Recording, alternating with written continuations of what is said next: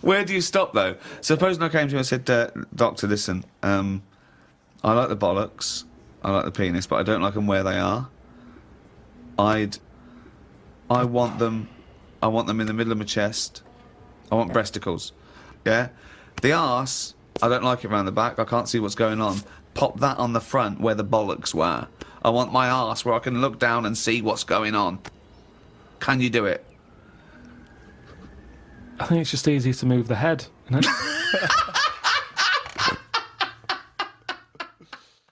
When I was about 13, 14, I once tried to improve the animal kingdom by making the hardest animal ever, the most perfect animal.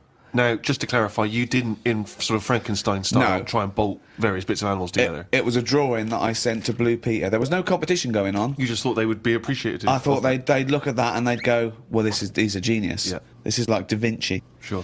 And this is the animal. This is what I thought, the perfect animal. I mean, when I say perfect, I meant the hardest animal. This animal, it could take anything. It was just the strongest, hardest, fastest, right? Yeah. So, I started with the head of a lion. Of course, that makes Do you know what I mean? perfect sense. Roar, it looks good. Roar, bite you, right? Okay. I popped that on the body of a rhinoceros. Okay, so it's got the toughness, the armour, if you like. It's full strength. Head of a lion. Think of that. So you've got this picture. Head of a lion, body of a rhino. Perfect. Okay? Hold on, though. Pop some arms on it. The front arms were the arms of a gorilla. The arms of a gorilla. So it okay. could punch, grip, it could make stuff. The lion, I mean, that's where the lion falls down, because it can't make stuff. Sure. It can't climb, you know. So, okay then, wait a minute. You think that's got enough weaponry? Sounds like it. No. Pop on the tail of a giant scorpion. A giant scorpion? Yeah, yeah. So a scorpion that's the size of a rhinoceros? Exactly, so the tail was as long as that rhino. So now this is a scary animal. Yeah. And this is where the animal fell down. I thought, right, legs. Well, the fastest animal is the cheetah. Cheetah. Popped on 4 cheetah legs. 4 cheetah legs. It would have collapsed. Crushed under It the would have weight of the collapsed rhinoceros. immediately. So, Yeah. yeah. And you drew this, did you? Drew it, yeah. Did you show it to anyone else? Yeah, my mates went, that's brilliant. Right. They said, that's brilliant. And then just sent straight to Blue Peter. Yeah. Any reply? No reply at all. Really? No reply at all. Surprised. What do you think of that, Carl? If you wanted to make the ultimate fighting animal, what would you come up with? If you had the power, like that fella in Arabian Nights, size of a chimpanzee, you could change into anything, but you could change into, you know, like that. I don't think I'd go for strength and that. I'd go for survival. What would you do? Cockroach. No, I'd have like an armadillo's body. Right. Okay. I'd have a head of an owl. Right. The head of an owl? Yeah. Why? Come on. Why? What does that bring to the table? The head's there to sort of make it look friendly to the make it look human friendly. race. So Okay. because if you look half decent to the human race, they'll look after you. Right. That's the way it works, Yeah. doesn't it? With Okay. a cat and a dog and all that. So the owl makes it look nice. Right. I'd have. I wouldn't have legs. I'd go for like the slug juice. What do you mean? So now you're a really slow-moving, legless armadillo with the head of an owl. Slithering along. How Yeah. is that going to be friendly? They'll see the beautiful face, but then they'll be terrified by the sludge. No, because the head's that nice that they'll forgo the sludge. But hold on though.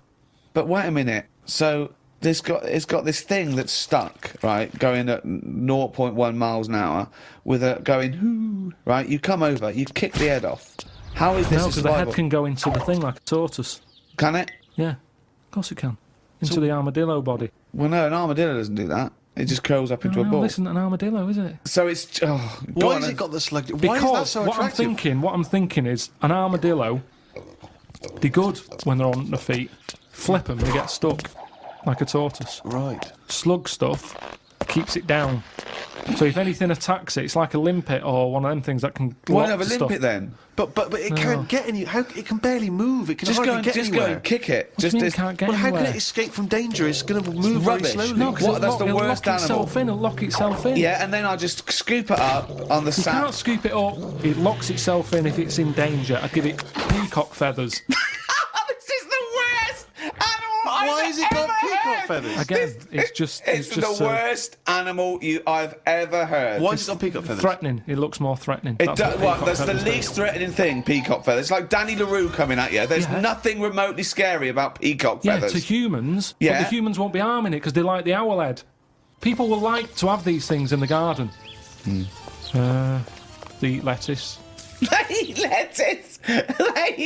Why has he got a beak? They eat lettuce. He's telling them what he's going to eat now. The owl's going, fuck that, I want a mouse. I love the fact that he's based what it eats on the fact that how it moves a bit like a slug. Yes, Let it eat lettuce. It moves that, and let it eat lettuce. Like I said, it's not that weird if that existed. If that was normal, that when you went out to empty your bin, he was one of them sliding up the wall. You wouldn't even double take. You'd just be like, oh, there's the owl head peacock feathered thing. I don't know why it's climbing walls in an effort to find lettuce. Yeah, why is it climbing up that wall? Because that's the only way it can see properly. Because its head's coming out like that. So even though you've designed this animal, now you're even extending got its limitations. problems. Well, Now it's got mainly problem. made as to be on walls. Because what else is living on walls? Oh, God. Oh, fucking hell. What a useless animal that is. Carl, I mean. But nature chucks up odd things, doesn't it? Don't. Why are we starting on this again? No, I'm just saying that is nature. Now and again, you'll get stuff that. Oh, was he looking at you? Yeah. Was he really? Look at his fucking head. Look at his stupid round fucking orangey head and... Oh. Why aren't you a freak? You've got a little bald head. We're not meant to be bald. Well, I was. I think that's the thing. That's what nature's done. You see, I didn't do anything with my hair when I had hair. I didn't style it. I didn't do anything with it, and it probably thought, "What am I doing here?" Whereas people who love their hair and they comb it and have different styles and look after it, they have hair for ages. Nonsense. No, nonsense. Gobbledygook. Absolute Well, nonsense. well, you're saying that. Absolute nonsense. Well, it's a little bit weird, then, isn't it? And that's what happens with old people once they lose their, will to live. Once they lose the job, they get old. What's my purpose? What am I doing here? And it's like nature goes, you're not needed, and they die. Maybe that's what happened with the dodo. What's it doing? It can't fly. Its wings are useless. Eat it. Tastes horrible. Kill it. No, they did eat Nature. it. I think they did eat Yeah, it. but it wasn't very nice, was it? I think they over-farmed it. I think that's why it was extinct. Because they did eat it.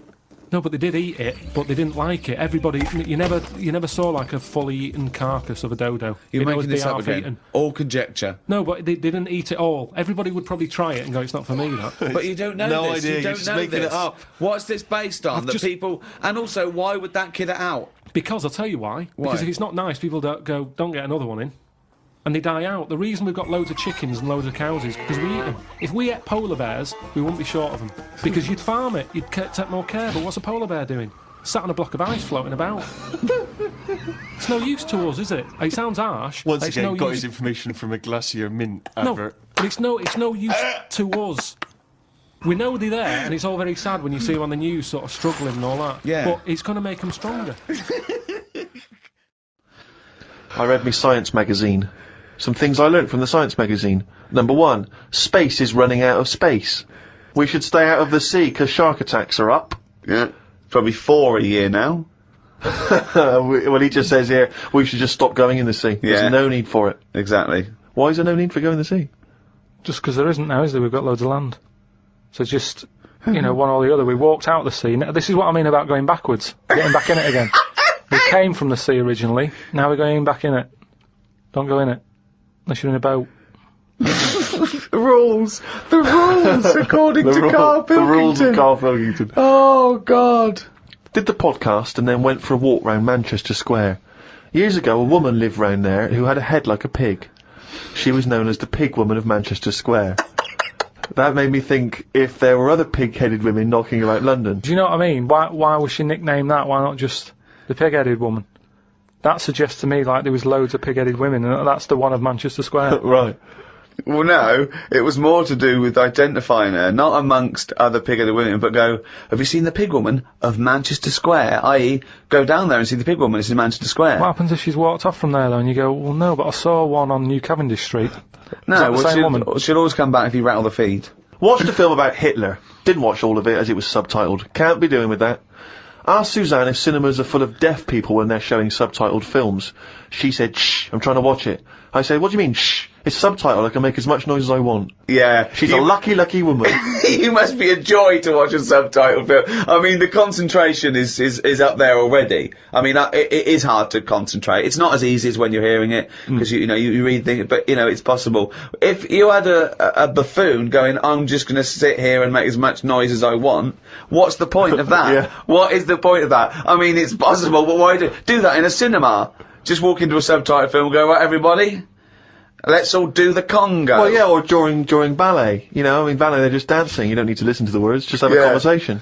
We're having our bathroom done. The bathroom man was round at 9 this morning. We weren't allowed to use the shower because it all had to be bone dry before we could use his waterproof filler. Not that waterproof, then. Went for a brew with Ricky. We talked about monkeys and how they are closer to humans than they are to apes, and how bees will drink cider to get off their heads.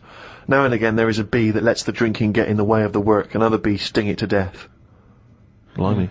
Yeah, well, there's bees. They love a drink, and they will drink pure alcohol. They drink 100%. They drink ethanol. I don't know why. They love getting off it, and they fall down and they're drunk, right? A bee can take in the equivalent of 20 litres of wine, right?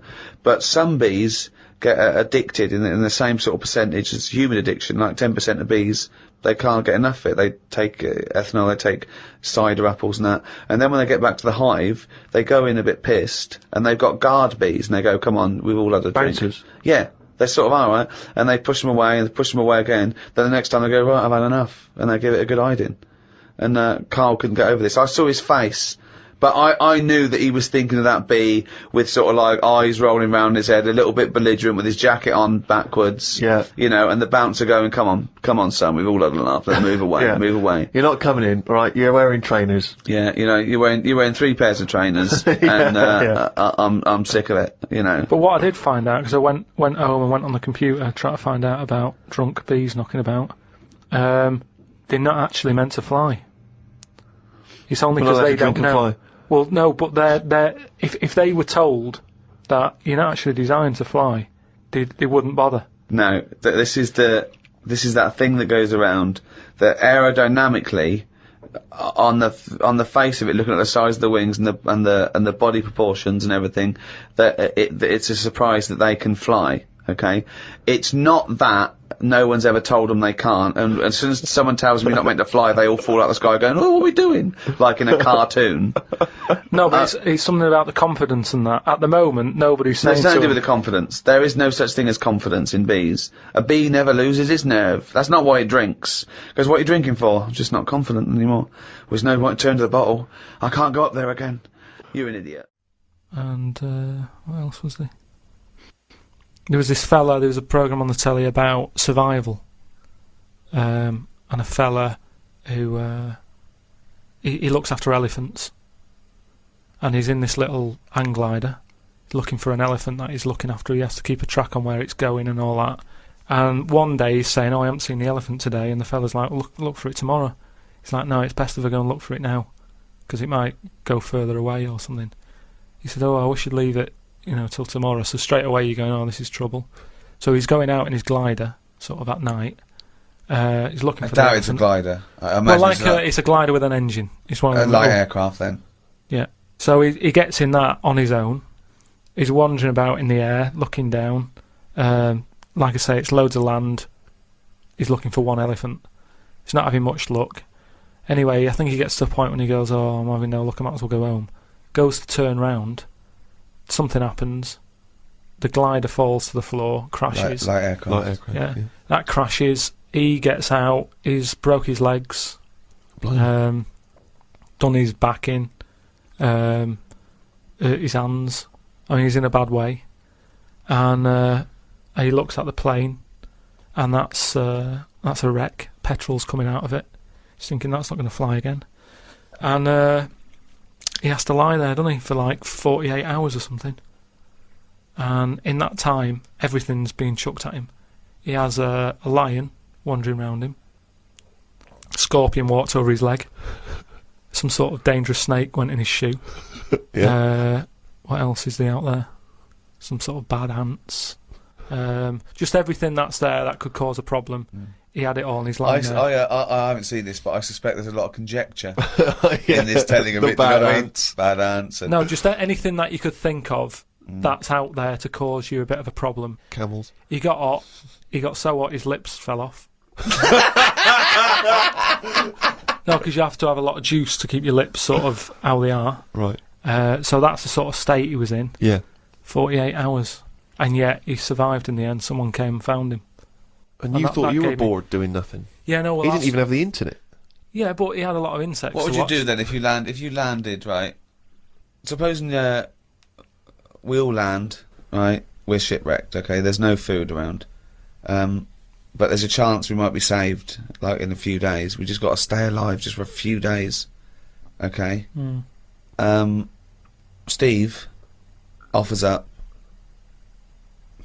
his penis. For what purpose?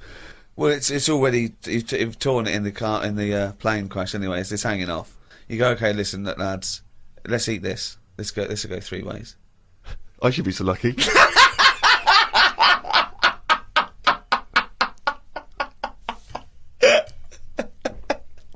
Okay, fine, yeah. I'll look for something else. Because we're surrounded by water. Why are we eating knob? There's loads of fish and everything. There's more fish in the sea than there is stuff on land. That's something else that I've read about how there's more sea life happening. There's loads more. What do you mean? Then what? Than stuff happening on land. Well, yeah, it's a bigger place, isn't it? Yeah, and there's more. They're all coming further in because it's getting so crowded. Everything's being pushed outwards. So we're going to get to a point where people won't go walking in the sea because there'll be something deadly just floating about on near the shore. Again, that's no information at all. I don't know, There's yeah. no information in that statement at all. Yeah, I said how the sea is so overcrowded that everything's being pushed to the edge. It's not overcrowded. It is. You mean things that are in the sea are being pushed to the edge of the sea? Yeah, because there's new stuff happening all the time. There's new creatures being made. They're changing quickly. They were saying how, like, I don't know, 50 years ago, jellyfish didn't even have a sting. That's rubbish. Try 50 million and you'll get closer to the truth. But what I mean is, in terms of, like, land, we all look the same, don't we? We've had 2 legs and 2 arms for ages. Whereas in the sea, things are changing at a really fast rate. So, like, jellyfish we're knocking about. The sea is a much more stable environment than the land anyway. What are you on about? Well, I wouldn't have thought evolution is any faster in the sea than land. Yeah, it is. Well, no, where's the evidence for this? The Well, I'm internet. telling you now. I'm telling you how jellyfish have changed. And look at them. They're And how have nothing. they changed then? So they didn't. 50 years ago, they didn't have a sting. Yeah. Now they have. Yeah. Trilbies, they wore trilbies 50 years ago as Yeah. well. And they just spoke with a much more, refined accent. Just that is quite a lot, though, isn't it? Because jellyfish are nothing. But like no, I said you've to you made that before. up. That's not a fact. There's no facts come out of this discussion. Not, oh, that's interesting. That you haven't said anything. Jellyfish haven't changed in 50 years. No, they have. They've changed a lot in terms of. Well, they haven't changed in hundreds of millions of years, so I don't know what the 60s had to do with anything. I just don't know what influence the Beatles and Mary Kwan suddenly had on jellyfish, where they hadn't Because changed this for is- hundreds of millions of years. With all this sort of loose, free sex, free love, they were just going berserk. No, yeah. There were no inhibitions amongst the jellyfish anymore. Things are changing a lot. To think that jellyfish, when they first came out, they were nothing. Jellyfish are nothing, aren't they? They're just a blob. So, When they first came out, I when they know. were first released. New by Roncal. Yeah. but what I'm saying is, even though they were nothing, they've grown to have a bit of something, just to get by in a busy place. I Which is the don't know sea. what you're talking about. It's It- all guesswork and It's conjecture. not guesswork. I've been It's off all all week. I've been nonsense. reading all this and watching stuff. Carl, you haven't learned anything. Well, that's not entirely true because he's obviously learnt enough to have written a poem about some of these subjects. Oh, I love his poems. Are you getting into poetry now, properly? I really like it. Yeah. Is Carl going to read this for me, Steve? If you want him to. I think so. I did one about my kidneys. What was it called? Didn't have a name. It doesn't need it. Ode to a Nephron. Right, I did 2 about jellyfish. Excellent. I don't like jellyfish. They're not a fish, they're just a blob. They don't have eyes, fins or scales like a cod. They float about blind, stinging people in the seas. And no one eats jellyfish with chips and mushy peas. Get rid of them. And then there's just a shorter one I did about a jellyfish. It would be spiteful to put jellyfish in a trifle.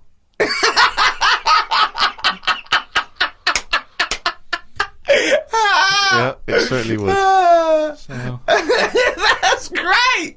That's really good because it's jelly. He's done us there, Steve. Yeah. That's yeah, a really good poem. It would be spiteful to put jellyfish in a trifle. yeah. A little half rhyme. Yeah. Do you want the one about my kidneys? Yeah. For God's sake, me belly ache. The doctor said it's me kidney. He said he's got to stick a tube up me knob. I said, you got to be kidding me. For God's sake, knob ache.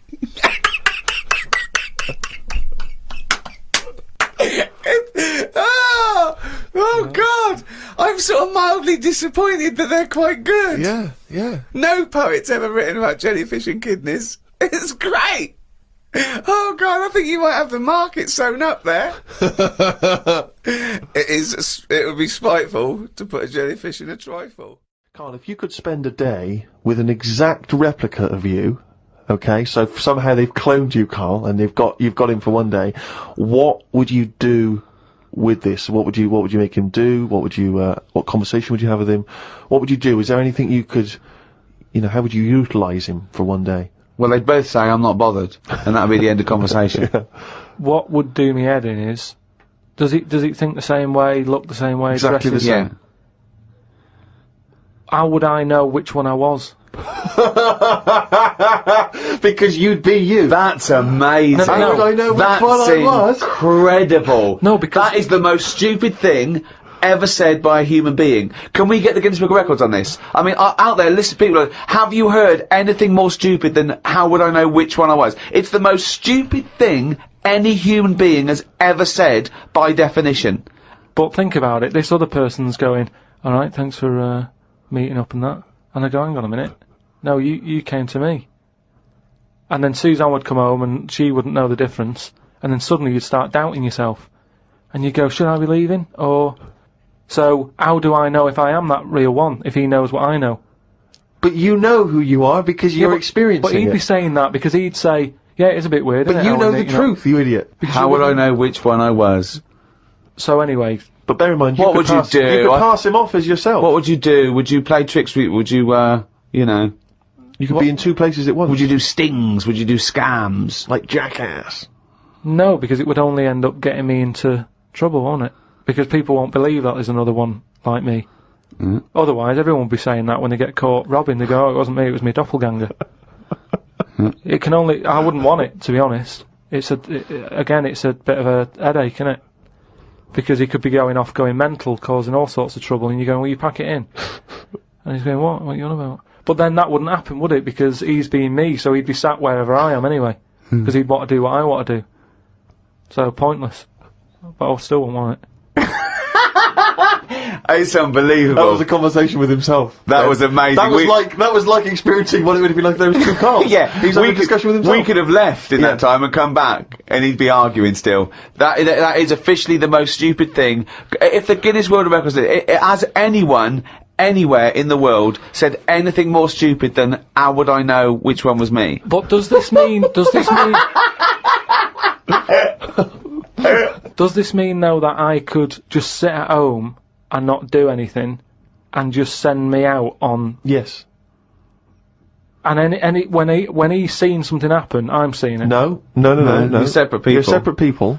But then he's not a doppelganger then, Well, is he? you're identical twins then. You found out identical twins and he's got exactly the same input as you. I mean, it's not a real question, is it? It's just a little... Again... But I said to you the other week about twins and that, how he said, I wouldn't like to have a twin. It's alright when you're a kid, but unless you're a Siamese twin, even they don't even look alike, do they? Just stuck together. You don't go, oh, don't they look like each other? They have different haircuts. They don't carry that thing on, do they? Like normal twins do. Like normal twins, the mums say have the same haircut, wear the same shirt. Siamese twins never look the same. They've just got their arse stuck together. Again, it's a dialogue in his own head. It's unbelievable. I think I follow science more than you do. You watch all your Soprano box sets and all that lot. I'm watching science. I'm reading but you science. don't get anything from it. I do it for a minute. Well, It what have you learned entertains most me. recently? But you don't learn anything. It goes in and there's a guy, and then you extrapolate in your own little world. A bit of knowledge is better than none. You don't know. I have. What? What's the most recent piece of scientific information you've discovered? There was some scientist on the radio saying that I might not be bald, I've just got very fine hair. Was he referring specifically to No, you? he just was saying any bald men listening. New science shows this. I was like, alright, that's good. Bit of science. I heard there's a load of birds in America that's just died, no one knows. That's a bit mysterious, there's no answer to that one. There's Well, just there like is. 500 There is an birds. answer to it. What's that then? We don't know yet. Yeah, but that's To say that we don't... but that's the best bit of science, I think. The bit when you go, oh, what was that? When you go, oh, they flew into a big window, you go, oh, boring. I like that bit of it. I like the bit of, can we make this kid with no legs walk? Don't know. Give it a go. Yeah, we have. Oh, a bit boring. It's the bit, So it's the you'd rather working that on kid it. didn't walk? I like the bit when he's dragging himself about and you're going, will we do it? Will we ever make this boy walk? That's not science. I'd love to see that show coming soon to the Science Channel. Will we ever make this boy walk? Yeah. So he's got some new mechanical legs that he puts Right. by the side of the bed. You How just would nick you- them okay, because you'd right. rather see him There's a crawl little in a kid, ring. has he got legs? Has he got legs that don't work? Right? They just No, don't they're work. just not there. They're just not there. He's got no legs at all. Was he born without legs? Right. So he's born without legs. Oh, this little baby's got no legs. Carl, will we ever make this boy walk? Well, we can try. Okay.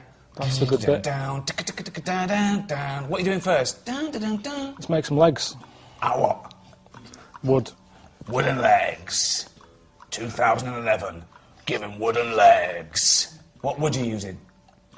Something that's not too heavy. Probably a bit of MDF. Right, okay, right. What do you do? How do you make the legs? Just sort of say, right, how tall do you want to be? I want to be about 5 foot. Right, okay, we need a 2.5 foot leg. Right. Make them. You're still going with wooden legs. Can I just convince you to look at some other materials? No, we haven't got time. We got wooden He's legs. got no legs and he's moaning. What do you mean you don't want wood? You haven't got anything down there. Selfish. He's brought out the real him. Okay, right, okay.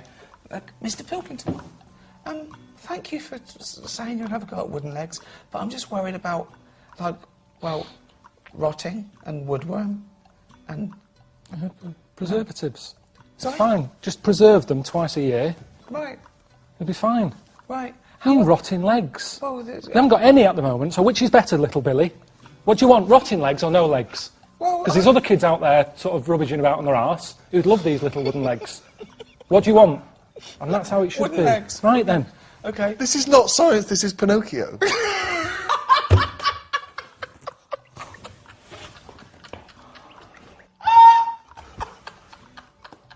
Right, come on.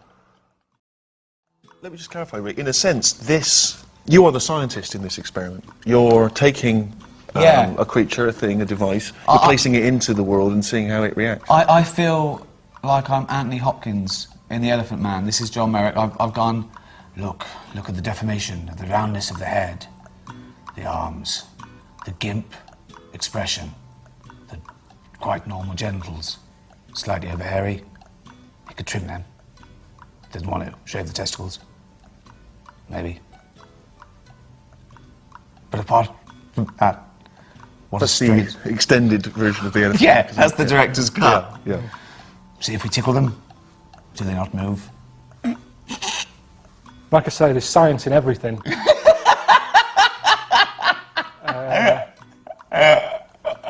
I'd say I'm more into science than you are. I'm always calling you up, telling you stuff, and you go, Yeah. "All right." Yeah, no, see, What was an example be well, of that? science is a discipline. It doesn't jump to conclusions, it looks at the evidence and follows that evidence. It tries to prove itself wrong. When it can't, it's right.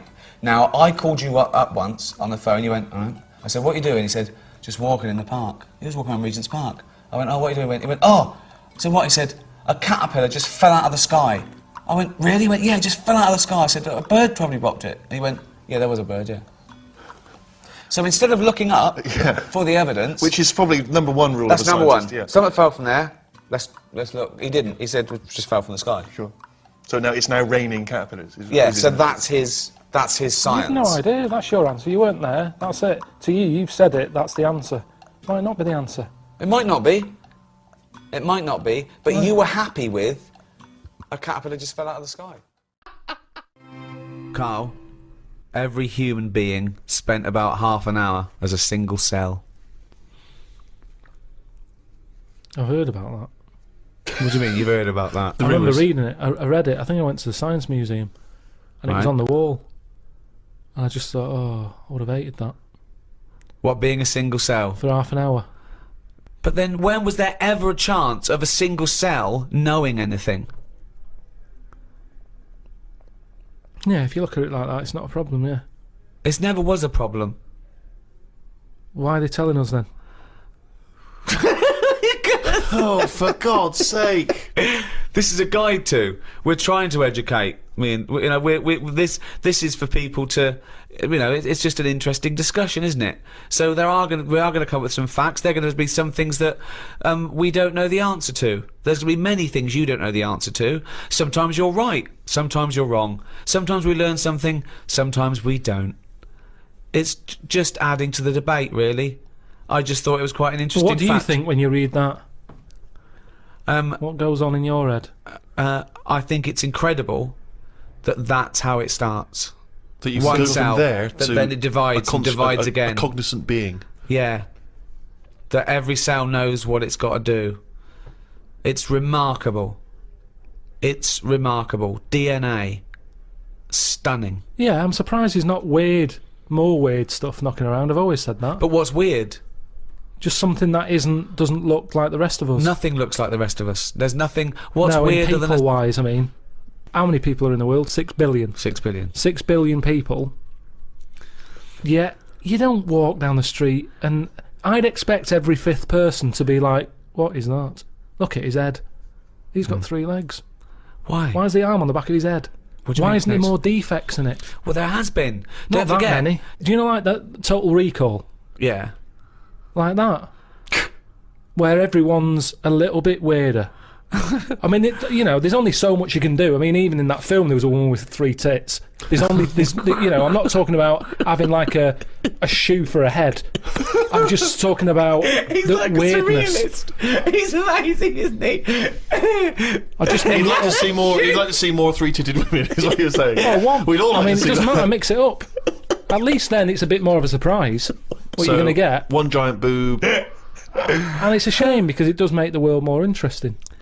But what's more interesting than the world? Than the You're natural endlessly diversity? bored. You're endlessly bored by the world as it is. We're amazed. We sit here amazed by these facts, by thinking about the cosmos. You're endlessly bored by Just it. a Always discussion. looking for something new and weird and alien. Do you know they've estimated that there might be about 5 million species of animal, right? But they think there might be another 20 million all insects. So they've stuck it about 1, but they wouldn't be surprised if there's another 20 million species of insect. I wouldn't. Right, okay. Well, thanks very much. No, because you start off with the big stuff, don't you?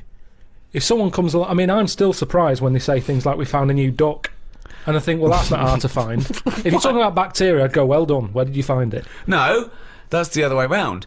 A new elephant? Wow, really? No. Where was that hiding? No, I'd be A new- annoyed that someone's not found it. If it's not my job to find new stuff, Right. so it's not my problem. Right. But if someone's on the payroll, Right. and they're out there trying to find new species, There's and they no- go, there's no "We one on the found a new payroll." llama," I'd go, Right. "Well, where's it? Why have you missed this?"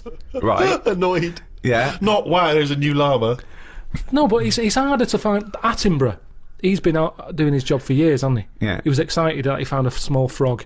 He found a frog, he stuck it on his finger. He said, "I've been looking for that for ages." And you could see Did he he was, check under the microwave down the back of the couch? he was delighted. Yes. He was chuffed. I was chuffed for him. He'd been Yeah. looking for it for ages. Right. Now, the thing is, respect due to him there. His eyes aren't as good as they used to be. Right. He found a small He's frog. been looking for it. He kept looking. I'd have given up if I was him. But he kept looking. He found it. There it was, a little frog on the end of his finger. Right. It wasn't on his finger all along, was it? I've got more respect for him finding that, Yeah. something so small, than someone else whose job it is to also be rooting around for new stuff, coming round the corner with an elephant, saying, look what I've got. I've been looking for this. Yeah, but that's not They what haven't been happened. looking hard enough. No one's looking for an elephant and has failed to find it. They don't You're know what they're annoyed looking for. with these people Yeah. who are on the payroll Yeah. looking for elephants By and fail to find definition, them. they're not looking for new species because they don't know they exist. It's a surprise. No one goes out and goes, what are you looking for today? I don't know, say a letter. D, duck then. Let's look for a new duck. Where are you going to look? Pond. All right. I know, but sometimes it's the slightest thing. I mean, we've done Yes, a lot it on is. insects. Yes, it is, But yeah. they go, I found a spider with like an orange leg, or a fish that swims upside down. It's like, put it the right way up. I mean, it's not worth noting. I'd say it's got to be a dramatic difference. Right. Right. You're such a bag of contradictions. You'd be annoyed with someone who found a new elephant. You'd think that was a sizable discovery, but no, that would piss you off because they should have found it before. They find a fish just swimming around upside down, put it out the right way. How, right? how different does the elephant need to be? It comes around the corner, you go, that's just like another elephant. How does it have to be different, right? What to you has to be different? To the point that I don't know it's an elephant. Well, That I then- go, like our hippos related What to would a it whale. look like then? Uh, Well, we're all related. We're all related. no, we're not though. Yes, are we? we That's are, a yeah. daft thing to say that. No, we are all we're not related. all It's just a related. matter of degrees. Um, You understand what it means to be related to your brother, don't you? yeah. So you understand what it means to be related to your cousin. Yeah, it starts getting a little bit... Really? Already at cousin? Already yeah, at cousin? there's cousins I don't It- talk to. I haven't seen cousins. Right, well, so let's forget chimp then. My dad said over Christmas that who do you think you are was on. He said, oh, why don't you do that? I said, because it's looking up dead people. There's cousins who I don't even talk to. Yeah, true. I've no idea. It who annoys these- me when they cry about their great-great-grandmother. didn't even know. They're like, yeah, no, yeah. Don't even know them. Don't even know them. And all it's going to do is dig up problems, innit? You're going Yeah. to find someone out who did something wrong and you're going to get the blame for it. I don't want to know. If my cousin was Einstein, very nice. Yeah. But at the end of the day, that's If going to your add cousin extra was pressure. Einstein, then you really are an underachiever. No, but do you know what? If he was, I'd know about it. I don't reckon you would know about it. I reckon I don't I would. reckon your family would be that impressed with Einstein. They He would was have a- stayed in touch. He wouldn't was they? always the weird one with the scruffy hair and his tongue out. Yeah. No, I reckon the stuff we know is enough now, and all we tend to do is find problems. All the mysteries still in the world. The What a prick. mind-body problem. What a prick. How to save the world. Yeah, but we're not, are we? We know it's dying. We don't know how to fix it. Not yet, we don't. Turn your lights off. But then we You didn't. turn yours off. Just get sick of it. Leaflets through the door all the time. Turn your eating off. Turn the lights off. Living like a mole. I love his little internal dialogues out loud. They're fantastic. The little discussions he has with himself. Oh, I can't wait till he's old. That's going to be amazing. Us three, we're about 75, 80. He's fucking moaning. Oh, we're in a little home together. It's just fucking. Fucking hell! Oh, Carl! Do you remember when you were 73? No, do I fuck? Tell us the Tic Tac anecdote again. Did you know, Carl, that cataract operations on the eye were performed in India as early as 1000 BC? And in Babylonia, around the same time, the fees of eye surgeons were rigidly fixed by law and were quite generous. So, for instance, if you're a very rich person, it cost you about 10 shekels. If you're a slave, only 2 shekels. But if the rich person lost the sight of their eye after the surgeon had operated, they would cut off the hand of the doctor. What? So he gets one chance at it? Well, he doesn't want to screw up. Yeah, I know, but everyone's allowed a couple of errors. That's how you learn, isn't it? That's a stupid rule. But then again, I don't know why they'd be so worried about their eyes back then. What do you mean? Well, there was less to look at back then. What do you mean? Well, like now, I saw a fella on the tube on the way here today who was blind, proper fully on blind. Blind. Now, for him, I just was like, oh, that's so depressing. Right. So much to see in the world now. Loads of stuff. Right. Art, buildings, and all that. Now, back then, if these people did have sight once, the pyramids, you remember it in your head, and that's enough. There wasn't loads of clutter anyway. It was all sand, so even if you fell over because you're blind, at least you landed on something soft. Whereas now, it's rubbish being blind. Stairs, loads and loads of people, loads of curbs and things. It's not a good time to be blind. So I'd prefer, if I was going to be blind, That's be blind brilliant. back when Tutankhamun was Do you knocking think that's about. a choice that people have that are blind now? No. If you're going to be blind back when Tutankhamun was knocking about. But all I'm saying Sorry, is... Doctor, I didn't realise there was a choice. Oh, yeah. If you'd already told me you were going blind, I'd have said, well, let's get you back 3,000 years. It just seems a bit harsh, that's all. When someone's trying to help you and operate on your eyes, and they have a little bit of a slip-up, like we all do in jobs. You have a bad day, and he has to have his hands cut off. Then who's helping him? Who puts the hand back on him? And if they don't put the hand back on him right, do they have something done to them? They're blinded. Well, it just seems like yeah. a no-win situation. I wouldn't be a doctor, and maybe that's why there aren't enough doctors about now, because of things like that put people off. I don't think so. Well, I wouldn't be a doctor now. Why? Look at the hassle that happens now. You're being watched all the time. You're not allowed to slip up. Right. Well, that's generally quite a good rule, isn't it, that doctors don't make mistakes? No, but you've got to... I'd say at the end of the day, it's a complicated job. I'd get more annoyed when, say like the fella who I've got round coming to fix my boiler. The fact he keeps having a go, he keeps charging me 80 quid, he don't really fix Is it and he still keeps not coming working? Back. I haven't cut his hands off. No. He keeps coming back. Oh, I'm a bit short of money, let's go round to the Pilkington household. Charge him 80 quid again. Oh, it's Christmas, let's pop round twice. Do you know what I mean? Whereas a doctor who's trying to help people, it's a difficult job. Yeah. If he makes a mistake now and again, I think, well, it's bound to happen. It's complicated. Can't you see where I agree with you that people make mistakes, and I imagine there are good and bad doctors. They try and even that out by it being a very, very obviously stringent exam and It's 11 years they've got to do. I read up on it. 11 years it takes to be a doctor. No, it doesn't. It does. It takes 7. No, but then they've got to be in hospital or something for 4 years before they get to play with someone. Right. Okay. Yeah. So okay. that's ages. You're going to get bored. You're going to get bored. But, and then when no, but that's it. They really do try and rule out, and there's still chance and mistake, and don't forget, you're given nearly impossible tasks still in medicine. Just think of the risk with transplants alone. And they're getting better and better at those, Yeah. and they're lasting longer. But the fact of the matter is, it's better to have a go, innit, than not have one. If someone said to me, it right, you need a depends. new heart, Yeah. we're going to do it. Well, if they say you're going to die anyway, let's Yeah. try this new thing, you might as well. Have a But then whirl. there are some things that there's not worth the risk. When someone it goes wrong, when someone's facial surgery goes wrong because they wanted plumper lips or a little well, nose, that's- I've I'll got go, no you're a fucking sympathy. idiot. Yeah. Exactly, yeah.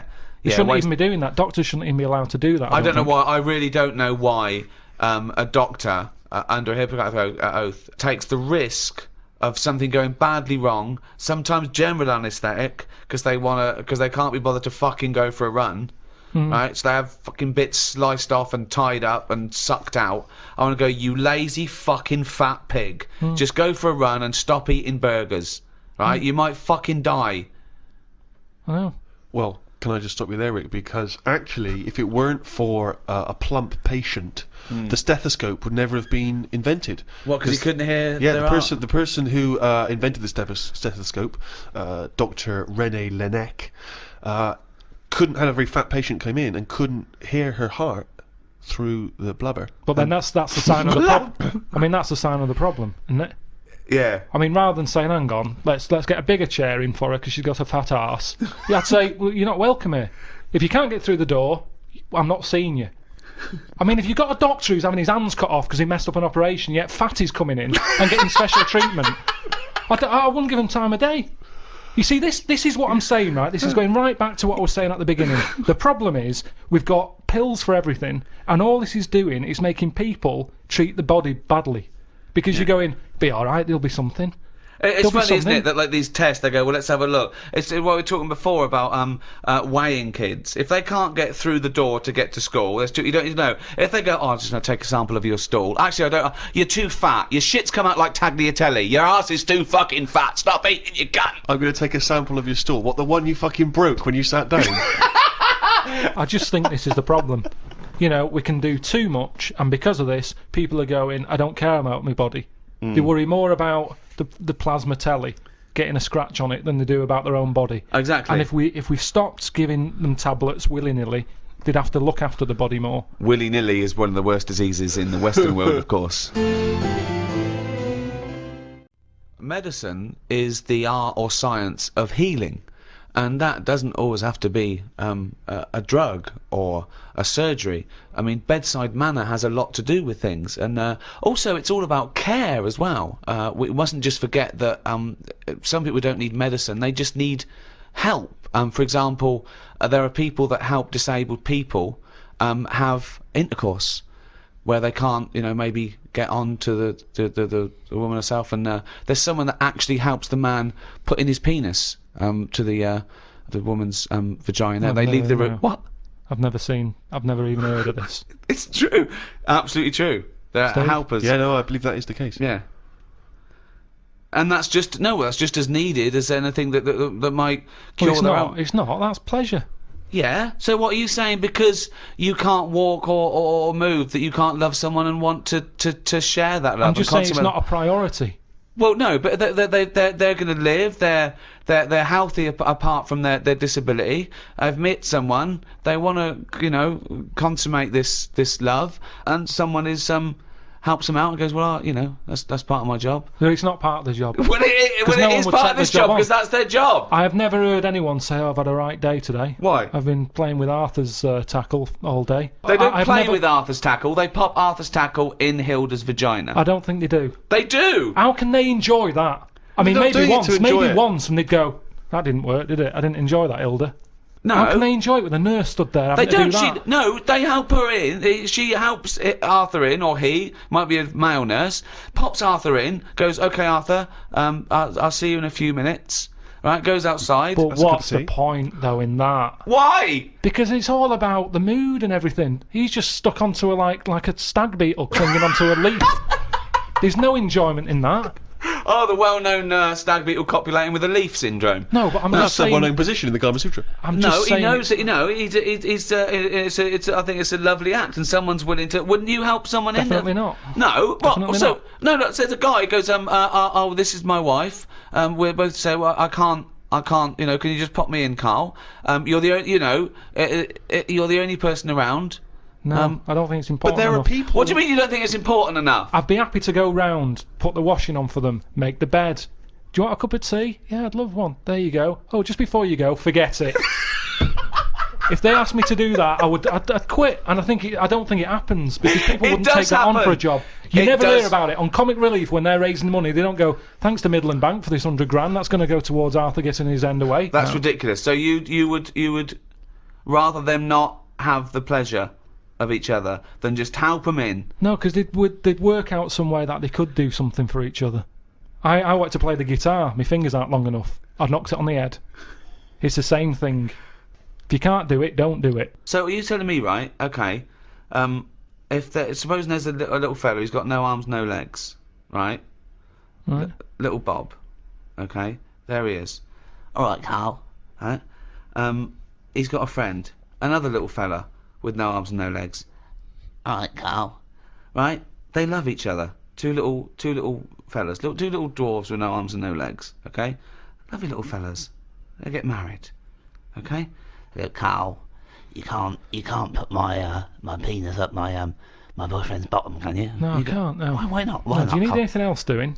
No, I'm fine. Yeah, I've got No, it's weird how you can manage everything else. Well, no. I'm here to help you. Everything else seems to be sorted. Well, just in the chair. Why do you need help in this department? Well, because he's over there and I'm here, and if you just pop me in and just leave No, I'm us not there. doing that. It's not good for you. You've lost your arms and legs. You'll be losing that soon if you carry on sticking it up there. Say, like, if seals died out, right? Would that be a problem? We've done We've been through this before, Carl. Everything has a knock-on effect. Even a seal, that's sort of in between something already. It's between a fish and a and a dog, isn't it? I knew you were going to say dog. It's not between a fish and a dog. What do you think evolution does?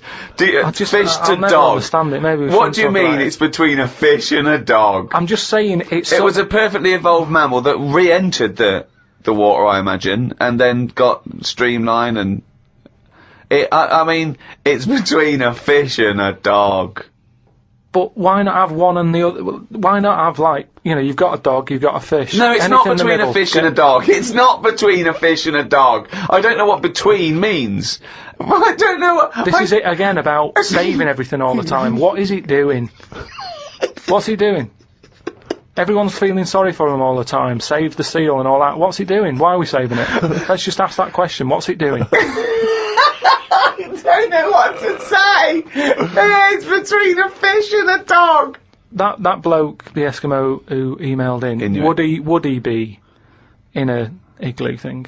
Probably not, no. Well, no, not. I mean, I don't think many igloos have got internet capabilities. I don't know. I don't want to slag them But off. why aren't we saving them? Why aren't we Maybe helping? there's sort of, When you build it, leave a little hole. Yeah. That's where the... but there's kind of igloo internet cafes. They Yeah, they go there. They all go to one igloo, yeah. But why are they being left alone to live like that when it isn't great? What?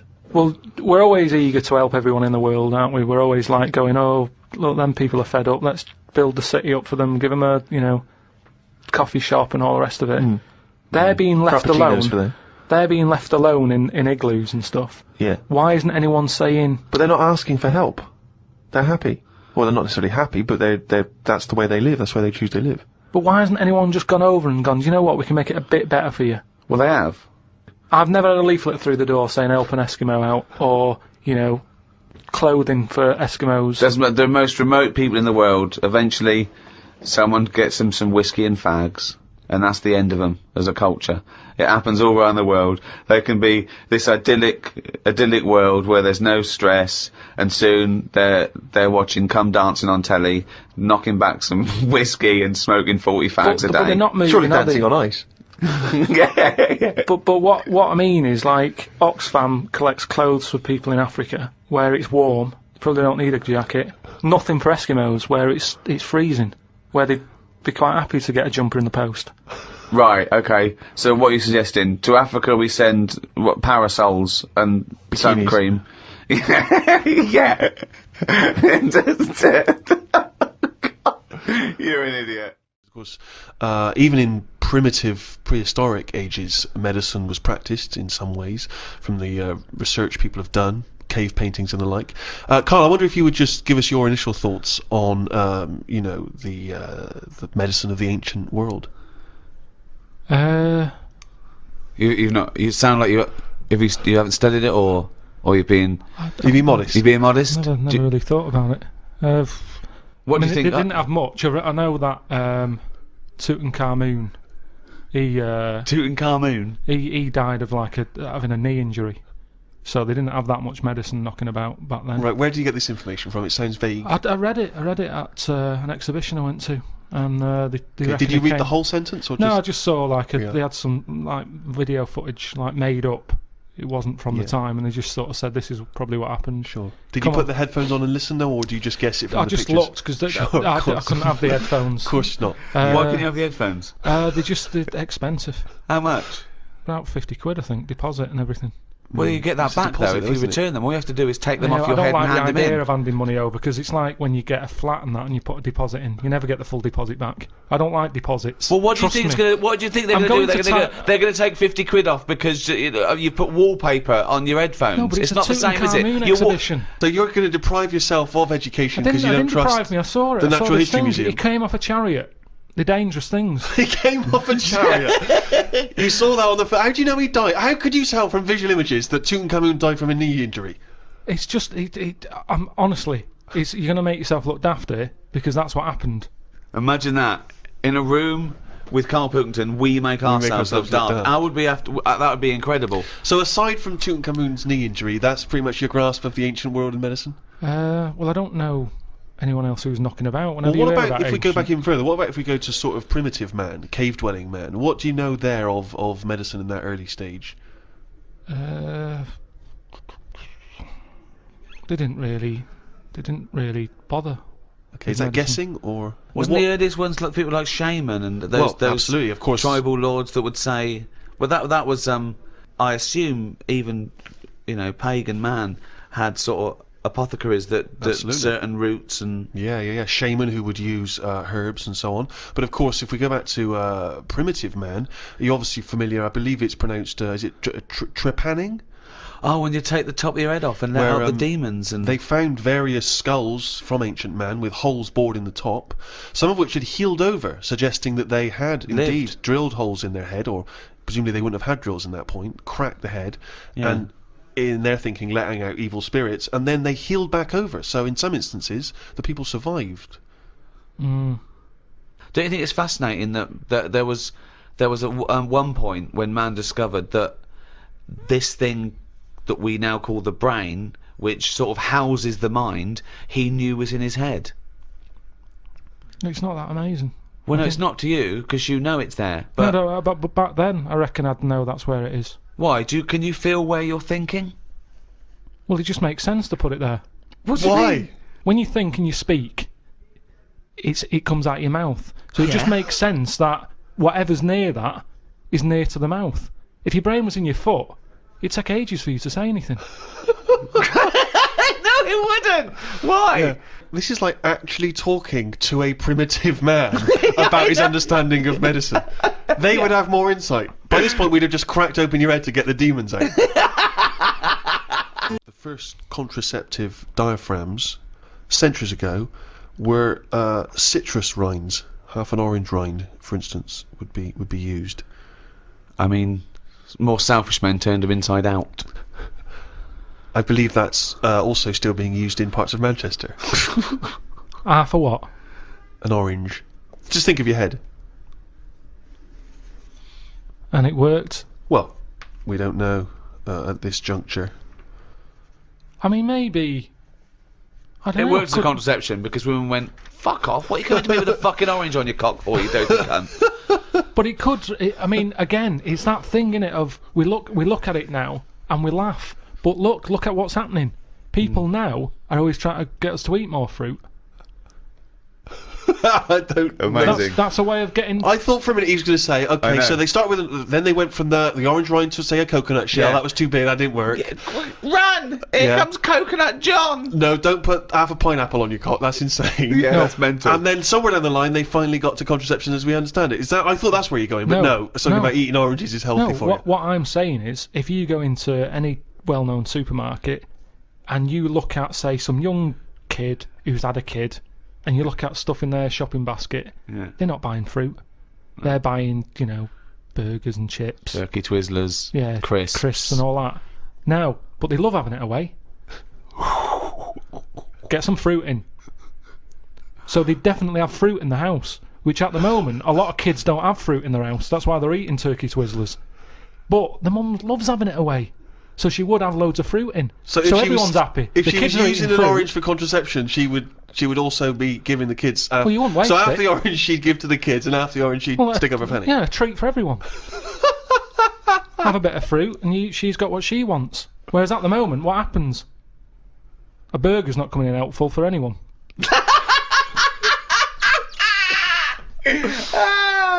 If you want me tonight, pop a sesame seed bone on your cock. Take out the fucking pickle. No one likes a fucking pickle up the fanny. Oh, he's a bloody romantic. He popped a plum roast sausage up my fanny yesterday. He loves me. Oh, fuck no. Right. All your cells die and are replaced many times over in your life.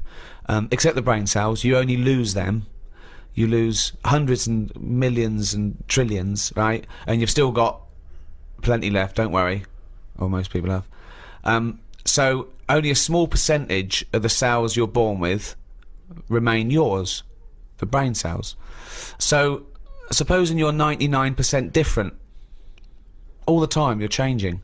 Is that the same person? Well, you'd say, yeah, because you've got the important ones, the brain cells, which keeps your memory, your personality, your input, the you. But then, as we talked before, if you took your brain and put it in someone else, would you Yeah. be the same person? You know, Well, that's then, it. yeah, what well- defines the person? Yeah, It's the this- brain, isn't it? It is that the it. brain, but then if you look different, you'd be treated differently and you have a different personality. You could still be the same person, but people change anyway. People's personalities change. And if you're in a car accident and you lose all your memories, you've got the same hardware. People have had complete personality changes. Particularly through car. I knew someone who knew someone whose girlfriend was in a terrible accident and she lost a lot of her memory, and so the person she was with, her boyfriend or fiance, she no longer related to them in the same way. And equally, he obviously that wasn't the same woman that Yeah, he but was fallen it in his love fault? with. Was it his It fault? wasn't his What's fault. that No, got to do no. with it? What's that got to do with it? No, was it his fault? Was the accident his Well, what's fault? that got to do with it? Because you would be fed up, wouldn't you? That's a completely different point that he was making. No, it wasn't. He said Yeah. a woman had an accident. Yeah, but we were talking about, are you the same person? Well, hang on, let's hear what Carl's point Go on. is. You said, Yeah. you know, this woman was in an accident. Yeah. It's terrible, that. It's sad. Yeah. Now, all I'm saying is Little bit she of went, opinion just popped in there. She- Terrible, that. Sad. Yeah. she went off him. I'll pass on your condolences. Yeah. She went off the fella. Yeah. All I'm saying is, you're saying, oh, it's because a brain had a knock and went, oh, I'm not into him anymore. But all I'm saying is, if it was his fault who was driving the car and it happened because of him, you would sort of go, Yeah, but "You that's idiot." not the point I was making at all. not, it wasn't. is it? It, It's not, A, that's wasn't not. involved, but B, it was because she got a form of amnesia, so she didn't relate to him in the same way because the life they'd spent together, she no longer had a memory of, and equally, when he was talking to her, she was no longer the person that he'd first met. Do you see what I mean? So that's what my point was. Not because he was in. Yeah, no, I can understand that. That doesn't surprise me that much, I suppose. At the end of the day, it is what you go through, isn't it? Yeah. You can hark back. You can talk about stuff. Arp back. You can arp back. Is that what a good relationship is based on? If there's a lot of young people out there listening, they're wondering what to look for. I think that's the best thing about getting old, isn't it? You Yeah. can sit down and do nothing but think about a lot. If you're a baby, you've done now, you're lying there, you can't walk. I can't remember being a baby, and I put that down to it being boring. Because you only remember the You good can't things. remember your birthday. No, it's you remember the good things in life, don't you? I'm quite happy I can sit down for a good hour or so and just think back and go, oh, that was good. I mean, maybe I'd murder a person. You know, Wow. just see, you know, I don't know, but I think I'd probably go mental. Because that's I've what- always been a very reserved person, you know, I've never got into a fight, I've never caused a rumpus. Yeah, but that's a worrying thought because we don't have to have the end of the world for it to be the end of your world because a lot of people know that they're terminally ill, so they don't go around smashing up bars and killing people. But I suppose I know there'll be no repercussions ultimately because They're the gonna die next day anyway. everyone's gone, so Yeah, there's so- not going to be mourning families. But then how dare you deprive that person of his last 8 hours or 10 hours of life? I don't care because it's the last day on Earth. Well, So that's true. I know the moral guilt that I'll feel is over in a few hours. Morality isn't relative just to repercussion, is it?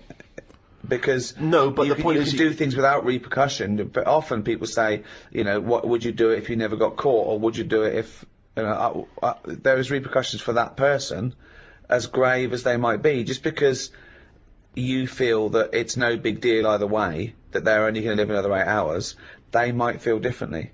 And you're saying, well, you won't care because you won't be around. But then, why do people care about their loved ones when they won't be around? Why do people get a will ready? Because my point is that they know that those people will continue to live for an indeterminate amount So of you time. do care about the other person's Of course I feelings do. then? Oh, no, of course I do. But my point is, knowing that everyone is going to be wiped off the face of the earth the following day, all of those repercussions are no longer quite the same. I'd find it hard to divorce myself from my morality that's ingrained just because it doesn't matter anymore.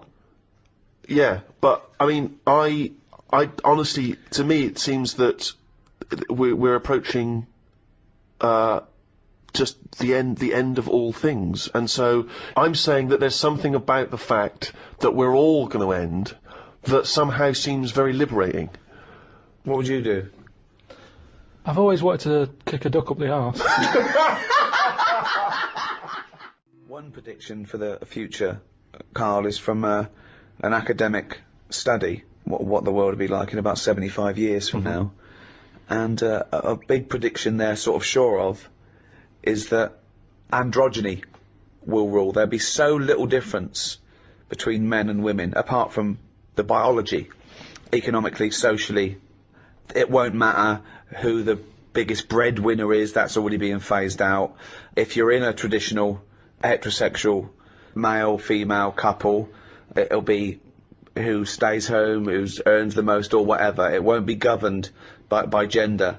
and that's getting less and less anyway, as it is now. But soon you won't even need a female or a man in your life. You'll just need the egg or sperm, and you'll be able to have any coupling you want or not. Thoughts, Carl? That isn't what I've heard. What were you heard? I heard So that. you read an academic study, Rick, but Yeah. let's find out what Carl's been reading. I heard we're, we're all going to go ugly. Different point, though, isn't it? That's a Completely different point. that. Not listening to a word Ricky said. but No, go it's on. just if we all sort of go ugly, that will sort the population He gets problem an out. extra syllable in the word ugly. Ugly. Ugly. Ugly. Yeah. So that just sorts the population out because people aren't sort of having it away left, right, and centre. Well, no. Well, then that doesn't sort of. What do you mean? Sorry, Rick, I don't understand what the hell he said there. Are There's so many. you saying because everyone's ugly, everyone won't want to have it away more with the ugly person? Yeah. Okay, I still don't. You seem to understand what he's talking about, Rick. I'm still But confused. what he thinks is that if we're all ugly, then we still have this strange paradigm of beauty that won't exist, so we won't fancy anyone as No, much. no, they'll still sort of fancy, because at the end of the day we're animals, aren't we? Yeah. So we'll still have it away, but Yeah. not as much as they'd like to do now, because it's all based on looks. Sorry, but what's this got to do What's with this what Ricky world said? like? Describe because describe Ricky's- a typical town or country It's set to me. exactly right. Imagine London, you've still got the gherkin, you've still got the big wheel. Right. It's just everyone's ugly. Right, and they're doing all the same jobs, are they? Everyone's just, still, the So world's what- got to carry What on. do they look like? What's ugly? Just imagine, like, have you ever seen anyone when you've just gone, look at that. Yeah. Right, well, like that. Yeah, but hold on. It's ugly by today's standards, is it? So I throw forward to 75 years, you'll go, oh, everyone's what we call ugly. But what's happened to society? What do they think of everyone? They won't suddenly go in, oh, isn't it annoying? We've got uglier. Because it's not No, like because a we have strict... got better looking, haven't we? If I look back now Yeah, at a school photo, yeah. you look at my class and you go, what was going on then? You can't tell the difference between some of the girls and the blokes. No, but that's not true. Because It is, honestly. You that's look at it and fashion you and see nutrition, and I see that. Yeah, when Yeah. I see an old episode of Bullseye, I think, Jesus, the men look like Right. rakes with no Right. teeth and a moustache, and they're bald with their hair down like a paedophile. And he goes, "Now, how old are you?" And I go, 52. 50 He goes, "I'm 22." He goes, "What?" Yeah, but that's more because of the sort of people that used to go on Bullseye. I mean, you know, Paul Exactly. Newman was never going to pop on Bullseye. No, exactly. You know, because he was And actually then- a plumber from, Yeah, Essex. and then think of the people that he grew up with, Well- I mean, some of them live in holes now. Yeah. So, I don't think the class of Pilkey 1982 doesn't really count. When he said, we've got better looking, I thought he was going to talk about cavemen, not his school photo. I mean, what happened there? There's been no evolution in that time. What are you talking about, Carl? We've got better looking now, haven't we? I wonder if he's confused it with the paradigms of beauty have changed, haven't they? So in the 50s, Marilyn Monroe was considered, very desirable, whereas that body shape on women, Yeah, more that's recently what I said, it's has fashion. become less, there's Yeah. lots of skinny women are seen as a paradigm of beauty. But, so that has maybe changed. But we will change. Yeah, we'll Probably not in change these little 75 things. years. I mentioned before about your little finger.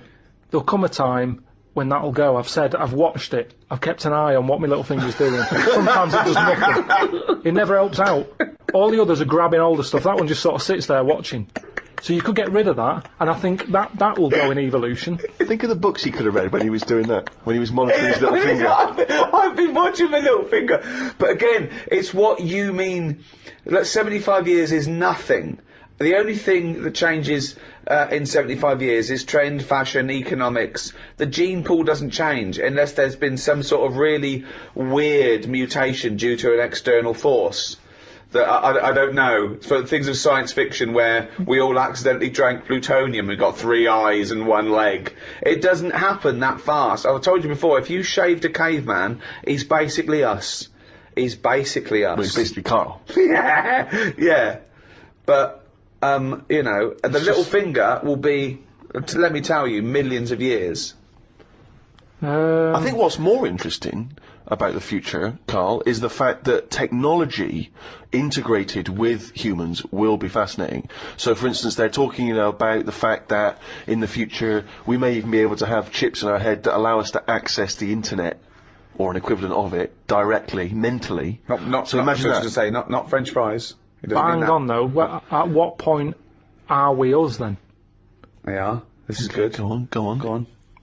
No, because if I can go on the internet at any time, then that's going to know more than me.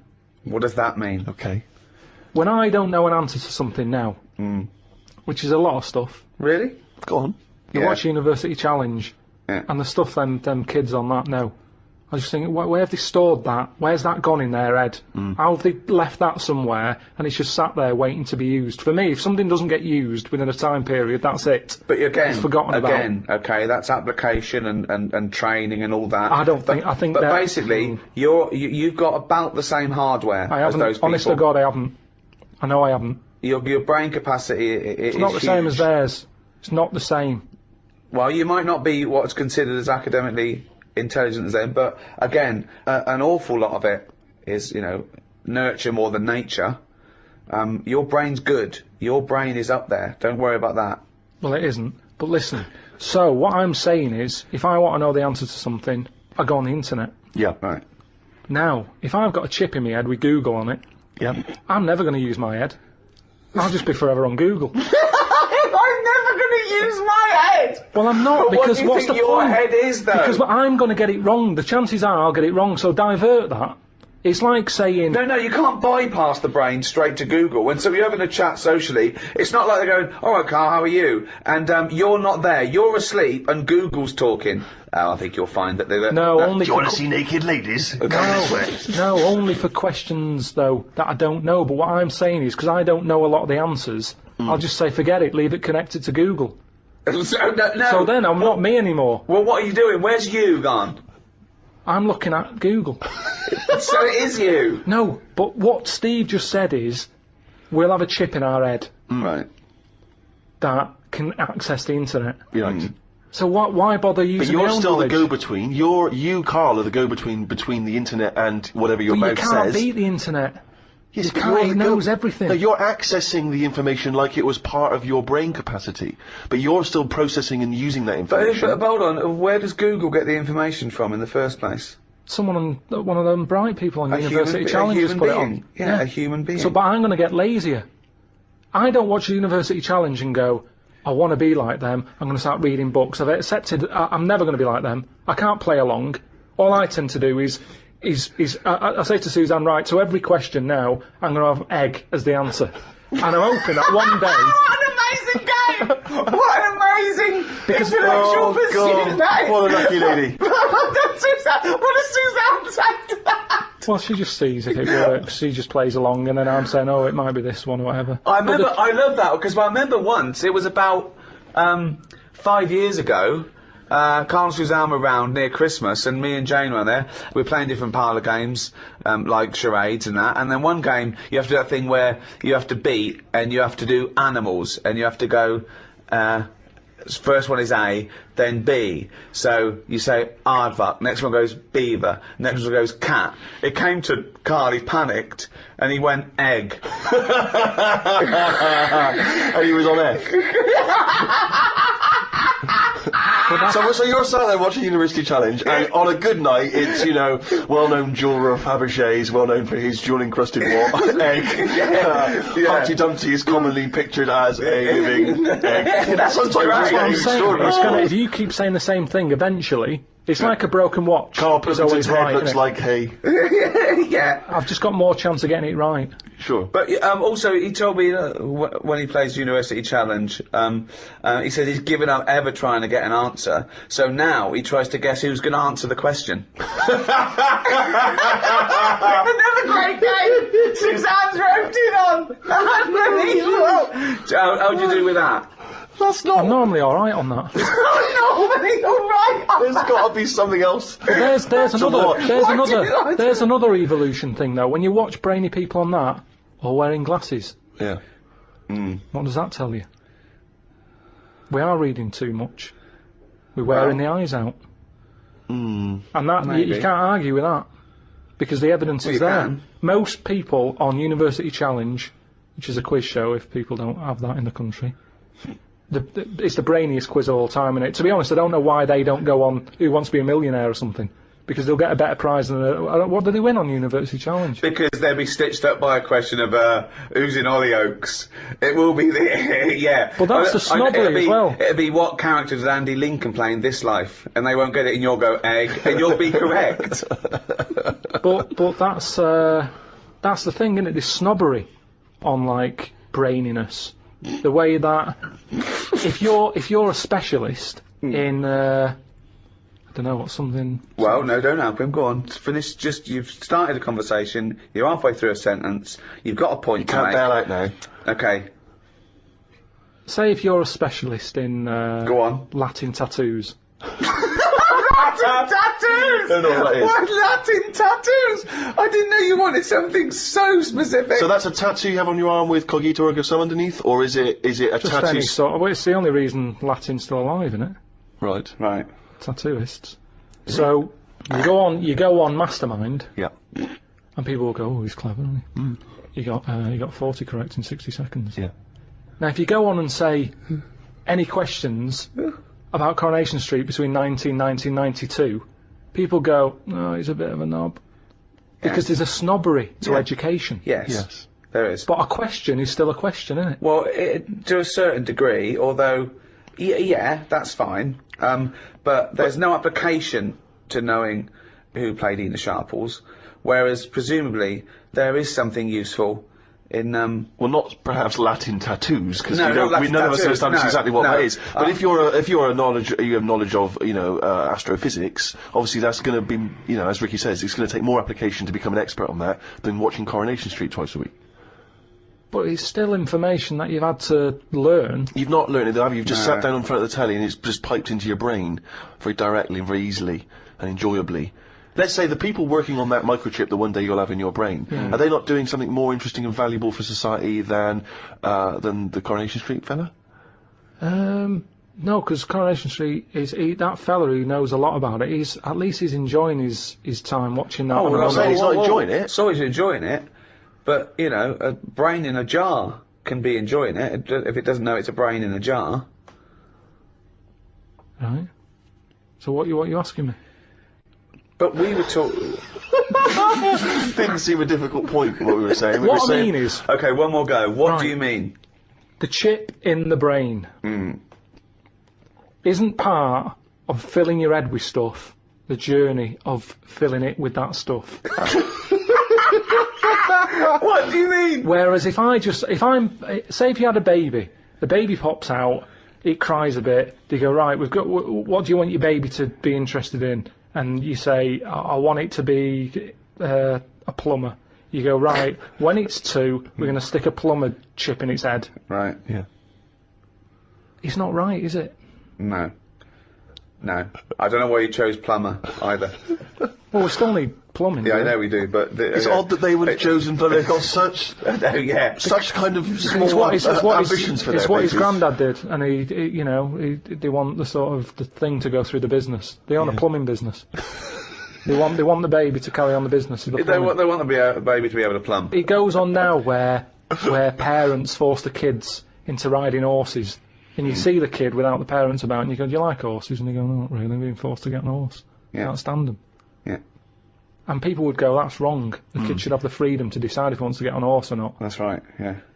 Well, what about this chip in the head? But you've made this But you've up. made the scenario They're up. not putting chips in babies' I heads. thought you said they were. No, what? Well, no, I didn't say that, I never said that. I think Steve's right, and I don't know. I haven't read it, but I imagine he's saying it's the next step in convenience with technology and an interface between a human and a research tool or fun. Computers went from being the size of a room to a thing you can wear on your watch. So the next step may be, you won't forget your palm top, you won't forget your iPod, you won't forget your laptop. It's in there. It's an interface. I know, but it makes us lazy. But you straight away thought that now that it went to some sort of weird laboratory where it's all white and there's just a doctor and everyone's in a silver suit, right? And they go, "We're removing the self. We're removing the self and putting in chip. You are now computer boy." Yeah, I it's want to not. watch Coronation Street. Well, you won't in a few seconds.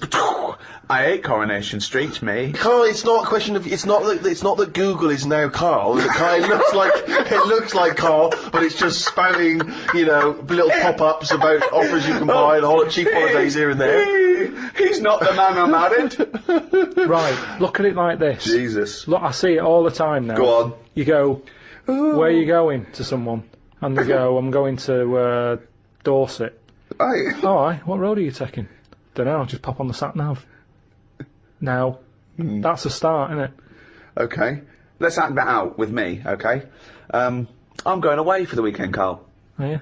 Yeah. Where are you going? Dorset. Oh, yeah. How are you getting there? Car. All right, yeah, well, which way are you going? Don't know. Why do you want to know? Well, just making a friendly chat. I'm interested in geography. Which way are you going? Well, I don't know really. I've got a sat nav in my car, and I'm getting there. And what do you want? What? Bit lazy, isn't it? Well, I'm not a pigeon. I don't. Have you got an A to Z? Well, yeah, but it's on a computer the A to Z. What's the difference between looking at an A to Z and? Lazy, though. Not really. No. Why? Why is it any different that I've got it computerized so I can go along? A to Z's a bit dangerous, isn't it? It's a bit. Don't go to A to Z when you're driving along. Clive, who are you talking to? Because we need to hit the road. We need to get going. Well, it's this fucking idiot who wants to know what road I'm taking, which is a fucking boring thing to ask anyway. Sorry, who is this twat? Because we really got to get going. He's a fucking dickhead. I think he's an A to Z salesman by the door. I mean, just tell him we're using the sat nav because it's the quickest, most efficient way to do it. It's the quickest, most efficient way of doing it. No, but look what's who happened. the fuck are you? Would Columbus found America if he'd had a sat nav? Yes! No, he He'd wouldn't. have put in America and he would have taken it to He wouldn't. America. He only found it because he got lost. Now, if everybody just goes... Hold on. How would an undiscovered country be on a sat-nav? No. Go on. But I just What's mean... the difference between the sat nav and the map in that regard? Because I've found some lovely little cafes on roads I've never been on. And I've instantly gone from finding a continent to a little cafe. I love that. Little greasy I am off to discover the unknown world. Where are you going? Well, I don't know yet. It's the unknown world. What are you taking? Just a boat. All lazy swim, you cunt. I love the fact that he's so Luddite now, he's annoyed at the sat-nav. I mean, you'd have probably given Columbus a hard time. Oh, got a compass. Don't you know where north is, you twat? I just think there's something in being lost. I never feel lost. I just think, I've had a diversion. Because you find new things. I'm forever going Meanwhile, down... Suzanne's asking the French peasant where the... Just think, Columbus... Alright, what's the most interesting thing you found when lost? Like I say, I found a shop that was like a fancy dress shop. Amazing. Do you need fancy dress stuff? Dressed You up never as go out. Columbus You and went and bought a sat-nav. Went to Dorset for the weekend. You never go out. Why do you need a fancy dress shop? That sounds like the one thing you would hate is fancy dress. Yeah, but I like looking at they had like a space helmet in there. Right, so you found a fancy dress shop. Where were you supposed to be going that you had time to get sidetracked and go in a... I think I was going to a meeting. Just cut it. Amazing, that's the last time. So what's the point of get lost? You don't want to get lost, No, do because you? I always give myself loads of time because I get lost a lot. I always give myself... Get a Get a sat nav! No, I'm just saying that's how you find little treats along the way. And next time you pass it, or next time someone says, "Do you know where the fancy dress shop is?" You can go, "Yeah, I do." You go, I have no idea because I was lost. I didn't know where it was. No, normally I learn. I'm not going to tell you, lazy cunt. Haven't you got an A to Z? Oh, that's harsh. Yeah, find it yourself, you lazy twat. Well, I might get lost. Good. You might find another one. It just goes back to the chip thing in the head. I think you've got to learn along the way. We can't get lazy. We can't have chips in the head knowing how to plumb. That's what it's all about, isn't it? And making mistakes. If you make a mistake, I've done some wiring, got a little shock. Won't happen again. It will. I've seen that experiment with you before. We all changed. Carl used to have hair. Yeah, but you by your own admission had it for long. You didn't have it hair for long, did you? You No, started it going wasn't. bald It pretty wasn't. early on. Didn't want to hang around my hair. It was never. I've told you, it didn't feel needed, so it went. I never did anything with it. It was hair of a Chinaman, wasn't it? Even the hairdresser said. He said, Yeah. "You can do nothing with this." So what do you mean? He said, "It's just too. It looks all limsy." Limsy! Sorry, was that's a... Limp or flimsy, I reckon. Well, no, that Limsy is a Chinaman that gave his name to the limp hair of the Chinese. So you race. think your hair bailed on you because it was not getting treated well enough? I think that's true. I think that's Right. how it works. But yeah, I know what you mean. I sort of think about if I've changed and that, but I don't think I have that much. I still have the same sort of thoughts. I like olives now, which I didn't like probably 3 years ago. Right, wow. But you can, if you eat 4 in a row, you get a taste for them. And I thought, go on, then I'll have 5. And I thought, yeah, they're all right, these. So that's different. But other than that, I mean, So what were your dreams and ambitions when you were young? didn't have any. Right. It was kind of 5 years old. What do you want to be? What was your thoughts for the future? I didn't worry. At 5 years old, you're not worrying about work Okay. and that. 10. What's your hopes and fears of all these years? I met in thee tonight. I wasn't worrying about work till about 13, 14. Just thinking, right, you know, people who are new had left school, they weren't getting work. And I was thinking, I don't want to be like that. That's when I did boxing. You know, I could have gone down that route. Got into boxing, didn't I? How many fights do you have? Don't know, about 3 or 4. How long is it? When does brain damage kick in? I guess it can. I guess it can happen almost instantly. I mean, that must be part of it. Were you really? Did you really get a bad beating on one of those fights? Yeah, Leroy gave us a right good clackering. Clackering. Yeah, the thing is, your jab was a bit limsy, but Leroy's was clackering. Then there was the dancing. I don't remember this. What, breakdancing? Well, I did that. I did a bit of body popping. Yeah. But did you ever really think that you might do this in the future? You never know, do you? But did you, at the time, do you remember thinking, I wouldn't mind doing Well, this I professionally? must have thought that for me to go. Well, let's try and join, you know, Twiggy's dance club and all that. And my mum and dad always sort of, you know, if you want to give it a go, give it a go. With the boxing, you know, my dad was saying, right, I'll get you the proper shoes and that. And my mum was like, don't bother getting him them yet. Let's see if he sticks at it for like 4 months, because they were about 30 quid for Let the him shoes. carry on in my furry slippers. Then with the dancing, it was the same thing. I said, I need some leg warmers and that. And These tights are just as good. Come on. No, my dad- Pop on your hands tights. my dad gave me like his he cut like the sleeves off a shirt. Amazing. And that were your leg warmers. Yeah. Amazing. But it's funny, when you're a kid, it don't bother you. But surely cut them off a jumper. No, I don't know why. I know it looked daft. I had cuffs on leg warmers. That's amazing! But when you're That's a kid, amazing! What did they you think roll about them up. Twiggies? It must have looked like Lancelot and Bowen doing a handstand. But then, you know, that didn't last long, and then my dad, you know, I was getting older now, and he's like, Dad needed his shirt back for a wedding. Yeah, as long as he didn't take his jacket off, it was fine. yeah. Dad, I'm losing my hat. I need a hat. Dad, I don't need a bloody hat. Pop my pants on bed. but then you've got to make sure you try and get a job, and school was sort of saying, So 15 now. But hang on, Friday. why did you stop going down Twiggies? well, it was shut, wasn't it? Amazing. Oh, it closed down. Closed down. It had a load of toilet rolls in there. It'd been turned into like a storage unit. I've never really had like a dream. I've just bumbled along. Because, like I've said, it's Bumbled. that thing of Clackered, sort of. bumbled, limsy. It's like, call my fucking bluff. There's no point sort of wishing for too much, because if you don't get it, you'll be fed up. So it's better just to sort of go, well, let's see what's around the corner. This is what I've said to you about a sat-nav system. Right. Isn't it? It's the same thing. Yeah, sure, have the sat-nav, type in where you want to go, and it'll take you straight there. But what I say is, use the back streets. Have a look around, turn off, don't go straight ahead, turn right. The little dead ends. Yeah, Have a where you look. might get mugged. Have a look. Don't go down the dead ends.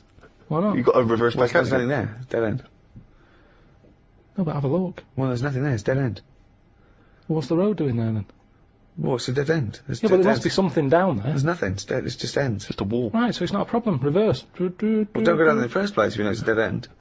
Don't tell people to go down a dead end. They've got to reverse out. Difficult.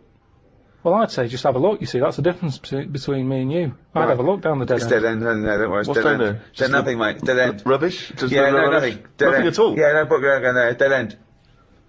Right, so I'll go, well, I'll just have a look for myself, because I don't believe you. Okay, well, go on then. Right, I'll have a look. Yeah. Oh, look at this I've found. What have you found? box of money that you didn't know about.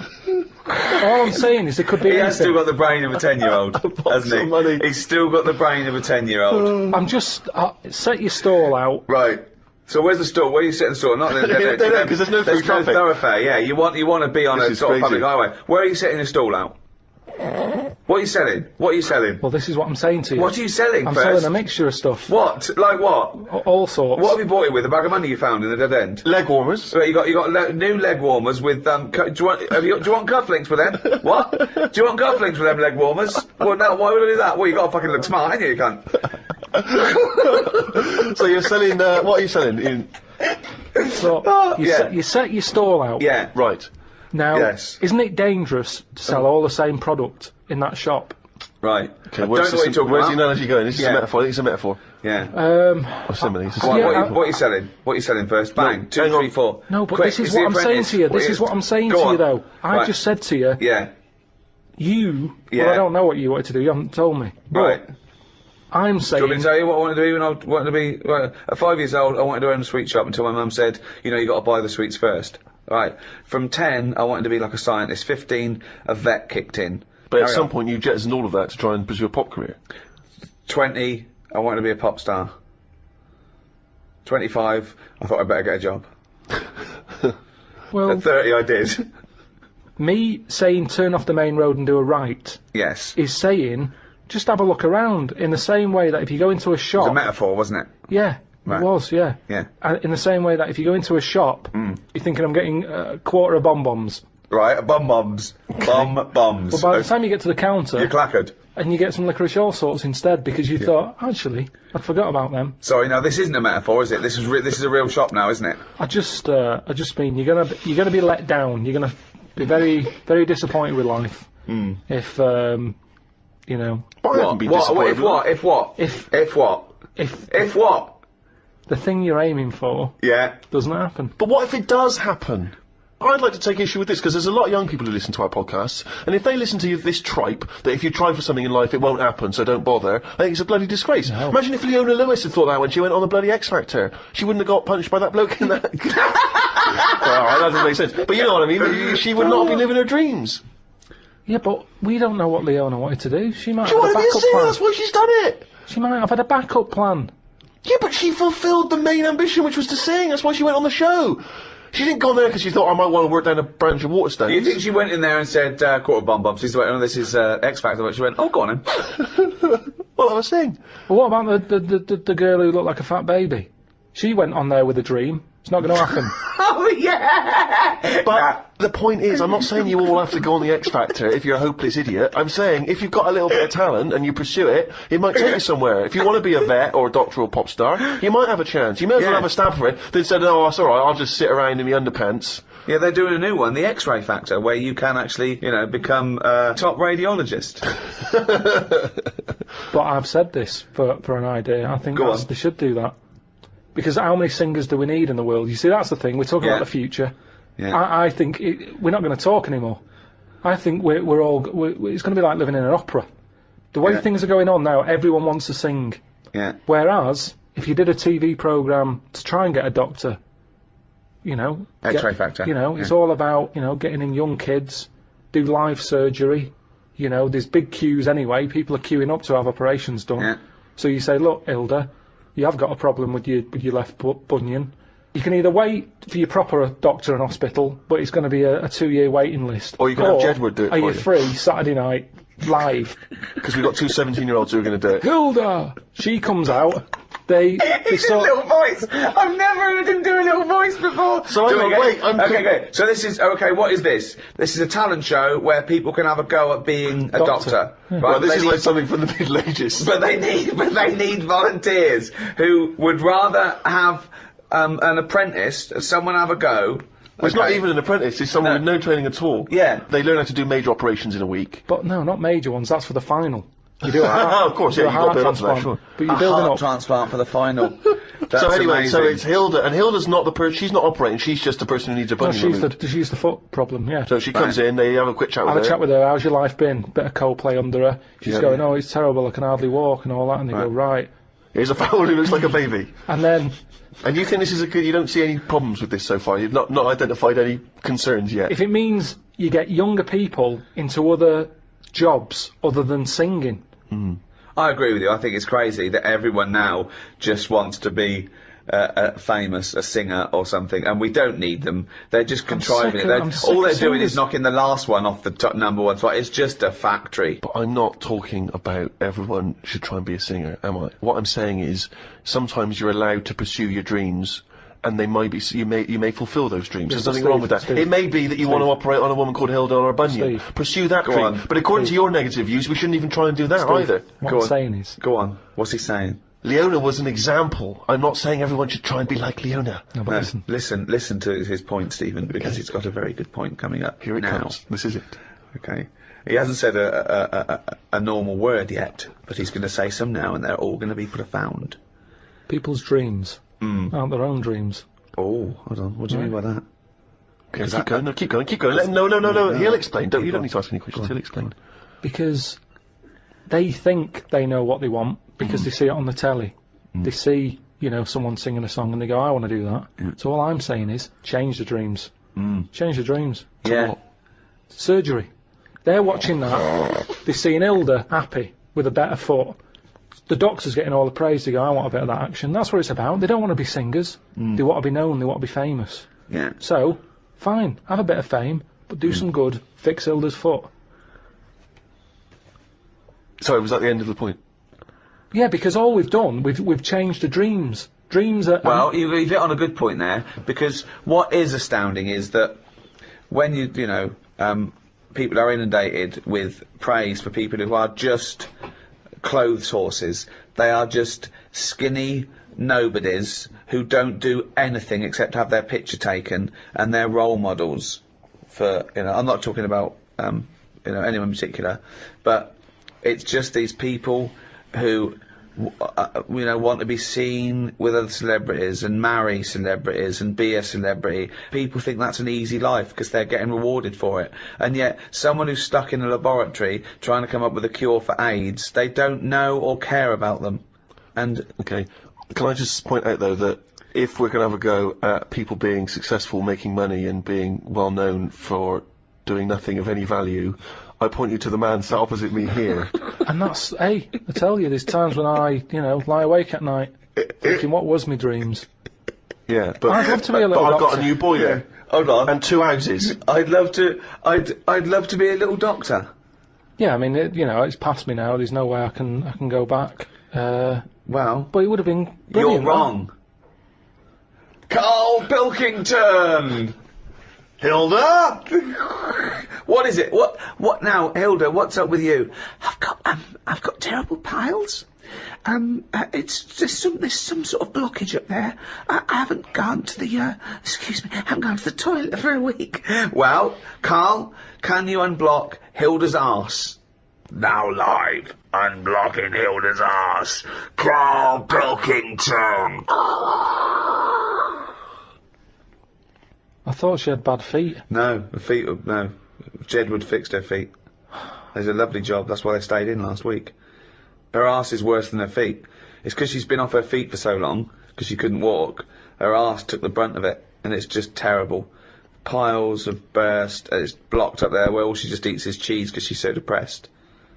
I'd probably knock it on the head there. Why? I'd just say, like going back to the street thing, I've gone down the wrong avenue. I go, this isn't for me. I didn't know I'd be, eye to eye with this. It's not for me, and that's how you find out that it's not for you, by doing it. Right. But at least I gave it a go. So this the same as you had one fight with Leroy, you went along to a dance studio, it was shut, you've seen Hilda's arse, and it's turned you off proctology. Once again, you've just abandoned it. Yeah, well, there's Have no a point. go! Have a go! Just feel inside Hilda's back passage. Feel the blockage. Right. No, because the audience have already decided. They've seen a weakness in me. They're going to vote me out. No, There's no point me getting dirty fingers for this. When was the last time you reminisced? Well, my mum and dad have been round, haven't they? So, been reminiscing a lot. Yeah. What were you thinking about? We're just chatting about Tic Tacs. One of the great memories, yeah. The happy memories. No, because you see, here's the thing. You're saying how that woman changed when she had her head caved in. He never said that. What did you? Well, the brain accident. Brain accident. Yeah. The Tic Tacs. Now, I used to love them Yeah. when I was younger. Yeah. My dad got a load of them. What, this year? No, Just no, recently? years Oh, ago. years ago, Like right, years okay. ago when I loved them. I said I love Tic Tacs, me. Yeah. He met one of his mates. You didn't nick him from the sweet shop? No, No, that's what he you knew do, some yeah. mate who could get his hand on a load, Right. and he Thief, must have he was a got thief. about he must have got about 30 crates of Tic Tacs. 30 crates of Tic Honestly, Tacs. honestly, with like about 24 on each crate. We got them, stuck them in a cupboard under the just in the kitchen, in the corner. Yeah. Now I worked my way through about 6 crates. I was quite happy. When? In how long? I don't know, in about 2 weeks, 3 weeks or something. Right. And then after that, I'm getting sick of these. Right. Yeah. You were minty fresh, but you were Oh, sick of lovely them. fresh breath. Yeah. Yeah. But I mean, I haven't got that much more to tell you about it. It's just. What do you I So just just this, sorry, remember- whoa. Bear in mind, this was something he was recently reminiscing with his parents about. They were sat round, and we've already learned up to an hour could go by reminiscing. Sat round for an hour, talking about the great I've already Tic run Tac out of saga. responses. I've got Yeah. nothing to say about No that. opinion I on mean, that. I was nearly going to say, what'd you do with the empty little flicky Tic Tac boxes? Yeah, but then I you mean, realise that that's utterly dull and boring. well, and not I of any interest. was struggling. I don't know what this anecdote is, other than a bloke. Other than you said your dad, I like Tic Tacs, mate. He went, all right. I talked to Albert. Albert, you got Tic Tacs? I've got 30 crates. If that'll do, yeah, yeah. I'll bring him round. Put him under cupboard. He's got through 12 crates. What's his breath like? Fucking lovely, but he's been sick all over the cunting place. Oh, do you want some more? No, of course we fucking don't. You'll talk about that in a few years' time. Of course we will for about a fucking hour. No. Then we bring it up in an audio book. But I think that's how we got onto it, because even though I tried to get rid of a load, I used to give them to mates, take them to school, say, have some Tic Tacs. You can have them for free. We used a load in the cat litter tray. No, Oh, you we did. didn't. We did. It No, was you just didn't. ways of getting rid of them. Jesus Christ. Sort of freshy smell, isn't it?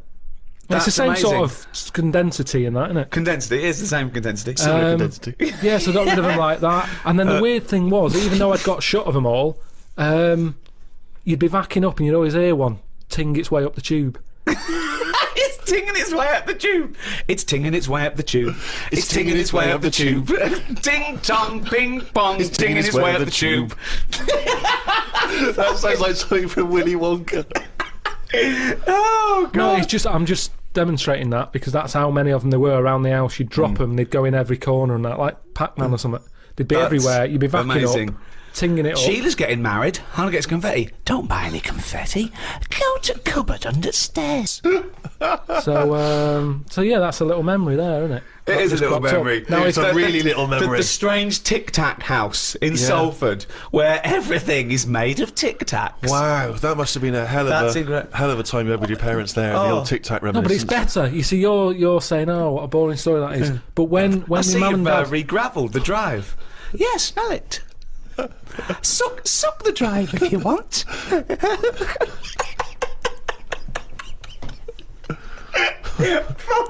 no, but it's different. When my mum and dad are there and they can remember that, and they're going, oh yeah, the Tic Tac incidents and stuff.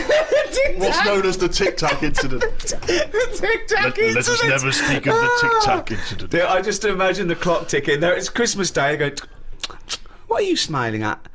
Oh, remember it used to ting up the tube. You should think about selling this to Hollywood. Listen, what do you remember then? What do you I remember? That's Wow. an amazing thing to That's say. a difficult question to answer. Yeah, I don't.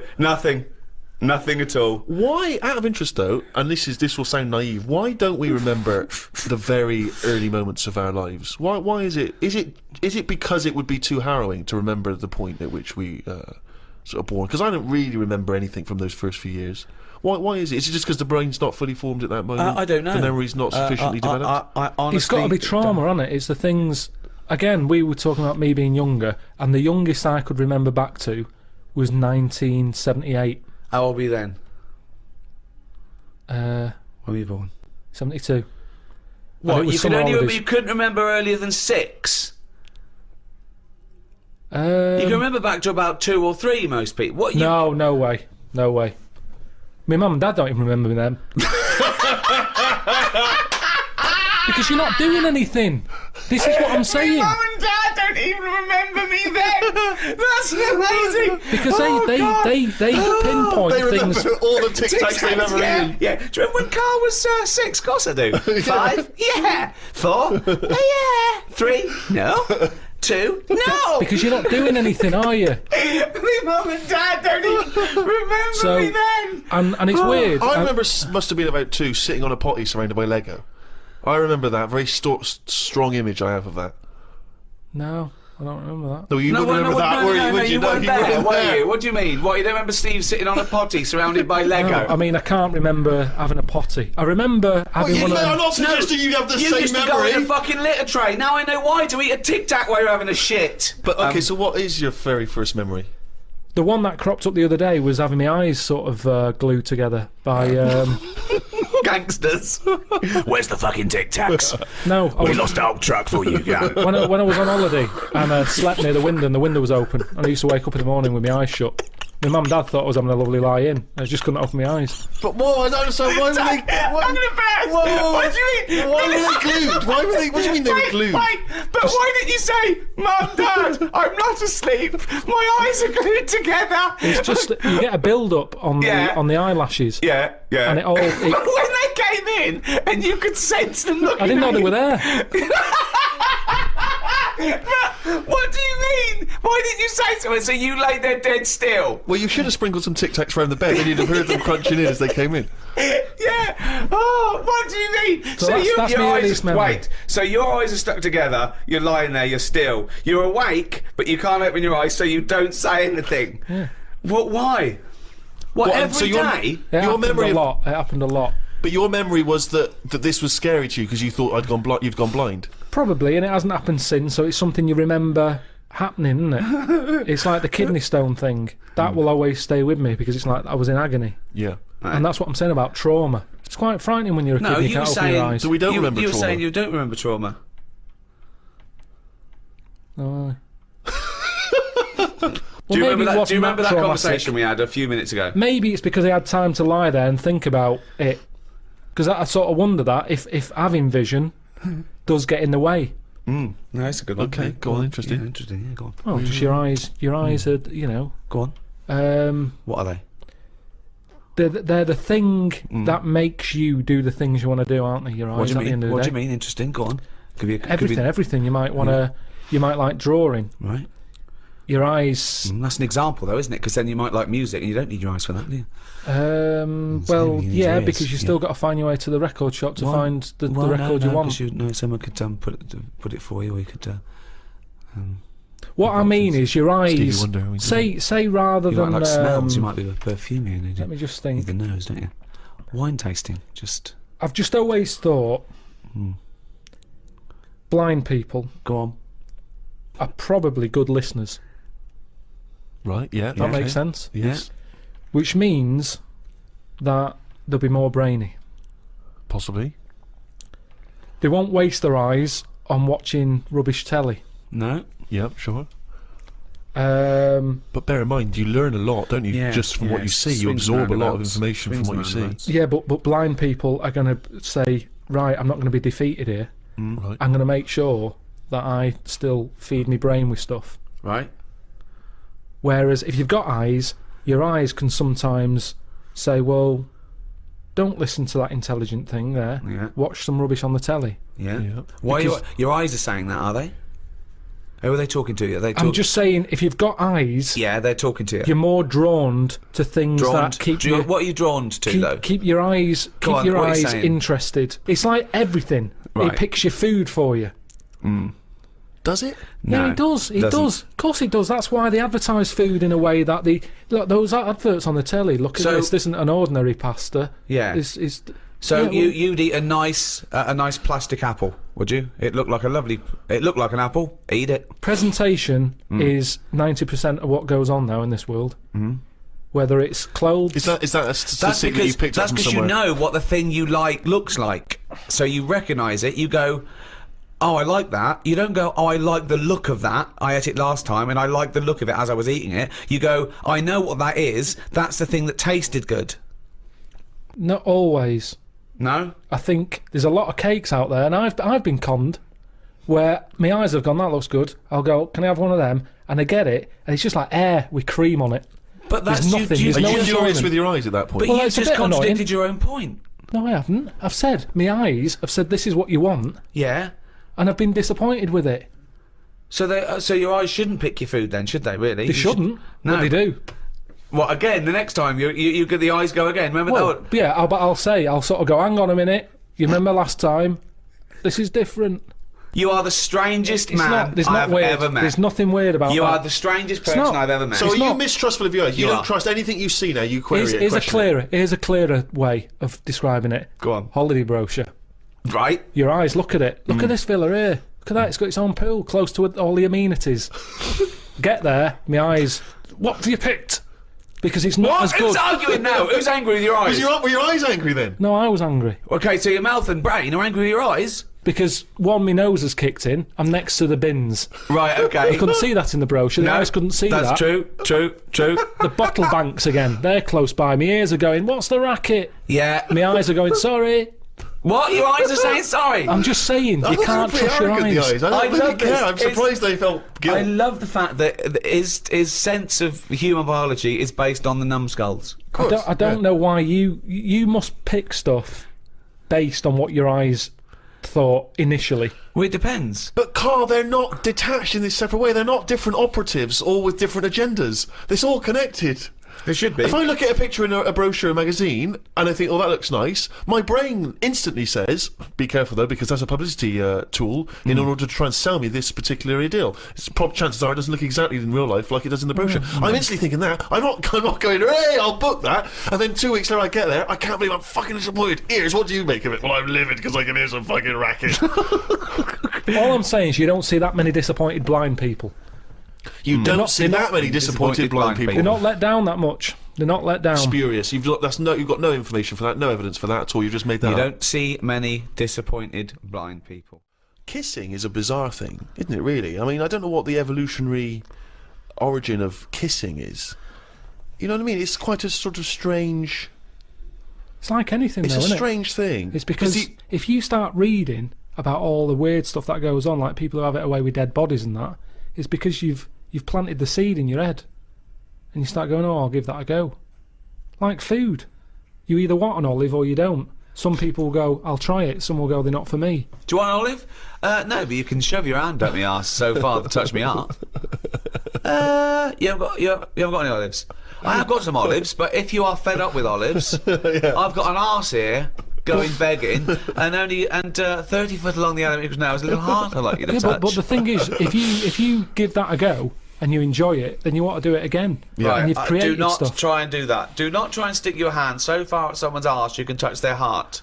There is no point to it. It is a myth that it could happen. You would end up murdering It's a someone. sorry state of affairs where you've got to put that message out there.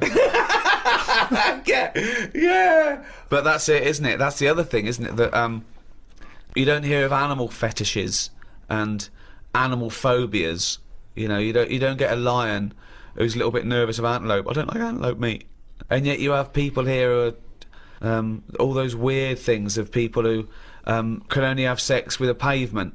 Which is a good thing to... You'll never be lonely unless someone suddenly drops you on a desert island and you go, I'll never see a pavement again. What do you think of that? Those people that just think, Well, they're just idiots, aren't they? There are some weird... You know, you've got some clever ones, you've got a lot of divs. There's more divs on the world than better ones. Wow, that's a brave sentence to say. Yeah, he's right though. He's right. As gobbledygook as that was, he's absolutely right. I think Carl isn't a div. I think he's a better one, but doesn't know it. I think it's strange because I think that he's got all the other evolution of the human being, but he doesn't know which side his bread's buttered. He doesn't realise he's cleverer than he is. The number of times I find a theory that he said in gobbledygook, but it's true. I think that I think he's been dealt a bad hand in the brain department. Do you know what I mean? Yeah. Thoughts, Carl? Well, your brain's in two bits, isn't it? Yeah. And I wonder if one half is really good, the other half's messing it up. Yeah. That's how I That could be feel the case. That sometimes. could be the case. Yeah, well, it is split into two. Yeah, and they are responsible for different things. Yeah. It's like these sort of families where there's a kind of really bright kid and then a sort of wayward child who just gets into drugs and stuff. Sort of like that up there Yeah. in your head. Because you have quite sort of out there nebulous thoughts, and you've got a lot of common sense, haven't you? And just having that that other sense of like, this is dodgy. What spider sense? Just that sense where you just go, I don't know why, but something's telling me we shouldn't be here. And you go, all right, let's go. And you move from it, and you don't know what that is. Yeah. You don't know what's decided that. You know, it's like when you're lost. A part of my brain's got me lost, but then there's another bit that I don't know what it is where they go left. And you do, and then you go, So remember that time when you called me and I said I don't know where I am, and I couldn't concentrate. Think of that. Think of that. I called him. Oh my God, what are you doing? He went, I don't know where I am. What do you mean you didn't know where you were? What you? I got lost. I What, went in London wandering. you got yeah, lost? Yeah. And I went wandering, and then you know, I it's was when like, he first moved into his new place. He was walking back from his old place to his new place, and he didn't know where he was. He How tried can to you take a ever short. really get lost in London? Though I'm just asking Cabby. well, yeah, I don't want to do that because you feel bad pulling one over and then saying, where am I? Yeah, they don't appreciate that, do they? But I found my way back, didn't I? Yeah, But you told me 20 one minutes. time that you much prefer getting lost. You love wandering around and getting lost. Yeah, you said go- that's much better. go around It the was a cold cul-de-sac. day. It was a cold day. I just wanted to be at home. I had things to do. There's a time and place to be lost. Well, go on. Well, a place What's you the don't place? know. What's and the place to be lost? Somewhere you don't know. Right, good. Okay, And the specific. time? The time. Time when you're not in a rush. Right.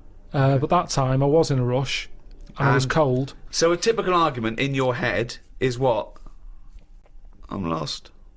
I'll do one side of the brain. You do the other side of the brain. Okay, in your head. Okay. Carl, What? this isn't where we should be. You want to go home, didn't you? This isn't your house, because it's a field. You live in a house, don't you? Why are we standing in a field? This isn't your house. You were meant to go home, but you've walked into a field. No, but that wouldn't. I've never been that lost. When I'm walking across a field, at the edge of the field, I'd go, hang on a minute, this isn't right. I wouldn't get in the middle. I wouldn't go that far. I'd go, right, I definitely shouldn't be here. You did once. You were in the middle of a field, and your dad had to rescue you. Yeah, and carry that's you when I through was the a kid because I was reading as I was walking. That's,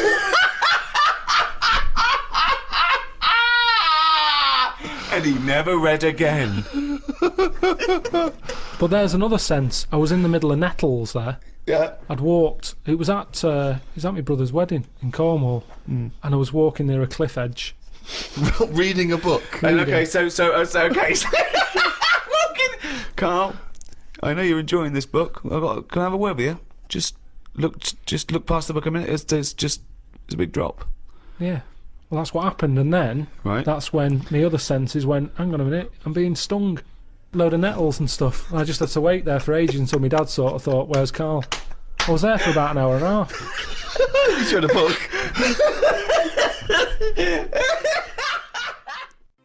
Carl, the human body is one of the things that you're actually genuinely fascinated in. This is one of the things that you admit is quite amazing, and I think we all agree with that. Here's some quite incredible stats and facts about the human body. What do you think of this? 50,000 of the cells in your body will die and be replaced with new cells, all while you're listening to this sentence. Go on. Well, that's it. What's the sentence? That was the sentence. What was the sentence again? Well, it doesn't matter. The sentence doesn't matter. 50,000 just dying and being replaced in that time. But what are they doing? Different cells do different things. Some are taste buds. Some carry hemoglobin and oxygen to other cells. Yeah. Some are skin. Some are liver. I've heard about skin. I've heard of skin, sort of. you What? What you heard? know. A rumour about skin. You heard of skin? It's What? just. It Keeps just, all your stuff from falling on the fucking floor? well, it's the thing that makes you what you are as well, isn't it? What do you mean? More than anything. Why? Well, without the skin, you're just a skeleton. You look all the same. No, you're not just a skeleton, no. other than your lungs and your heart and your kidneys and stuff. What I'm saying is, I know, went to and that, all the flesh on top and all the blood vessels. And all I the... went to that bodies exhibition. Yeah. Here we are. This is it. He knows all about the human body and science because he went to the bodies exhibition. Do you know where the German fella cuts bodies up? Yes. Now, he had a load of people on show. Could have all been the same family. Because everyone, without the skin on their head, looks the same. Other than height, everybody looks exactly the same. And that's why racism is so stupid. Well, it's a good point. Good point, isn't it? Yeah. That's saying that, though, I did think most of them were Chinese. What made you draw that conclusion? It's just the eyes. They didn't have any eyelids! Honestly, if you've seen it, it looks, there's something that... and they're a bit mad, aren't they? They do all that endurance stuff, and I thought, this is the ultimate way to go, isn't it? I think that's Japanese, yeah. Just Is it? completely different race, culture, country, nation. Right, Peoples. Well, the Japanese, then, I reckon they've donated their body to it. You started off saying you cannot tell anything about where they come from because they haven't got any skin. It was just the eyes. It didn't occur to you, or I mean, was there not any information saying where the bodies were sourced from? They don't tell you. They just tell you that if you want to be part of an exhibition later in your life, put your name down. And what did you learn about the body from this exhibition? Well, I told you. You know, we all look similar. At the end of the day, your skin is what makes people look different. Yeah, that's the bit that makes you look like you, doesn't it? Yeah. That's the bit that you can tell how old somebody is. Yeah, that's what you recognise. You don't recognise someone's skeleton and their brain. Unless it's the Elephant Man. But then again, with the skin on, I couldn't tell you how old he was.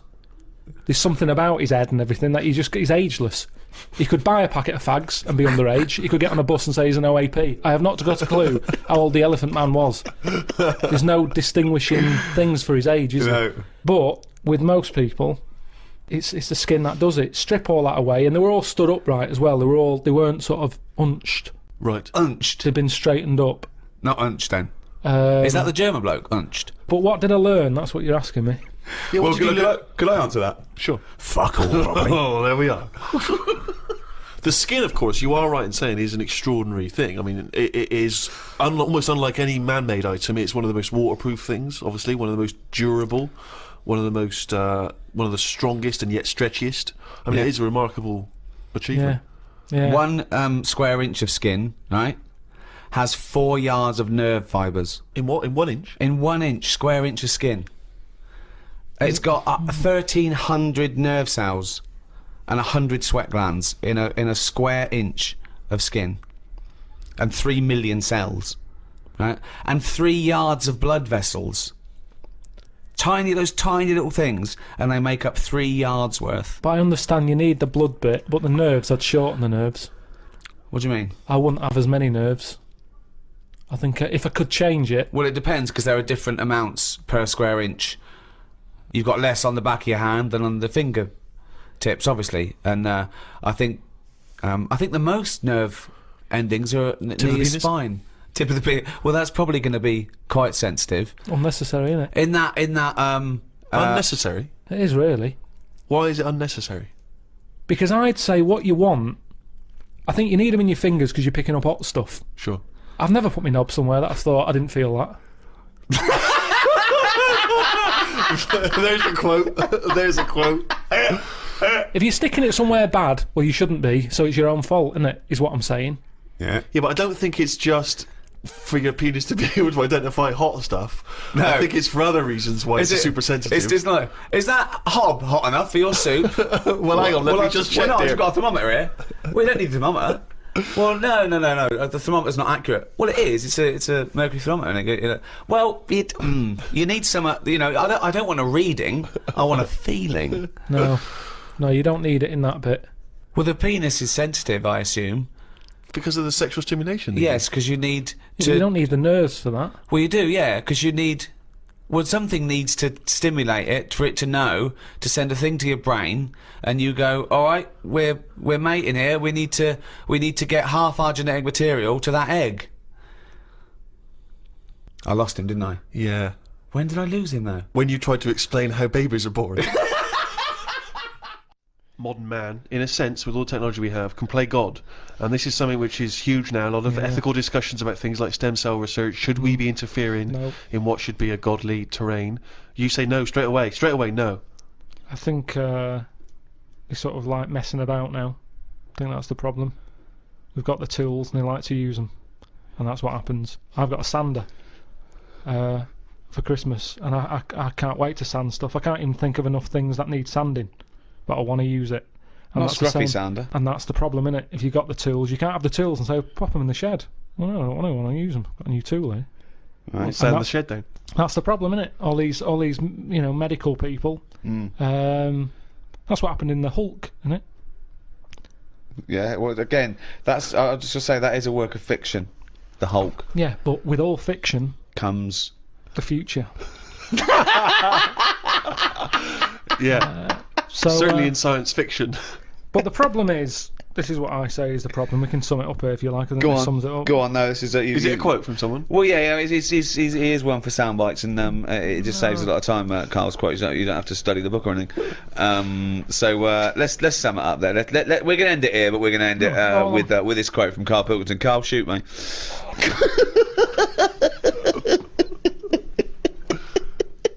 People are living too long. Okay, but that's your summary of medicine. Well, yeah, the it history of is medicine. because it's kind of now. You see, I agree with medicine to stop pain because it's depressing pain. Stop the pain. I'd say as soon as we sorted that out and we started saying, "Do you want a new face?" That's way over the line. Yeah. No one should be getting a new face unless they're really disfigured. Yeah. But those are the people who are getting new faces. No, they're not. There's people messing about. Yeah, no, it's people. Well, plastic surgery, but that's yeah. people's own choice. They're paying for No, it. it's up to them. ridiculous. I know, but It's not taking it away from other people, is it? Yeah, it is, because the person who's messing about with someone's face could be doing something No, else. because they're plastic surgeons. They're privately employed. Yeah, but they shouldn't be. They What are should you be talking sorting about? someone else out who's got a little funny head. They shouldn't be messing about with Pushing someone who's got himself nothing wrong with forward, them. trying to get some free treatment. Get some free And it treatment never for looks right anyway. They spend No. all that money, it never fits properly. Yeah, No. but this is what annoys me about Fish Carl. lips and It just looks that wrong. little stupid little skeletal nose. You'd be and all better the- off changing the head, all of it, rather than messing about with the face, because it never fits properly. But you've completely, as a form of summary, you have completely gone off tangent. No, and That's off the not a mark. summary yet. Sum Right, up. I have one right, more go. so- This is the real one. Yeah. Okay, Carl. Sum up our global guide to medicine. Go.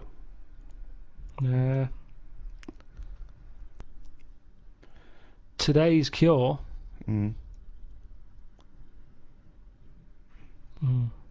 Today's cure. It's something like that. It'll be something like today's cure is tomorrow's headache. It's all right. That's all right. Because what I'm saying there is, Go on. we can come up with stuff. We can come up with a tablet to get rid of headache. Tomorrow, your headache's gone. Your leg's hurting. So today's cure is actually tomorrow's leg ache. So today's cure is tomorrow's leg ache. Yeah, but ages ago I said to you, don't solve problems, Yeah. because a problem solved is a problem caused. I'm gonna die. I'm gonna die. I don't remember that quote. But okay, so finally, in summation, what you said was So, okay, At the end of So- the day, we've all got to die of something. right. Now, Albert might come in. I'm a doctor. Right, Albert, how are you today? What's wrong with you today, Albert? I've got an inflammation of the testicular region. Right. My scrotal sac is all stretchy and swollen. It's pustulating, and it's causing the penis to be all red and inflamed, and that spread to the anus. Right. Take these tablets. Right, where do I put them? Just have them with some water after a bath. Okay, I'm not gonna have a bath. I can't have a bath of these because honestly, you see these get in a bath and they start bubbling with the. Yeah, like I say, just take the tablet. I don't know what it is, but look at it. It's like a mess. It's like quite a mess down there. I can't. Well, take the tablets. Take the tablets and come back. In a week's time. Let me know how it goes. Okay. Right. right. So you know let's what it is? Let's imagine that perfectly normal scenario has happened. What is your point? Right. He'll come back the week after. Yeah. The problems downstairs will be sorted. But Yeah. at the end of the day, he's 76.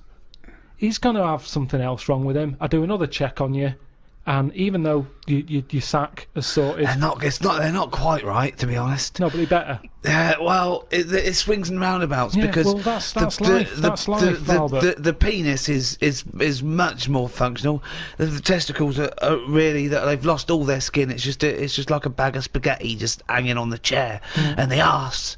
The arse is the itchiest arse I've ever had. I've had to, at some points, I've got blood under my fingernails from scratching my anus. So it's not completely cured. And this is why no one wants to be a doctor anymore. I get back, right, I'm run down because I didn't sleep when I was out there. I'm not very good. If Suzanne's not in the bed, there's something, it's like I feel... What, she's got to be there to tell you to sleep? Close your eyes now, Carl. Yeah, it just... Now, and our ears, stop Listen listening. to my words. Stop, sleep now, ears. So anyway, I wasn't sleeping, so I was there for 4 days or whatever. I must have had about 3 hours. One real day's work filming, and he was two, shattered. really. Two. He was absolutely shattered. He was weak. He was ill for a week afterwards. I did like 35 days. You know. Yeah. So yeah, but you were sleeping. If you don't sleep, it's basic sort of biology. That if you don't sleep, you get run down. Sloths never get a flu because it's good, isn't it? That's when your body's replenishing. Stop. Can we just go over that way? Replenishing. What is it then? I'm gonna burst. Sloths never get flu because that's when your body's replenishing. So the thing is, I'm bound to get ill. Steve, you know what it's like. You're always like got a cold and that. haven't you? Oh, he's dissing you. Everything's what's he got to do with I'm just saying because you're a bit of a sickly child, so you don't Oh, jeez. I'm only to go at the looks understand. and then Only because I'm trying to get him on my side. So anyway, so I'm shattered. I get back, so I think it's a bit weird that this isn't shaking off. And there was some news report about how there's some serious illnesses in planes because stuff goes out the engine and into the... Oh, yeah, it's people from all over the world with all different things. Yeah, all breathing the so same I'm thinking, air, yeah. oh, what have I got? You know, it's my luck, innit? So I go to the doctors. The doctor said, well, you've done a whole day's work. You're not used to that. Your body's shut down. So he said, You better have a holiday. Yeah, you need. This is when your body needs replenishing. And I am a doctor, and I know replenishment is one of the best. Replenishization. Replenishization is one of the best things for sloths. So I said to him, I said, look, I'm not one to moan. I hardly go to see him. He went, oh, you. I hardly see him. I hardly see this fella. So I said, look, I can't shake this cold off. I woke up the other night shaking. And he said, oh, virus. Right? So, which isn't scary at all, because everything, well, there's some dodgy virus, isn't there? Well, yeah, but there's some... Well, that's what I'm saying. So, of course, it's a virus. Yeah. What else would it? What else would it be? I don't know. Not a doctor. So I said, oh, when's it going to go? And he said, oh, might be 2 weeks. This one seems like a bad one. Quite clammy, he said. So I said, yeah, I feel a bit clammy, yeah. And he said, yeah, you will do. So anyway, so I felt happy about that, and I'm more confident with the doctor. Because, you know, you've got your vest off and all that, so you think, why not just let him do a bit of a body check? So I said, doctor, whilst I'm here, I think I've got some eczema on my leg. And he goes, let's have a look. And I said, there it is there. And he said, that's not eczema. So you've got a touch of ringworm. Blimey. Right? So straight away, anything with a worm in it, you're going, you what? Yeah. It makes it sound worse, doesn't it? I was thinking like tapeworm and stuff. Yeah. So he's going, yeah, ringworm, and he saw me panic, and he went, don't worry. You pictured a worm with a giant mechanical arm crawling up your back. You could see by my face, I was a little bit like, I've got a worm in my leg. He's going, don't worry, it's not a worm. And I said, how have I got that then? And I reckon it's from this bear suit. That I It had to wasn't. wear. It was. Well, it was It's a fake little bit fur. weird that I had No, it was 'cause bare you were in boots lo- on. I had bare boots on, and Yeah. where the bare boot was, I ended up with ringworm on my Do you leg. know why it's where it was? Because the only bit of your leg showing, because you had bare boots on, fake fur, with a fake fur tunic, and the only bit showing was your shin. You were walking around in long grass. You got it from the grass. Well, no, because I said to him, because I wanted to wear the words bear suit from him. I said, where What's the chances of that? Yeah. I said, where... Doctor, what might I got this from? And then you just shut up and waited for him to say I said, bear suit. it's a little bit weird, isn't it? I said, I thought that died out with rickets, right? Because I'd never heard of ringworm since I was a kid. I remember some dirty kid had it at school, and my mum sort of said, don't go near him. So I said, ringworm then, doctor. Where have I got that from? thinking he'd say, Have you been wearing a bear suit? yeah. Anyway, he said, well, he says gay people get it. What? No, he didn't. He did. Why did he say that to you? Well, out this of is the what blue? he said. He said gay people. I said, right, tick that off. He said wrestlers. Why do wrestlers get it? And I said, I don't understand the connection. I said, I don't know, any gays. I don't know any wrestlers. And he went, well, it's the body skin rubbing. Well, why do only gay people get it then? Why don't heterosexual people get it? Don't know. Didn't quiz him. But then he said, what about? Did the doctor really say to you, gay people get it? He might have said like homosexuals. Does this doctor operate from a park bench somewhere? Sorry, Does he have a lot of carrier bags with him? Why would his first thing be ringworm? Gay people get it. So yeah, I said not gay. I said I don't know any wrestlers. That's a fact. And then he said, have you stroked any bald pets? Any bald pets? Bald. He said, have you stroked anything with hair missing? Bald. Just yourself. And I said, I can't remember. And I couldn't be bothered. Sorry, were these all euphemisms? Like, wrestlers get it. Wink. Do they? Yeah. You stroked the little bald hairless thing. No, doctor. Okay, gay people get it. Look. Are you gay? Are you gay? I'm gay. I'm gay. I want to stroke someone bald. So I didn't want to get into the bear suit thing because then he'd be thinking, what's he doing? No, you've got it. So wait. So he had a list of he's reading this off a list, was he? No, he did it from his head. He knew it already. He didn't have to look at a form or anything. He went ringworm. He's obviously had a few people in there who have had it, and they've gone ringworm. That's a bit of weird. Where have I got that from? And he knew straight away. So he's had popular. 3 people in there with ringworm. Popular. One of them was a wrestler. One of them had a shaved dog, and one of them was a homosexualist. Is this the same doctor who Told me that my nerves were too short for my body. Yeah. Different fella. So yeah, ringworm I got from my time in Boston. Well, that was a heck of a story. I'm beginning to wonder if the reason Suzanne didn't go with you on that trip was not to do with work obligations. Some scientists have come up with a cure for bird flu. It's somewhat to do with some stuff in horses. They gave the flu to a mouse and then injected it and it's well again. I think we should stop coming up with cures for things as the germs are just getting stronger and stronger. I reckon by 2020 germs will be so big that we will be able to see them in the air. They will no longer be little particles. You wouldn't swallow one. If you did, it won't be the germ that will kill you. You'll just choke to death. I think that's how we'll die in the future. Choking on enormous giant germs. And Because they'll be like rampaging around the cities, will they? I'll tell you what though, right? Now, I'm getting worried now because the stuff he believes and thinks of, I mean, it could be mental. Do you know what I mean though? Like a proper paranoid sort of, one of those people that assume going to live in a loft covered in tinfoil. Yeah. Right? And pages of the Bible all the way around the... and Yeah. Suzanne's having to put on some sort of spacesuit to come in and give him his beans on toast. Yeah. And he's going to have to polish each bean. That's what Yeah. what scientists do, isn't it? They just sort of think ahead of everyone else. That's what I'm doing.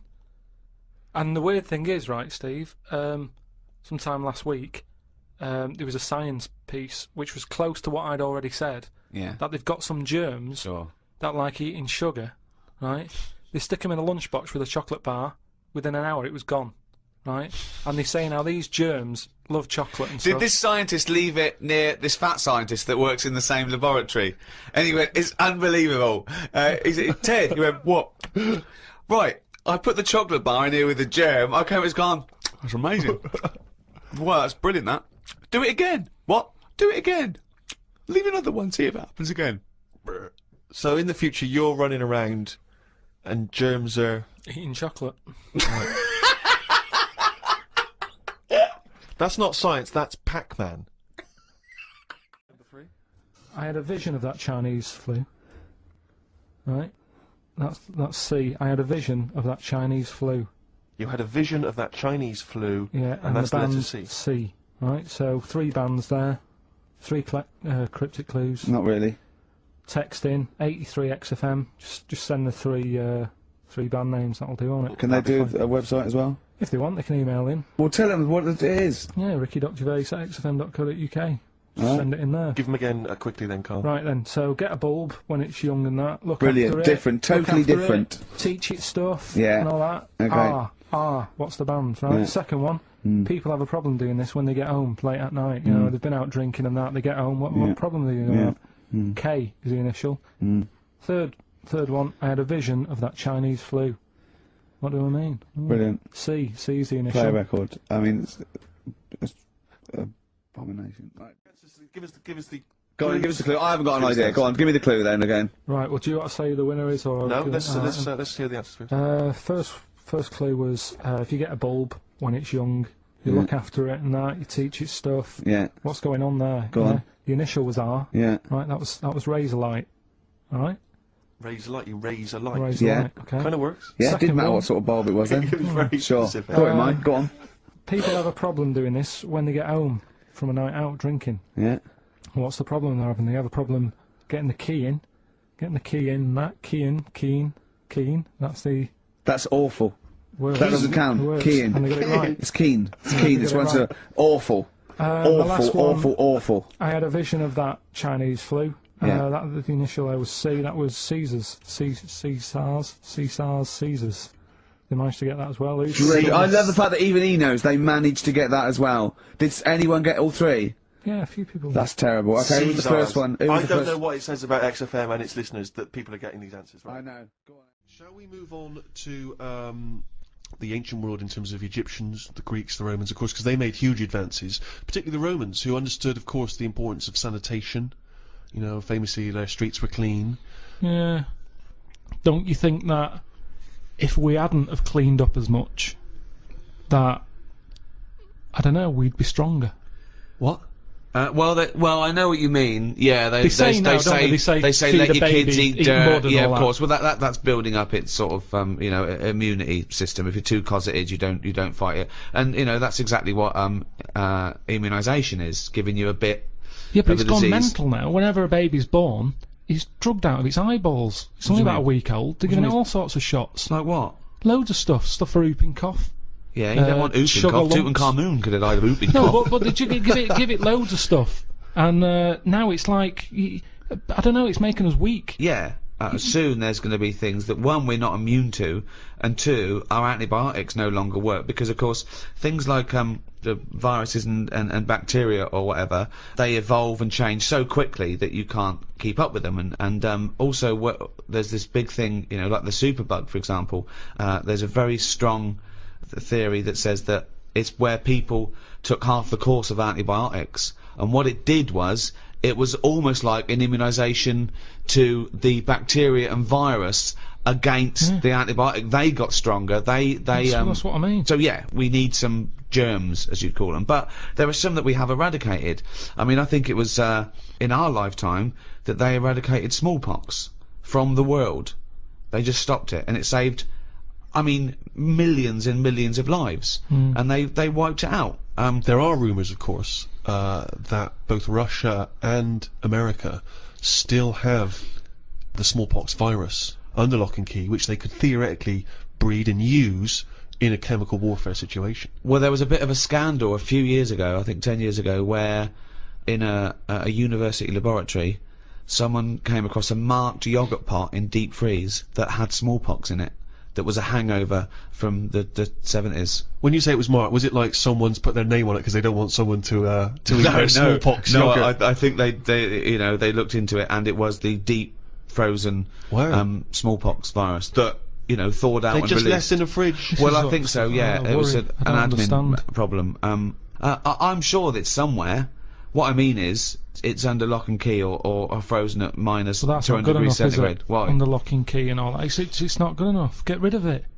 Why are they keeping a little tub of smallpox knocking about? Well, are they not meant to be?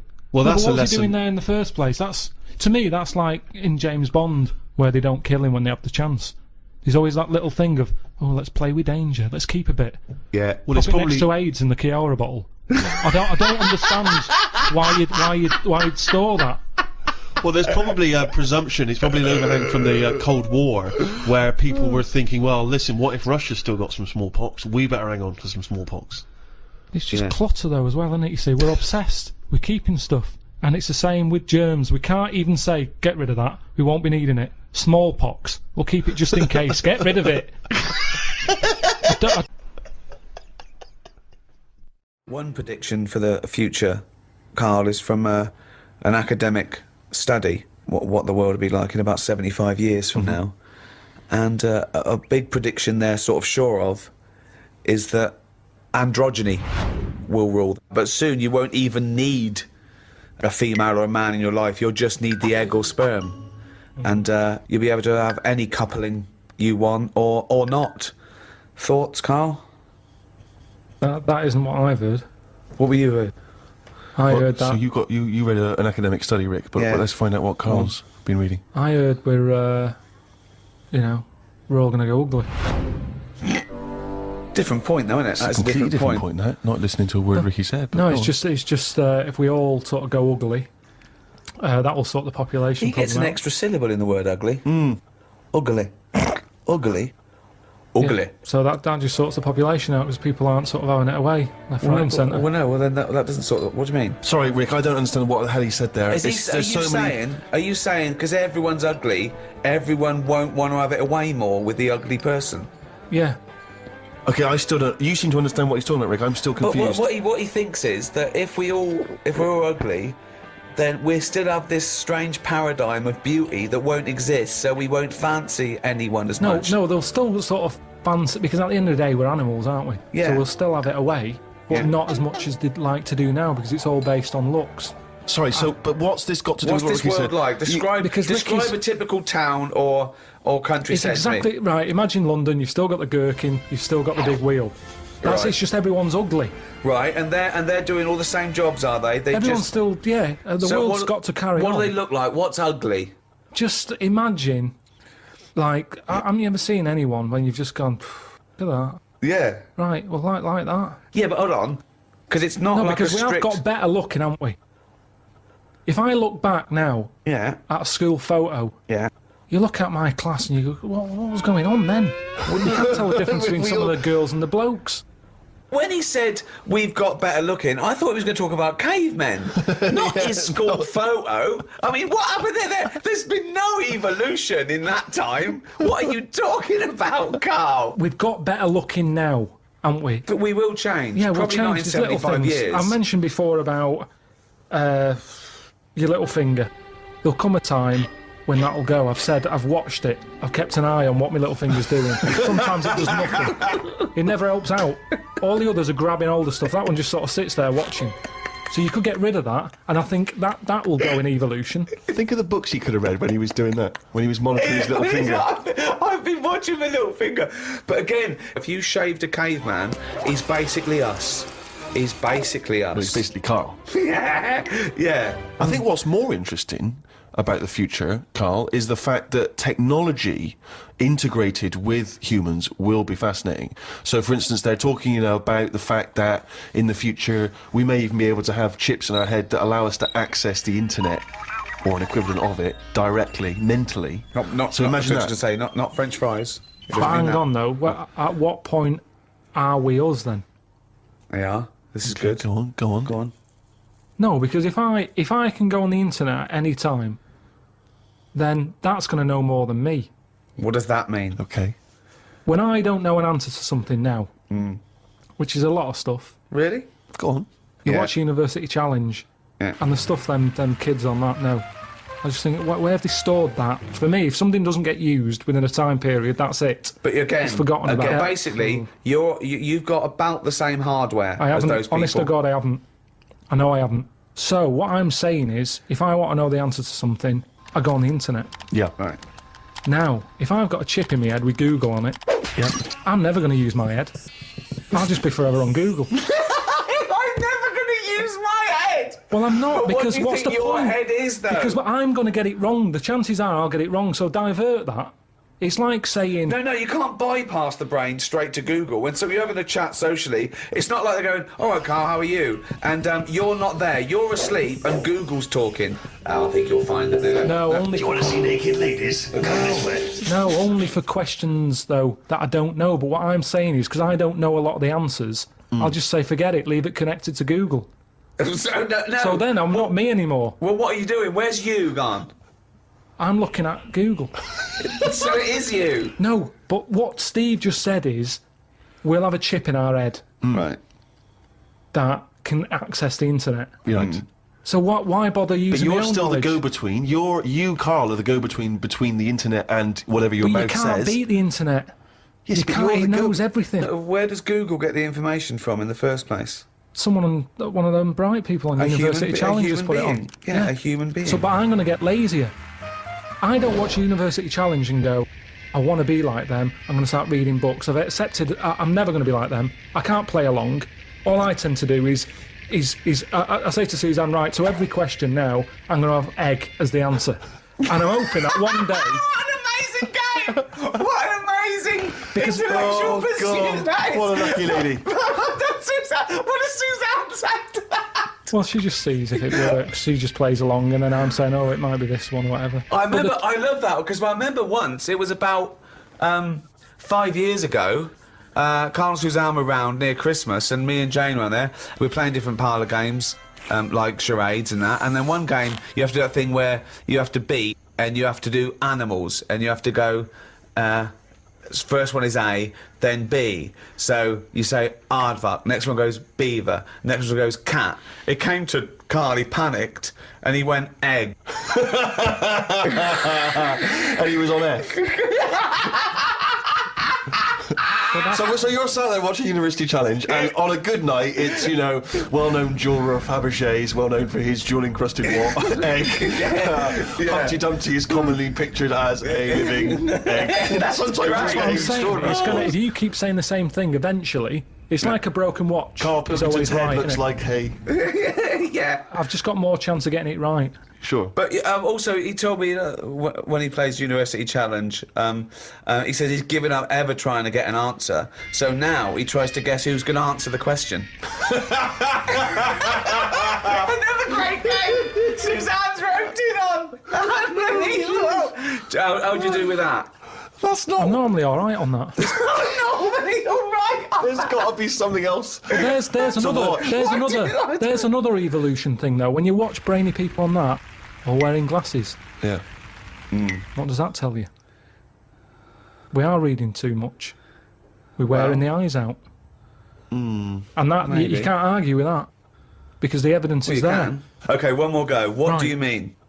The chip in the brain isn't part of filling your head with stuff. The journey of filling it with that stuff. What do you mean? Whereas if if you had a baby, the baby pops out, it cries a bit, you go, right, what do you want your baby to be interested in? And you say, I want it to be a plumber. You go, right, when it's 2, we're going to stick a plumber chip in its head. Right. Yeah. It's not right, is it? No.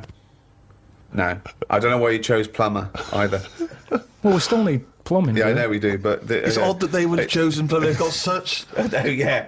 kind of small ambitions for their It's what his babies. granddad did, and they want the thing to go through the business. They own a plumbing business. They want the baby to carry on the business of the plumbing. They want a baby to be able to plumb. Well, what about this chip in the head? But you've made this But you've up. made the scenario They're up. not putting chips in babies' I heads. thought you said they were. No, Well, when I did I wouldn't say say that? that. No, I never said that. I think Steve's right, and I don't know, I haven't read it, but I imagine he's saying it's the next step in convenience with technology and an interface between a human and a research tool or fun. Computers went from being the size of a room to a thing you can wear on your watch. So the next step may be, you won't forget your palm top, you won't forget your iPod, you won't forget your laptop. It's in there, it's an interface. I know, but it makes us lazy. Carl, it's not a question of. It's not that Google is now Carl. It looks like Carl, but it's just spouting, little pop-ups about offers you can buy and cheap holidays here and there. He's not the man I'm married. Right, look at it like this. Jesus. Look, I see it all the time now. Go on. You go, where are you going to someone? And they go, I'm going to Dorset. Right. Oh, aye, what road are you taking? Don't know, just pop on the sat-nav. Now, that's a start, isn't it? Okay. Let's act that out with me, okay? I'm going away for the weekend, Carl. Are you? Yeah. Where are you going? Dorset. Oh, yeah. How are you getting there? Car. Oh, right. Yeah, well, which way are you going? Don't know. Why do you want to know? Oh, just making a friendly chat. Just, you know, I'm interested in geography. Which way are you going? Well, I don't know really. I've got a sat nav in my car, and I'm getting there. And what do you know? What? Easy, isn't it? Well, I'm not a pigeon. I don't. Have you got an A to Z? Well, yeah, but it's on a computer. The A to Z. What's the difference between looking at an A to Z and? Lazy, though. Not really. No. Why? Why is it any different that I've got it computerized so I can go along? A to Z's a bit dangerous, isn't it? It's a bit. Don't go to A to Z when you're driving along. Clive, who are you talking to? Because we need to hit the road. We need to get going. Well, it's this fucking idiot who wants to know what road I'm taking, which is a fucking boring thing to ask anyway. Sorry, who is this twat? Because we really got to get going. He's a fucking dickhead. I think he's an A to Z salesman by the... I mean, just tell him we're using the sat nav because it's the quickest, most efficient way to do it. It's the quickest, most efficient way of doing it. No, but look what's happened. Who the fuck are you? Would Columbus found America if he had a sat nav? Yes! No, he wouldn't. He'd have put in America and he would have taken him to He wouldn't. America. He only found it because he got lost. Now, if everybody just goes... Hold on. How would an undiscovered country be on a sat-nav? No. Go on. But I just What's mean... the difference between the sat-nav and the map in that regard? Because I've found some lovely little cafes on roads I've never been on. And I've instantly gone from finding a continent to a little cafe. I love that. Little greasy spoon. I am off to discover the unknown world. Where are you going? Well, I don't know yet. It's the unknown world. What are you taking? Just a boat, all lazy swim, you cunt. I love the fact that he's so Luddite now, he's annoyed at the sat-nav. I mean, you'd have probably given Columbus a hard time. Oh, got a compass. Don't you know where north is, you twat? I just think there's something in being lost. I never feel lost. I just think, I've had a diversion. Because you find new things. I'm forever going down... Suzanne's asking the French peasant where the... Just think, Columbus... All right, what's the most interesting thing you found when lost? Like I say, I found a shop that was like a fancy dress shop. Amazing. Do you need fancy dress stuff? Dressed you up never as go Columbus, out. went and bought a sat-nav, went to Dorset for the weekend. You never go out. Why do you need a fancy dress shop? That sounds like the one thing you would hate is fancy dress. Yeah, but I like looking at the... they have like a space helmet in there. Right, so you found a fancy dress shop. Where are you supposed to be going that you had time to get sidetracked and go in a... I think I was going to a meeting. Amazing, that's the last time! So you want to get lost? Yeah, you don't want to get lost, do No, we? because I always give myself loads of time because I get lost a lot. I always give myself... Get a sat-nav! No, I'm just saying, that's how you find little treats along the way, and next time you pass it, or next time someone says, do you know where the fancy dress shop is? You can go, yeah, I do. I have no idea because I was lost. I didn't know where it was. No, but normally I learn. I'm not going to tell you, lazy cunt. Have you got an A to Z? Oh, that's harsh. Yeah, find it yourself, you lazy twat. Surely. Have you started seeing this now? Virgin are starting plugging Virgin Galactic. I think it's something like 200,000 quid, and you'll get a chance to go in a space shuttle into space. KARL, thoughts? Going to space? Wouldn't it be a fascinating experience to go into space and look back at the Earth? I mean, at what point are you all meant to be happy? Do you know what I mean? You're floating about up there, and because you don't get out, do you? What, you mean to do some duty-free shopping? I'm just talking, you don't go floating about, do you? You stay in your seat.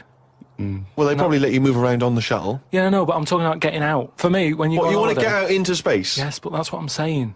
When you go on holiday, the flight bit isn't the best bit of the holiday, is it? That's the bit you've got to do. So what I'm saying is you've got to stay on this and then you go back home. So you don't take luggage, right? I don't see the point. Right, so you're there, you're sat in your own clothes for the whole time, same clothes the whole time. But I don't understand what is the point. I think it's the view. I think it's two things. I think it's the view and being able to be part of an exclusive club. I went into space. It's all that thing about man conquering nature, and you're one of that elite few that have managed to pop up, see the world from a distance that no one else can see it from, and then pop down. All that way just for the view. Yeah. Is it worth it? I mean, there's a lot of other places I haven't seen anyway. Right, before I think about that, I think if you've done everywhere, I haven't been to Scotland yet. Right? Right, yeah. I'm not being funny, but do you know what I mean? So just have a look in your back garden before you go looking in someone else's. In space? Yeah. Yeah. What would make it a trip worthwhile for you? I mean, if you did go into space, if we gave it to you free of charge, we said, KARL, go up into I know space. the answer. I know the answer to this, Steve. He's thinking, I'd like to meet some aliens that can talk like I do, and I can understand them, and they can tell me something. Like what? Oh, they met God, he was all right. That's the sort of thing, that's what he's going to say. He'd like them to look like monkeys in spacesuits. Yeah. That would be his ideal thing. He'd like to go to the planet of the apes. He would love they to could go arrange to that. Look, he's nodding. He's nodding. Thoughts, Carl? Well, yeah, that'd be brilliant. What would be brilliant? Seeing a little alien and that, having a chat with him, finding out what's been going on. What's been going on? No. But don't you think that, like, I mean, if you bought me that as a present, right, either of you, I wouldn't be that happy. For me, that's a little bit like... Well, that's annoying, because we've got you a trip to just space pulled and a together. goat. Yeah. Do you know how, like, I am interested in sort of going on another planet, right? Not, Carl, you are on another planet, mate. No, but do you know what I mean? It would be quite sort of interesting. How do you think you'd get there? Well, yeah, you'd go on a rocket and stuff, but what I'm saying is, at least you know when you get there, you're getting out, you're having a bit of a wander. But I wouldn't be happy in just the journey bit of it. That's what I'm saying. That's great, isn't it? But the thing is, right? I was looking into it a bit because I was reading about the Virgin Atlantic thing, right? And I was reading something that in 1971, right? 3 of them went up there. There was one bloke in the rocket, right? The other 2 wandered off, had a walkabout, seeing what rocks they can find. And that bloke who was in the rocket, right? He was the loneliest man ever in the world. I don't know what to do. What that was. I don't know what to do. I don't know if that's some sort of profound poetry, or I don't. Do you know what I think he's trying to say? He's trying to say he was, by definition, a human furthest away from all other human contact. Yeah, that's what I said. Yeah, okay. No, you said loneliest. Loneliest evokes an emotion. Yeah. But it's like he started crying and writing poetry and listening to Morrissey records. But what I was thinking is, do you think when he got up in the morning, he still bothered to put his clothes on? That's the first thing that came into your mind. No, when just you because pictured him I in always, there. at the end of the day, even if, like, my girlfriend Suzanne's out at work and that, I'm not happy walking about with everything out, because you never know what's going to happen. I just mean, you never know if someone's going to turn up. no, I don't like what I don't like. No, I always pop some pants on or a towel, even if I'm not alone. always. Because I've knocked on your door when you've been stood there with... No, he's taking his trousers off. I did it especially, knowing that you were there. I've done it especially to annoy you. Oh, right. Yeah, so... But do you know what I mean? Do you think he was walking about the rocket with his tackle out? Or did he go, well, no one's watching here? Do you reckon it floats up or down? Well, if you are the man who was up in a space rocket and was for a short period the loneliest man in the world, we'd love to hear from you. We'd love to hear what you did with your time, how lonely you felt, and also did you float around with your cock and balls out? Woke up at 9:55 a.m. As soon as I woke up, I looked at Suzanne and she looked at me. I said, "Did I tell you about?" I just think of him opening his eyes and looking at him. Okay, all right. Okay, so he opens his eyes. He looks at Suzanne. She looks at him. What question, Rick, do you think he immediately asks his girlfriend? Go on. What question do you think? Have a quick guess. Am I dreaming? I woke up. I said to my girlfriend, "Did I tell you about?" I woke up. I looked at Suzanne. She looked at me. I said, "Did I tell you about the immune system?" Did I tell you about the immune system? Suzanne started laughing. I said, "It's amazing." She said, "Not now." Oh God! I was thinking that. Springing into action, he zips up, his eyes are like... Did I tell you about the immune system? Oh, shut up, Carl. Put the kettle on. No. It's something, when I was looking on the web, found something out. Go on. It's a story about a woman who had a baby. What are you talking about? What? A woman who had a baby who was having a baby. It was no clearer when you repeated it. No, Carl, I don't know what to do. I don't know what to do for the common good, right? Pursue this line of inquiry, right? Because I don't know where it's going, or play a record. I'm actually torn. I don't know what to do. No, I remember seeing it and thinking, I've got to tell Ricky about that. It's brilliant. What should we do? Should we go with it? I mean, it's like, it's entering into the abyss. It's opening Pandora's box. It's peeking. It's going down to the cellar. I've got a couple of questions though. Go on then. Well, come down there with me. Come down in the cellar with me. Okay, right, Carl. What? First of all, it was on the way. What do you mean? The baby was what? Had another? Was it? She didn't give birth. They didn't. The doctor didn't find one of those set of Chinese dolls up her. Russian dolls, whatever they're called. That's what I pictured it like. Those dolls where you take the head off and there's another one in there that all look the same. But no, the story was there's a woman who's... No, don't just say it again. That's a headline. That's not a story. There was a woman who had a baby, That's not a story. Imagine handing that in as a thesis to loads of the BMA. There you go, and read that. That's a children's rhyme. Yeah, there was a woman who had a baby, What do you mean? So she had a baby, right? Yeah. And, that bit's fine. We're okay with that. That's normal. That's normal. A woman had a child. Yeah, totally normal. She gave birth. Fine. Yeah. Next. Well, I don't know that much more, apart from the fact that the baby's, like, roaming about, and then, 12 months later, she's like, oh... Interesting, so the gestation period of that baby was actually 3 months more than an adult. Yeah. Excellent. It's weird, though, isn't it? So, was the headline, "My baby's 12 months pregnant"? What are you talking about? 12 months later, it had a... What are you talking about? Forget it. No, you haven't even finished the story. That what you said, and 12 months later, you didn't even finish the sentence. So what do you mean? No, I didn't read any more into it because I just saw that and I thought, that's weird, and then I just was thinking, oh, like, imagine the kid at school, at parents' evening. Go on. And it's like, well, your kid's pretty good, now let's have a look at your work, sort of thing. Don't you think that'd be weird? But what? Did the child have a baby? Yeah. Of course it didn't! Play a record! We shouldn't have gone down in the cellar. We should have just left the cellar door closed. I never learned. That's the Zombies and a song called Time of the Season. I've enjoyed that. What do you think of Zombies, Carl? It's alright, yeah. No, not the group, but the Living Dead. Don't worry about them. No? Why? Not about, are they? Couldn't happen. You don't believe in that? Listen, right? You don't believe in zombies? So, but you do believe a baby had a baby? Yeah. On you go, on you go. Are you still saying that didn't happen? Yes. Right, well, I'll find the thing again, I'll print it off, and then you'll read it. All I'm saying is there's more information that we need. Yeah, but it always annoys me that when I do get the information, you'll go, yeah, but it's named Sally, you didn't say that, and make out... No. As if... No, don't make it look like we're over-inquisitive or over-cynical. You come out with the most abominable things man has ever uttered, and you expect us to accept them. Usually headlines, usually illogical, not just probably wrong. So, fleas are born pregnant.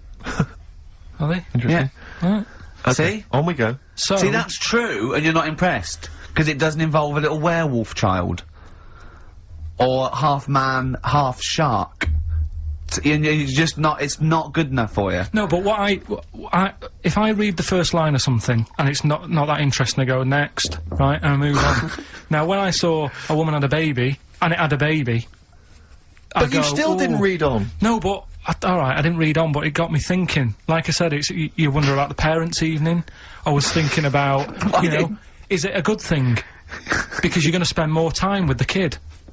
Do you know what I mean? There's a lot of mums who have to go to work and that. She's gonna be a great mum. Grew up with her, literally. Yeah. Do you know what I mean? So She's gonna be a great mum. I just wonder if, I know it sounds weird, but if was it the you know the baby that woman had, was that a girl or a boy? No, it would have been a girl, wouldn't it? Of course it would. It'd be mental, wouldn't it, if it wasn't? And we just had an email from Dan. He says, my Mrs. Lynn is pregnant and is 8 days overdue. Karl, could you offer any words of encouragement to coax the baby down the birth canal? I've sat Lynn only inches away from the speaker to allow optimum audio transfer to the uterus. What would you say to that child there, just to lure it out to the wide world, Karl?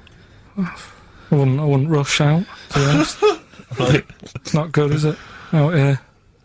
Sure. And I don't really want to talk about kids either, because Suzanne's mate's just had one and now she wants one. Oh, God. Yeah. Please never bring a child into the world, Carl. Promise us that. They just bore me. Have you seen, there's loads of people in the office who have got them now and they've all got baby pictures everywhere. And they're all like, isn't it nice looking? And it's like, no, it's not. They all look the same. Do you know what I mean? All like Mel Smith, They just, don't they? but it's that theory, actually, right? Do you know how I've said before about babies, right? Yeah. But like little old people. Yeah.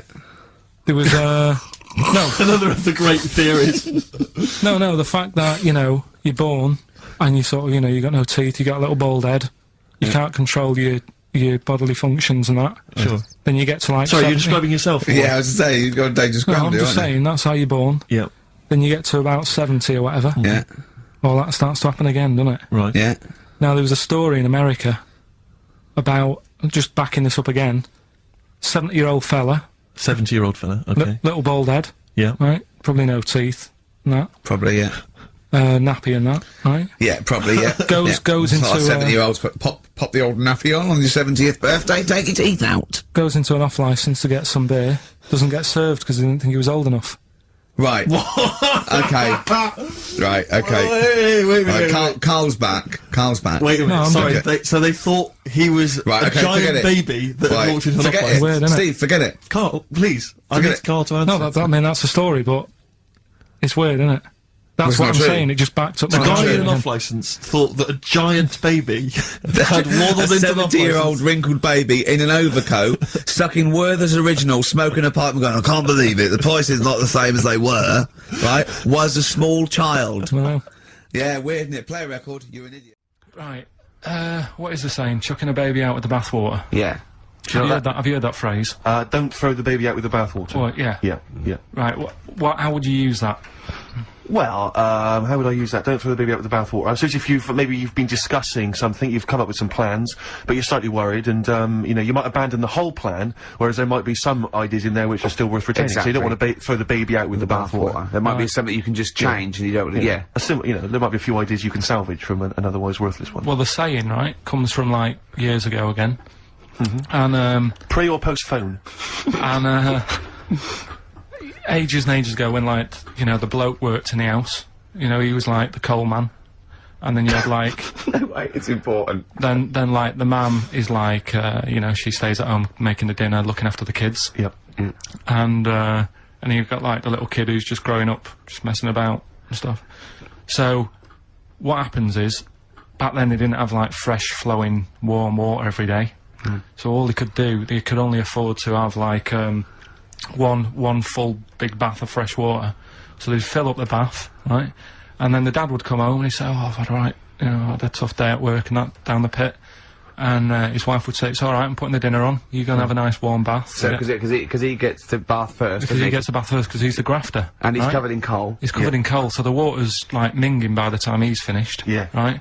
And then the wife says, oh, after all my cleaning the house and doing the cooking, I'm a bit sweaty now. I She's think covered in dust and Yeah. grime. She has the next one. I'll have a bath, right? Yeah. At the end of the line, there's a little baby. Yeah. He's been playing out all day. Also got like little grubby knees and stuff, needs to have a bath. Yeah. He goes in the bath, right? But because the water's so dirty, Sure. they go and empty the water out of the window. Can't see the baby in it. Chucking the baby out with the bathwater. That's where it comes from. I don't know what to say, Steve. Because I heard this. I'm just. What do you think, Steve? Steve. So firstly, that sort of, I mean, that doesn't explain Where do you why- start? Well, You're struggling, aren't you? You're struggling where to start. firstly, I can't see how we've now applied this to, I've you know, been the thinking of example this. that I I've been thought thinking of earlier. this for days, Steve. Waiting for you to I hear mean, this one. These coal mining parents, deeply Yeah. negligent. Yeah, I love They've the fact left their that- baby in the bath, unattended. That's the way round to do it. The one covered in coal. Yeah. has You the go bath first. Sure. You go first. Don't wash the baby and then get in that. Yeah. One covered in coal goes first. Yeah. That's the best idea. Yeah. Second most dirty one goes second, and then the clean little baby. Yeah. I think we should do him last because he's done nothing Well, towards no, this family. But more than that, Rick, leave him to his own devices. Yeah. Jack, I'm just going to throw the water out. Yeah. In the bath. Don't check have you, first. Have you checked that the baby's not in there? Don't No, check, I'm not don't even going to waste bother. my time You'd checking. see it, you'd see I'd it. be able to see a You'd baby. see a baby in if there. a baby was in here, Yeah. I'd be able to see it. I'm Yeah. just going to throw it out. Yeah, I'm not even going to look, to be honest, Jack. Not We've all even had our gonna bath. look, yeah. If the baby's in there, Yeah. then it should be Be making careful, itself Jack. We have lost 3 children this way. Don't. This isn't. No, This but it's isn't. better- it's This better isn't not knowing. broadcasting, It's though, better is not it? This is knowing. nothing. Come up with something. Well, the fat baby then, the fat baby that they found, that was on the telly. Right. Well, what was that? It's just a little fat baby. That, Oh, for I don't know what, it's just a little fat kid and that. what? Tell what? It was on the telly, it was on the telly and But that. what was on the telly? You just said fat baby, fat baby, fat baby, fat baby on telly, fat baby on telly. You're meant to be telling them what's happened in the world. Tell me about the fat baby on telly. It's just they've found some, there's this illness called Momo, right? And, they've just got this woman had a kid. It's really sad, it was on Channel 4 and that, right? And, kid's born. You sure it wasn't Jimmy Carr? Kid's born and that, right? Momo? It's called Momo, Isn't that yeah. a Black Music Award? No, right, little fat baby and that, and there's only 3 of them in the world. These little fat babies, Right. and So one of them, they're in danger. How fat? Are you not telling what do you mean? How fat are they? 6 stone. It was only 2. And there's 3 of them in the world, and there was this one, and there was one in Brazil. Are they like No. endangered? Is that the problem? Because there's only 3 of them in the world. I don't Are we know. worried? Is it like a conservation campaign? Hunted for their flesh. No, it's sad. If you, I know, it's easy to You should joke and laugh, that, but but if you you've can make seen an it, you'd interesting go, oh, it's a handbag bit sad and that. Well, I haven't seen it, and I know nothing about it. Well, I've told you, there's 3 of them in the world. I mean, when you've been saying I've got a round head, I was a bit like, yeah, everyone has. Stop having a go. Yeah. And then I saw this picture last week. I thought, God, he's right. Can we? It Can we? is Can't we just pop it on the XFM website? I'd rather not. I'll go on. Just get Steve, someone. have you seen that man in a jar without a brain? Sorry, is that something? Is that a product you can buy? In like Sainsbury's? Is it a dream you had yesterday? Man in And a you wondered if jar. you could. Can I? Yes, hello. Could you make my dream into reality, please? Oh, we can't actually, sir. In plastic would be good. Sorry, what do you mean? In the a man- future, you'll be able to download your dreams and then just like act them out again, probably in the year 2000 or something. Soothsayer. No, there's some museum somewhere Yeah. that's got this little fella who was born without a brain, and he's in a jar, and it's just that he's got a really round head. Right. And when I saw this picture, I thought, God, it just reminded me of this little fella in Yeah. a jar. Oh, and what do you mean he's born without a brain? He was born without a brain. So it's a baby. He's not a little fella. Yeah, but it's weird. Do you know the difference? Do you have conversations with like people in prams thinking that fella's little and he doesn't talk much? Yeah. You know, babies aren't like little people. Well, maybe. Well, they are little people, but I mean they're not very small adults. They're not like midgets. They don't do a job of work, is what we're Yeah, saying. yeah. You're very there. What do you I mean? didn't read about it. I just saw the picture. And This it is where looked you're like a going man. wrong, Carl. This is always your mistake. You see the picture, you don't read the little caption. But what do you mean? How do you think- guess at what you think the meaning But how is. did you know he didn't have a brain? He said something like the brainless man. Yeah, but people say that about you. It doesn't mean you literally you haven't No, got a no. spinal cord. I bet somebody's seen it and knows what I mean. It's a famous picture. It's Right, like- call in 08700 800 1234. Once again, you win a prize if you can tell us what Carl is talking about. Just in general. It's an ongoing competition. We're trying to find some CDs to anyone who knows what Carl is talking about. Well, we've had calls confirming that there was indeed, a fetus or a stillborn child. A pickled Born- baby. A pickled baby. No wonder it died. Born without a brain. But everyone has, you know, pointed out that it wasn't a little fella. It certainly wasn't a little fella. No, no. But because it had been in the jar for a long time, I think it had aged a bit. What are you basing that on? You do carry on growing, yeah. Yeah. Your ears and your nose. Your ears and your nose. And your eyes don't grow, so, Yeah. you could probably, yeah. I'll dig it out for you. Yeah. Imagine if like, there was an experiment where they were raising a child just based on the information that we said on the radio. What kind of a person It was like would they be? download, yeah. And it What kind of just, information would they and have? it took everything literally. Exactly. And nothing, yeah, there's no irony or, yeah, it was just. They just, everything we said they assumed was fact. Everything that Carl said And they any assumed was question, fact. any question it had about the world, it could only ask Carl. Exactly. And it would See, be now, his- this worries me because without wishing to be disrespectful in any way, Carl, you know I think you're the best man on earth. When you have a child, we could be in a situation a bit like that. Do you know, is it a concern for you, do you think, that, like, when your son's growing up, or your daughter, and they're asking you questions, you're conscious, I mean, you yourself have admitted that I'd you just say- you have a sphere of knowledge which you are an expert on. Ask your mother. You'd say ask your mother. That's good. That's great, fair enough. That's good. And I'd play with it. I think I'd be a good dad. Yeah, I think you would. But I wouldn't be the one who's shouting at it. No. No. I Who would just you like- get to shout I like at? Probably Windsor Davis. He'd be good, wouldn't he? You horrible little man!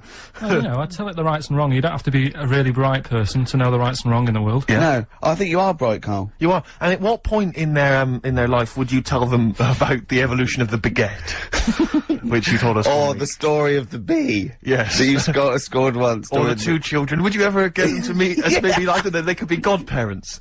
The friends you had at school. Yeah, with the webbed hands. the big heads and Big webbed heads. They hands weren't my friends. that weren't friends. I wish we could track them down. Oh, that'd be great. I imagine they're in a zoo. Oh wow. Oh, Yeah, two big that's the Safari jars. Park, yeah. Two big jars. Industrial strength jars. Oh, dear. What do you make of the? What do you make of the first genetically modified baby? Oh. Are you worried about Do you, this? do you know what did they do? What? Let me see what it says here. It Well, says, isn't it just choosing the eye colour? Well, this is the concern, isn't it? That in the future you'll be able to decide whether it's a boy or a girl, how intelligent it is, what it looks like, is it handsome, is it ugly? Obviously, no one will choose an ugly baby, and so on and so on and so on. And so it means that where will it lead? Where will it end, Carl? Are you concerned?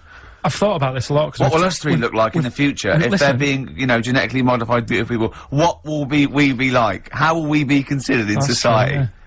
But we've talked about this before, haven't we? About the cloning thing. Yeah. That's a bit weird.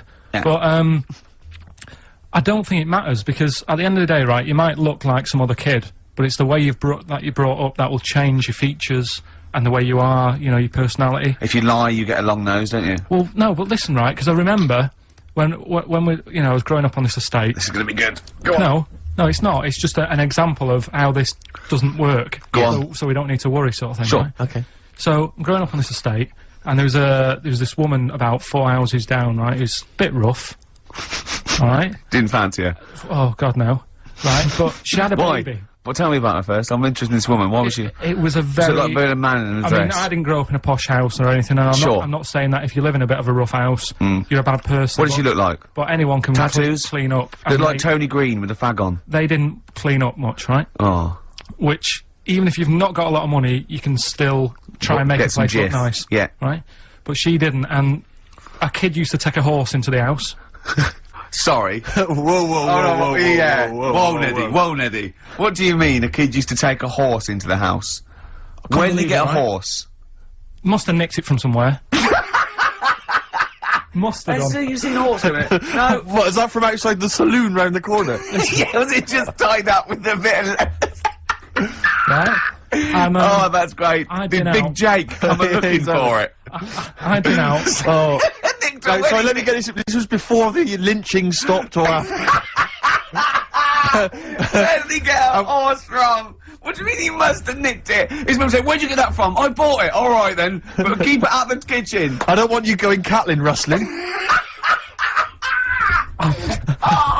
Where did he get a horse from, Carl? And how long did he have it for? Was he Until- leading it or riding it? Mum, open the door, I can't I stop! can't stop it. Open the patio door as well, I'll be... Looks like we got us a runaway. What do you mean? I don't know, but the thing is, they couldn't afford to buy one because they're not cheap. So I'm just guessing. Maybe that's wrong of me. But I think... He had a horse? Yeah, right. So That's why the family didn't have any money, they'd spend it on the horse. No, I don't Exactly. think, that's what I'm saying. I don't think they would have bought it. So anyway... Yeah, it's so- wise to whisper, Carl, in case they're listening. Yeah, and They could be in the room next door. It's not buying it, it's keeping it as well. Oh, So I was like in the car with my dad coming Yeah. into the avenue, and you used to have to drive down it to turn round. And, Yeah. and sort of go back to our house. you had the traditional method of transport. Yeah, And the horse was in the lounge, reading a paper. just like walking around. Oh God! What? And when I was doing, I tried to earn myself some money once by flogging little flowers in plastic cups. What? This is And I went- genius. It just keeps coming. What do you mean you're trying to flog little flowers? What do you mean? Wait. That's Let's another play a story. record. Let's play a record and come back to this, wait a because the minute, story's wait a going to minute. just unravel and unravel. It's Yeah, going to go yeah. on for hours. Let's It play a gets track, deeper Carl. and deeper. It's Yeah, like come an on, Carl. onion, isn't You've- it? We've created a whole world here where there's a man living with a horse. Just walking around the lounge. I mean, I come from the West Country, I've never heard anything like that. I just think of a big sort of like orange carpet and a rediffusion telly and this horse going, I'm fed up in here. Exactly. This is really... I am not taking the rubbish out again. Yeah. We got on to genetically modified babies, but And then somehow Carl started telling a story about someone with a horse, and then he got on to, he was trying to make money selling flowers. Just do the flowers, Well, briefly. hang on, I just want to recap slightly. So there was a family, and who had the horse in the family? It was. Because you lived on an estate in Manchester. So the Yeah. mother was a right pig, apparently. I don't know if that's You don't relevant. need to go that far. But you- well, what go I'm on. trying to do is like make a picture for you so you understand. What And did she what a look picture like? it Who is. did she look like? Bit of a, and no disrespect to her, bit like Pauline Quirk, Quirky, yeah. right? Okay, I knew you were going to say that. I knew it was going to be Paul. Did she have any tats? Did she have any tattoos? I've never got that close to her. Okay, all right. So who had the horse? Was this her son or her No, husband? her daughter. Her daughter had stolen a horse, Yeah, from I don't know where. There was I think there was some stables down the road or something. and they kept the horse in the house with They them. kept it in the house. Did but they didn't get have it caught? for long. No. So, and you said you were in the house one day and you saw the No, horse no, in what there. happened was, I was, they did this thing at school about raising money for charity, right? For some local charity. And they said you can do anything to raise money, and they came out with all these ideas, and I thought, that's good. What was the charity? Well, I don't know, I thought, forget the charity. Yeah, that's I'm just a a good way charity of making here. advice. So- You're a charity. So, so I asked my mum for some, because she used to have a lot of flowers around the house. Sure. I said, can I just take some snippings off them? And, I'll go and buy some plastic cups. And, got some soil out of the garden, planted the bits of plants in them, Yeah. got a tray, Yeah. had about 25 plants on it, Yeah. selling them for 25 pence each. Excellent. Did you sell any? Yeah, so loads. Did you just cut? You didn't just cut them and stick them in the Yeah, they soil. wouldn't have survived. Oh. But I think people sort of thought, well, good on him for trying. But anyway, so I went round to theirs, because I thought their house could do with a bit of colour and stuff. Yeah. So it's a bit rough. So as I went The on- horse went, thank God for that breakfast. They've been feeding me kitty cat. So I got up to the door, and they opened the door, and it was one of them houses where no carpet, Yeah. A horse in the living room. You know. We've all been there. and, Yeah. and the horse was walking around the living room. Oh. I looked quite happy and everything, because I always say that about animals. Black Beauty right? was on. Yeah. Well, think about it, right? If you were a horse, where would you rather be? In a little wooden hut with a load of hay, or in like a house with a Central heating. 3-piece suite and Sure. a telly and that? Telling you that. No, but I was saying this the other day, And an Atari. right? I was walking through London. the other Commodore day. 64, Yeah. rubbish. Exactly. Walking through London with Suzanne, right? Yeah. And you know, like homeless people always have dogs. And Yeah. she said, "Oh, I hope she looks after it." I said, "They've got that dog is happier than most dogs Right. because people always walk past and give it a pat on the head. Yeah. It's with its owner all the time. Yeah. It's out in the open. It's not locked up in a house. Yeah. It doesn't You know what I eat, mean? but other than that. No, it does eat though. They're always all right. So that's what I was saying. I think this horse was doing all right for itself. Do you know? Well, not many horses have got their own house. Exactly. For a start, yeah. But anyway, that's what That's what by we the were talking by. about. Yeah. So anyway, this family, who's a bit. What we were talking about? It was about cloning. Genetically modified kids Yeah. and all that Yeah. stuff, yeah. Right, now what I'm saying is, you could say, you know, right, Steve, you could have a baby, right? And Ricky could see it and say, God, I want one that looks like that, Yeah. right? It could happen, Rick. So, Come on, work with him. so you take it to the doctors, and I don't know what they do, they inject it with something or whatever, Yep, that's how it's done. Yeah. and get a little baby, and there it is, it looks the same. Now the thing is, you separate, you both go off and do your own things, Yep. right? Now, you look at Stephen, you look after your baby, Yeah. you treat it well, you give it good food and I'm that, a good dad. all the vitamins and stuff. Yeah. Ricky just gives it cheese, right? So then it changes its looks. It goes a bit fat, you know. It gets tired easily and that sort of thing.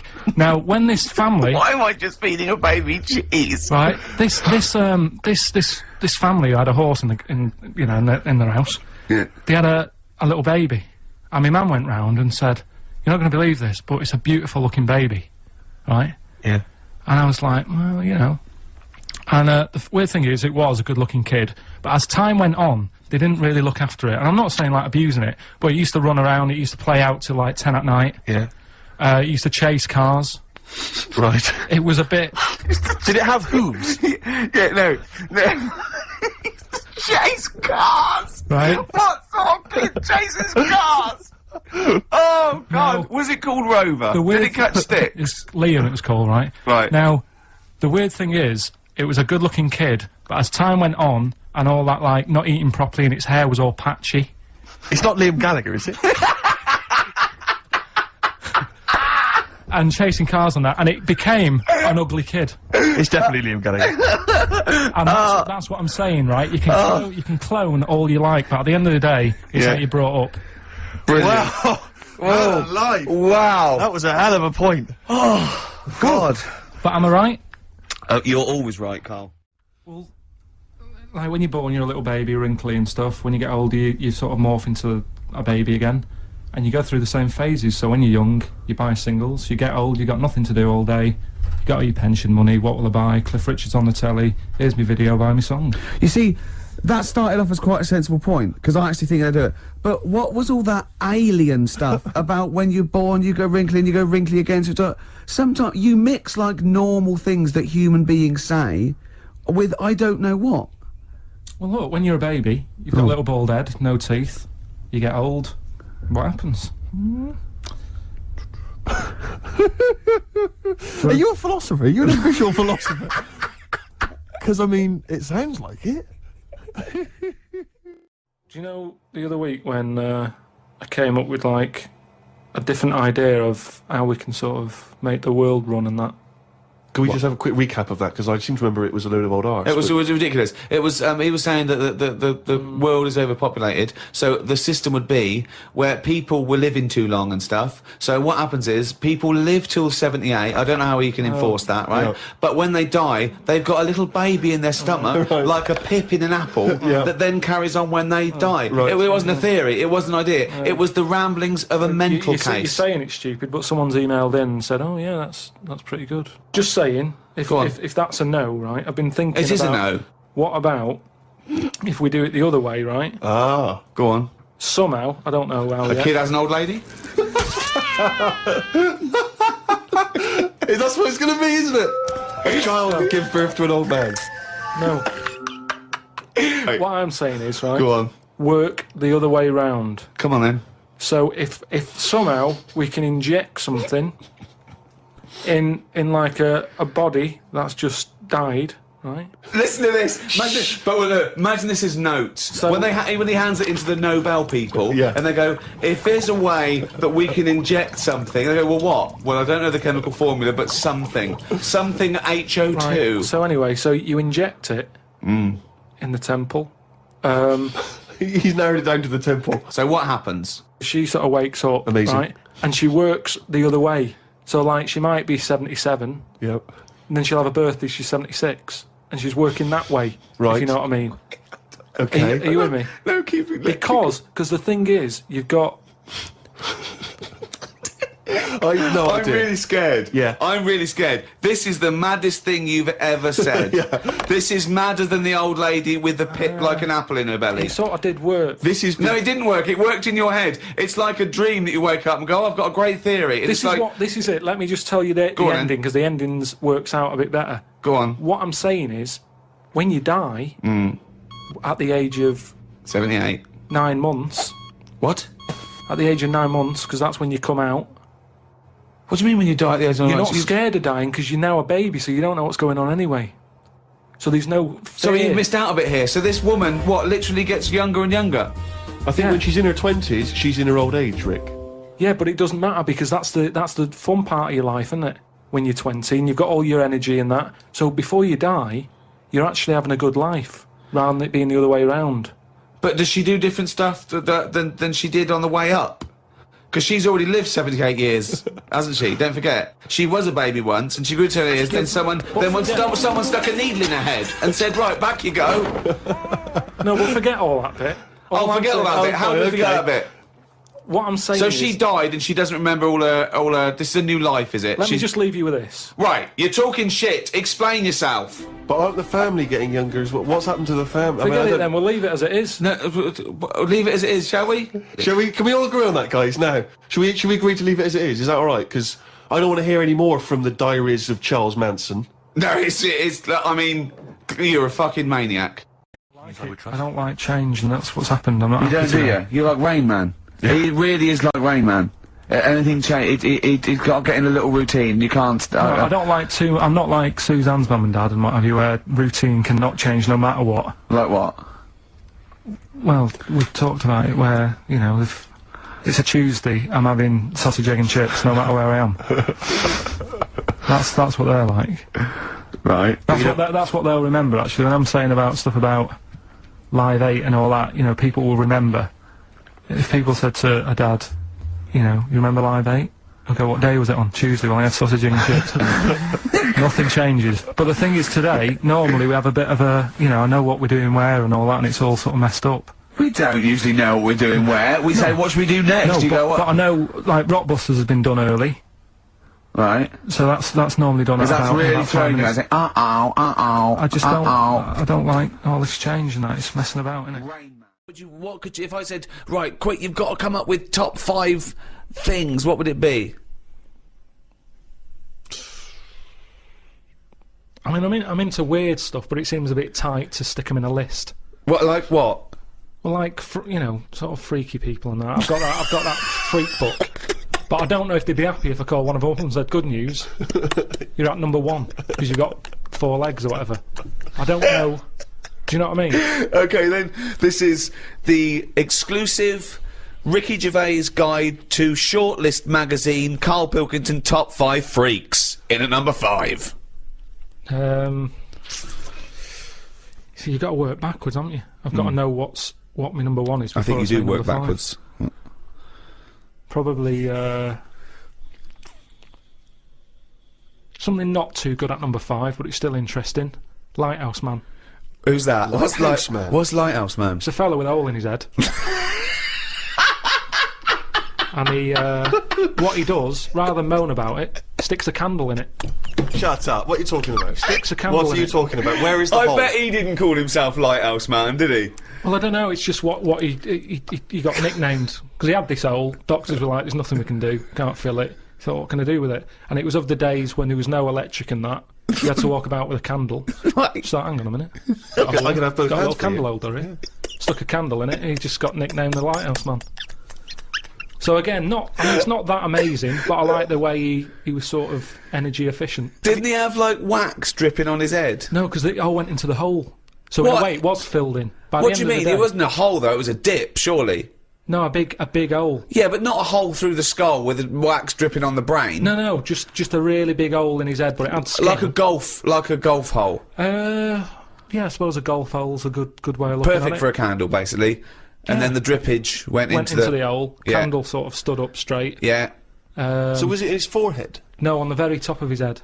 that's perfect. You don't want it in the forehead, Steve. You'd have to walk back with That'd your be neck ridiculous. cracked. So he was like a kind of human jack-o'-lantern. He's a lighthouse man. What did you see? What Sorry, mate. Yeah, I better forgot description about do you that. need than the lighthouse man? So yeah, he's probably at number 5. Wow, that's at number 5, Steve. Number 4. What about Pig-faced Woman of Manchester Square? Again, you're getting what it says in the tin there, aren't you? Now, pig-faced woman of Manchester Square, is that someone you knew growing up? No, it's a square in London, Yeah. Right. and it's just this woman who had a face like a pig, and the rumour was Yeah. that it wasn't a woman. Someone said it was a pet bear and they'd shaved it. That's what Oh, God! That's what Was I've this heard. someone? Was this someone you saw? Or No, that you no, just read about? this is going back. This is years ago. This is years and years ago. Yeah. When there was loads of like weird looking people. I mean, the fact that it's Pig-faced Woman of Manchester Square Yeah. says that there might have been one in Piccadilly Circus. Lexington, whatever. So there was a lot more of them knocking about back then. Let's assume that it was a woman, and the first one, you know, the lighthouse fellow, he's a human. Do you think people would object because of their disfigurement, deformity, a bit like being called freaks? Do you think? Well, it gave them a purpose back then. See, if you were a freak years ago, there was work for you. You'd have these circus things.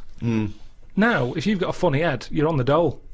They don't do these Or side working shows. with Ricky Gervais and Stephen Merchant on the world's #1 audiobook. Great.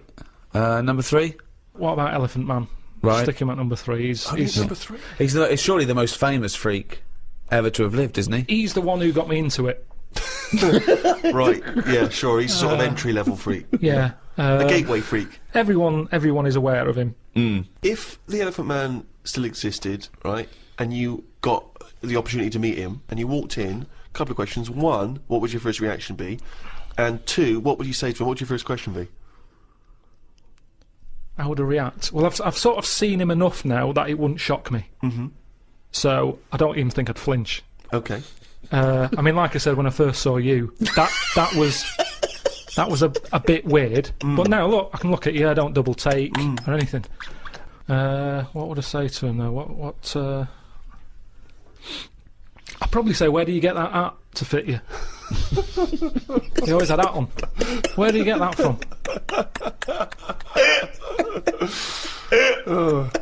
That sort of flat cap that he's got. Yeah, that one, didn't he? So, very stylish. So yeah, I'd have him. So he's at number 3. Right. Elephant Man number 3. I can't wait for 2 and 1. Right. Okay. Number 2. I know what my number 1 is. It's just number 2 now. I don't know his name, but there's a fella knocking about. Well, I don't think he's around anymore. But he had like a normal body. Looking at him, you'd go, "What's up with him? He's not a freak." Takes his undies off. Got 2 knobs. Right. Wow. Yeah. Okay. I mean, there's nowhere to start. Do you think he uses them alternately, like have a wee out of this one, have a wee out of that one, or does he just like spread the load so he's weeing out of both? I don't think he knows. What do you mean? It's sort of like a lucky dip. When he goes to a urinal, he can have a little bet with himself. He's just like, I don't know what's going to happen here. So do you reckon he holds them both out? Definitely. So he takes his trousers down because I mean, you know. Yeah, he can't use a Y front. Right. Need more like a W front. Yeah. So he pops his cakes down there. I don't think it's that much of a problem. It's not like. Well, I don't know. I'd prefer that than Elephant Man's head. Well, of course you would. Well, that's what I'm saying. What if you had Elephant Man's knob? Yeah, but it didn't work like that, did it? That's the thing. They said he had the body of an elephant, but that's the only thing that wasn't of an elephant standard. His knob was normal. Whereas with this fella, it's the other way round. Everything normal. Take the pants off. Oh well, what's going on here? But why would you ever take his pants off? No, well, I wouldn't. I'm just saying if. But why? I don't know why you'd be in a situation with this man with 2 knobs standing there with his pants on, and you go pop your pants off. You're not a doctor. No, say if I'm waiting in a cubicle, and he's there. For what? Sure, you're waiting in a cubicle. I'm waiting to have a wee at a cubicle. He's in the taking 2 toilet. urinals up and going, hang on, you don't need them both, do you? He goes, well, actually.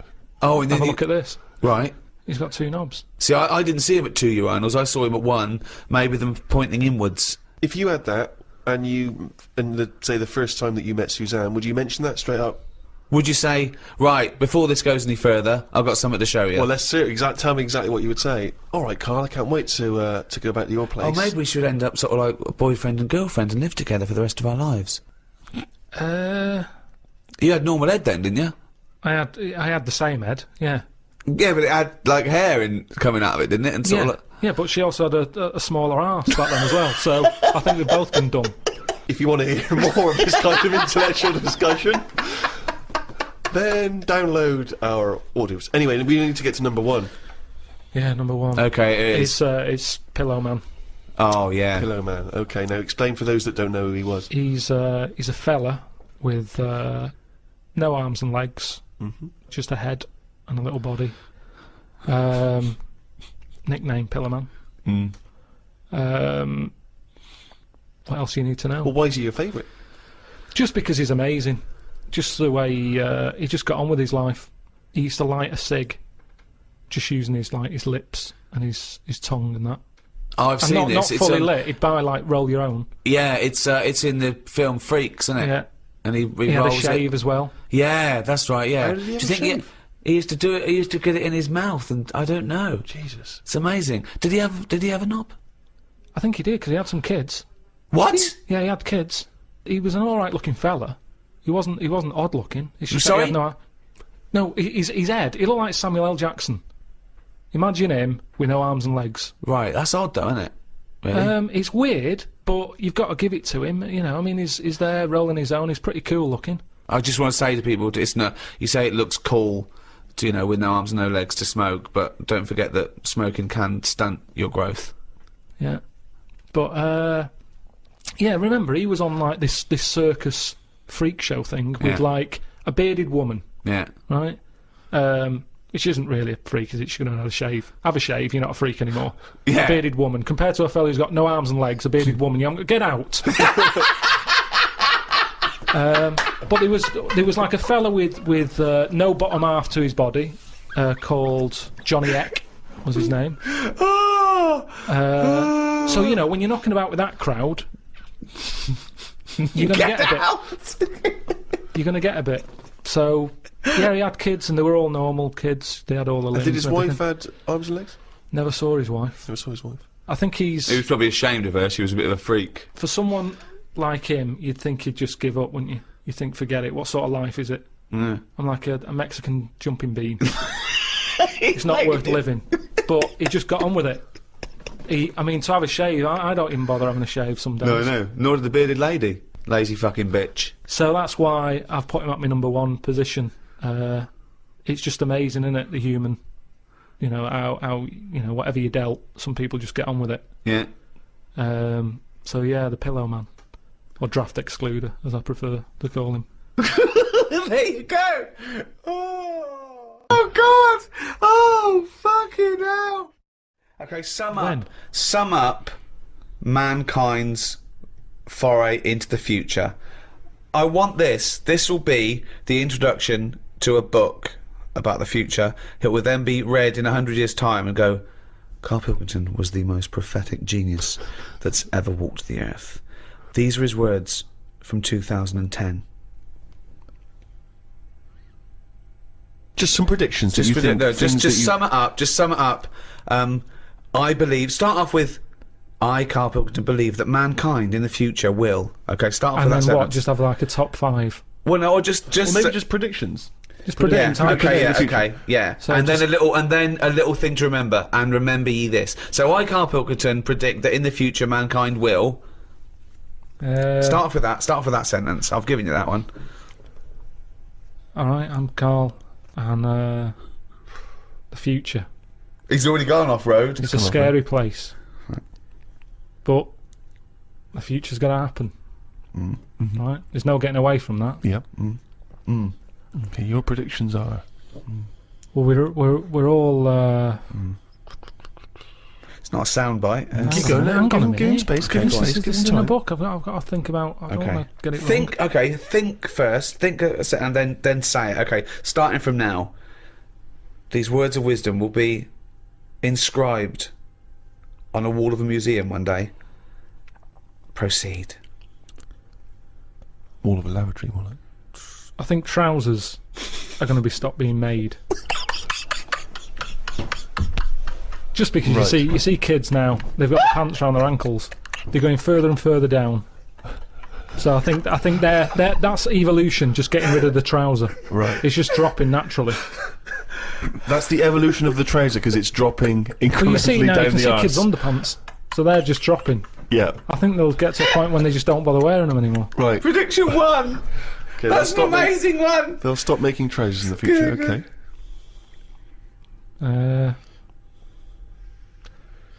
We're going to get weaker. That's already happened. They used to say, you know, an apple a day keeps the doctor away. Now they're saying eat 5 fruits. Right. So we've definitely that's evidence. You can't argue with that. I'd probably put that first because the guy is right. What's number 2? So swap that round. Okay, that's number Give 1. him the pants second. Yep. I'm gonna die. Okay, They number used 3. to say an apple a day keeps the doctor away. They used to say pull your trousers up. Now they say put them down. You can. I've never had such fucking dribble. Number 3. Right, number 3. Oh, the scholars are now waiting with bated breath when they find this old scroll, and they go, "Ooh, what can number 3 be?" I reckon we'll blend all our food. Oh God! No, because He was going to make a point about race. He said, I never thought it would be. We'll blend all our food. like they do for babies, you mean? I just think when you think about all the stuff we eat now, cavemen chewing on big lumps of meat. Yeah. We had wisdom teeth. Yep. Now they say, take them out, you're not using them. Yep. Why not using them? Because your food's soft. Yep. Sorbet. Yep. Soups. Yeah. You know, everything's softer, Just isn't it? those When you two, get an but yeah. avocado, they say, is it soft? Everyone's squeezing the food before they buy it. Yeah. No one wants anything tough. Yeah. So I think chewing is a sort of It's a thing of the thing of the past. We haven't got the time to chew. Everyone's like, hurry up, eat that. You don't have to go out for dinner with Ricky. He's like, hurry up. Like, I'm still eating Well, it. he does blend his food, I think. Okay, so blending food. Great. I reckon. What else do we do now? So I've done teeth, done trousers. I've come up with this idea. It's sort of like glasses, but you can live wherever you want to live. What do you mean? Everything that's real, you're not looking at that anymore. This is really the future. I'd put this at number 10. This is like... We're only doing 5. Fuck me. So what you mean is that you look through the glasses and instead of seeing what the real world, you see a tropical what paradise. You want to see. So if you're a young kid and you like the idea of living in the urban ghetto with all graffiti on the walls and that, you can see that. Yeah, but hold on. Are you walking around? Because you'll be bumping into stuff, won't you? No. Why not? No, what you mean is that the stuff that's there in the real world is being digitally reimagined in your glasses. So what was a nice country lane is suddenly now an It's urban got loads ghetto. of graffiti on it. Sure. Absolutely mental, pointless, will never work. Absolutely one of the maddest things you've ever said. Really weird, that one. Yeah, It could be done. I reckon it could be easily Why done. would it be? Okay, Because- that last one, that's number 4. That's a load of bollocks. So what's number 5? There'll be more letters in the alphabet. Why? Why? Because we're running out of words now, aren't we? No, we're not running out of Well, words. we are. We are definitely running out Just of words. using, it's using the letters we've already got and making new words. Yeah, we're making, No, but we haven't got enough now. Of course we have. Have you any idea? You could have a word with 9 L's Yes. before you run out. Yeah, and they do in Wales and what have you. That's because their alphabet is shorter than ours. They've only got something like 24 letters over there. Right. But they go mental with the L. now what we do is we've got 26 letters, but we are now struggling. We're not struggling at all. We are. We're not. I mean, it's a stupid... Boswallocks in shampoo. Now there's a word where they've gone, well, we've invented something here. We've got something we're putting in shampoo. Boswallocks? Boswallocks. Have you just made that up? No, it's not. They go, I knew with Boswellots and ceramide R. Yeah, but that's a new word because they have to. They come up with a new word. But it's a terrible word. Why? Boswallocks. It's another word. Is that real? You've made that up, No, have you? I haven't. That's a real word. Boswellocks, yeah. Now this is what I'm saying. So years ago, when they came up with all the sensible ingredients, Go on. sodium. That sounds. Sodium! That sounds all right. He likes sodium. He doesn't happy like with that. Because it Boswellots. sounds like something in it, like an ingredient. Well, yeah, but that's because you're used to it. Is this a load of Boswellocks? Are you winding me up? No, the two it's of you? real. It's real, and that's because 26 letters. We've wasted them. Years ago, we went mental with the, pneumonia, sticking a P on it, and there's loads of words where you go, what's that letter doing in there? Whereas now, they can't do that. They've gone, whoa, pull that back. Why is that letter there? And now you've got stuff like abbreviations and stuff. Yeah. Let's not waste letters. Let's just control it a little bit. Cars are called things like, GTI or something, because they're going, well, I can't think of a word to call this. So they're giving them letters. Think of a word now. Think of a word that hasn't been made up. What do you mean? Well, tell me a word that hasn't been made up. All words have been made up. No, one that hasn't. That could be used. Say if I invent something now to put in shampoo, what can I call it? Quick. Cranberry. No, it's too close to that. No, we can't get that past the advertising person. Scrimpton. Scrimpton. Yeah. It took Ricky 2 goes and you accepted his second one. Well, I think we've sorted out the future. You know that big thing about the fat people in feeders? They were getting up to like 60 stone and that big one. And there's a thing called fat admirers that just fancy fat women, right? And You writing that down? yeah, sorry, and they had blow up versions. It looked like a bouncy castle. Wow. Yeah. Really? Yeah. You'd be knackered when you blew that up. Yeah, You just wouldn't want to go and forget it. Yeah. Oh God, That's people being cruel as well, isn't it? Because after watching the programme on Channel 4 about the fat people and fellas who like them and stuff, there was a story on one of the news websites about some fella in Germany, right? He was a big fella, must have been about 50 stone, and he fell over, right, and I think he hurt his ankle or something, and Timber. they sent firemen instead of, like, an ambulance. Yeah. So straight away they're having a bit of a laugh. They're not. No, they've got winching gear. Well, they didn't know. They didn't have winching gear. They had to use the hose pipes What? to carry him out. I think it was Anna Nova, that news website. They had to use the hose pipes, so they made like a bed using the hose pipes Oh yeah. and had to carry him out on that. And then they had to sort of get him into a special truck, they said, and do the same when they got to the hospital. I mean, that's a bit... That's mad, isn't it? They shouldn't do that. Although, Carl, I'm loving that story. I'm just worried that we're not going to be able to fit in Cheeky Freak of the Week. What's So the which Cheeky is one Freak you of the week? nominated? Alright, Cheeky Freak of the Week. Something I found on the net. Yeah. A fella who had 27 toes and fingers. In a jar. No, still on him. And proper ones as well, not like little stumps and that. Proper, fully formed fingers. He Was had it- like... Was he a pianist? Close-up magician. I don't know what he did. He just said like he was... Cat's cradle professional. Did he ever work on fingerbobs?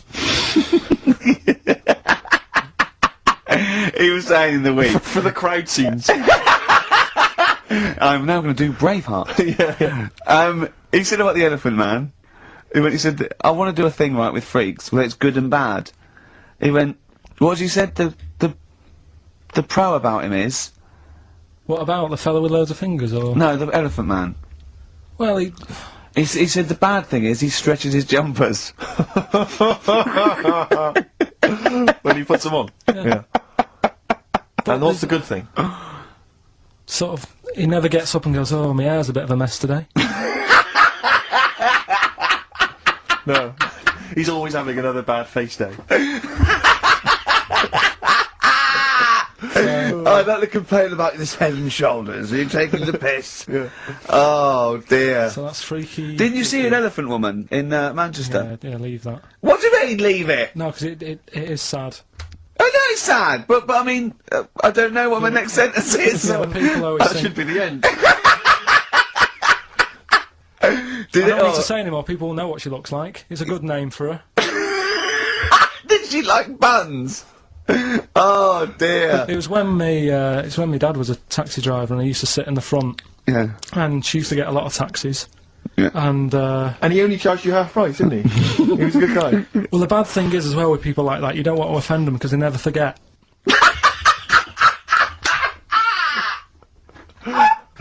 Oh, go! But, Go, Pilkington! I was sat in the front of the cab and my dad goes, right, we're going to go and pick the, I can't even tell you the name, these guys, it's just evil. What do you Right. mean? No, leave it, so she's got... No! No, Carl! please. Tell me what he said! No. You've already stitched him up with Stephen things from Little Welsh I don't fellas. care. Right, what did he call her? Steve, back No! up on this, I really Carl, don't want to be to... fair, our opinion of him is already pretty low. Look, tell me what he said.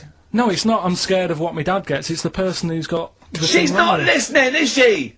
Well, her headphones wouldn't fit on her head. Tell me what he called her. I don't want to. Tell me what he called her, Carl. I'm getting angry, man. Tell me what he called her. No, I'll leave that. Honestly, Tell me what he... It doesn't matter. Tell me what he called her! Carl, just... I'm gonna Steve. go... Seriously, I want to Right, know what he called her. right, you're not gonna stop this show. We're not doing the next show until you tell me what he called her. What did your father call the elephant head woman? Tell me. Spudhead. How old were you? I don't know, about 9. So did you expect to see a potato with a dress? He did sort of, again, it's a good name. Do you know what I mean? I had an idea of what it was going to be about, and he said, do you want to stay in the car? I'll take you home because you Spudheads, you got lovely eyes. can't. Carl just remembered, we've got Cheeky Freak of the Week to fit in. Cheeky I don't know Freak what of to the do. What's your Cheeky Freak of the Week, quickly? Just throw that away. Right, well, it's just like, you know, we look at cheeky freaks. Is this show offensive in any way to some people, do you think? Ding dong. Got any buns? Oh, it's the Elephant Man. Go on. Right, well, it's a bit of a problem for you, this one, Steve, right? I'm chucking it forward to you. Remember the Cheeky Freak of the Week that we were talking about? That illness where people age quicker? The 5-year-old girl that was older than her mum, and he said to you, what if you ran off like you wouldn't serve her fags and beer, and you went no, he went why not, and you went because it's a 5-year-old, right? He went, oh, she's got enough problems, give her some fags. You remember that, don't you? Sure. Yeah, right. So another dilemma for you, right? Picture this: you're running a restaurant, right? Door goes, right? Few people. Most of them look normal. You notice the woman at the back, crawling on all fours. Top half is woman, right? This is real. This isn't like a comic or anything. This is on. Yeah, on the internet. I've seen it. They're called dog people, and her legs just come straight down. They're like little twin legs at the back, and so they walk on all fours because it's easier. Dog people, right? Yeah, not dog people. They're human beings with deformed back legs, so they walk. It's easier for them to get around like that because they can't stand up because they can't stabilise, and also it comes straight out of their hips. Right. So you're running a restaurant, it's a busy night, you haven't really got time for any hassle. She comes in. Would you serve her? The premise being what? That he doesn't serve dogs? Because the restaurants don't allow animals in. Right! Right. So it's a dilemma. It's not a dilemma, she's not a dog. She's a human being. Yeah, with I put, you know, a plate of meatballs on the floor, and she tucks in. And a little glass of, you know, a little bowl of wine next to it. He turns round, there's the woman older than... Get away from that plant!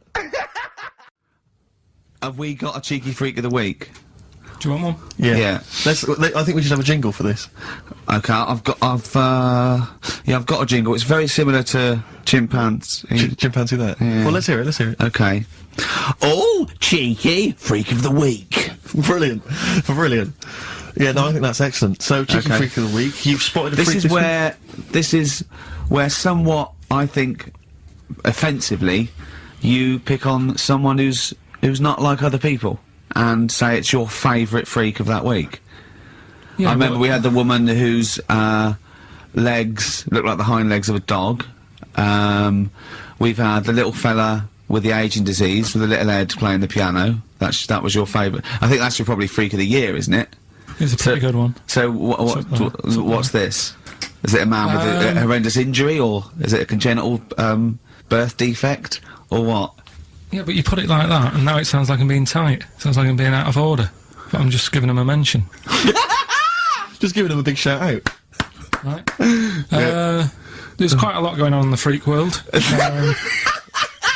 There always is. You've been visiting hospitals the last week, have you, when we were away? No, there was a thing on a website. This isn't even the one that I've picked, so... So this is just a bonus? This is a bonus freak? Please, yeah. Yeah, go on then. This is a free freak, right?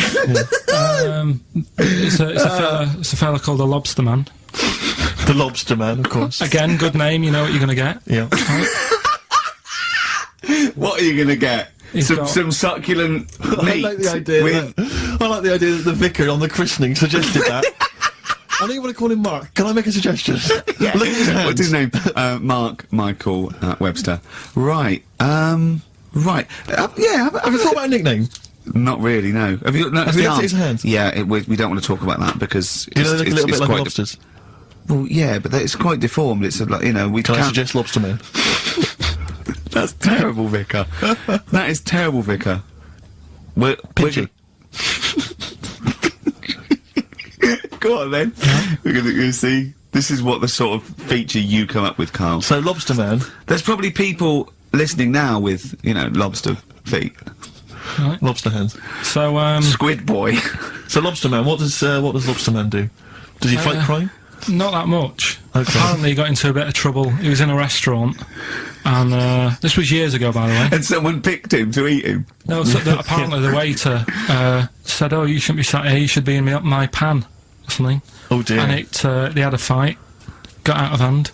Yeah. Got out of claw.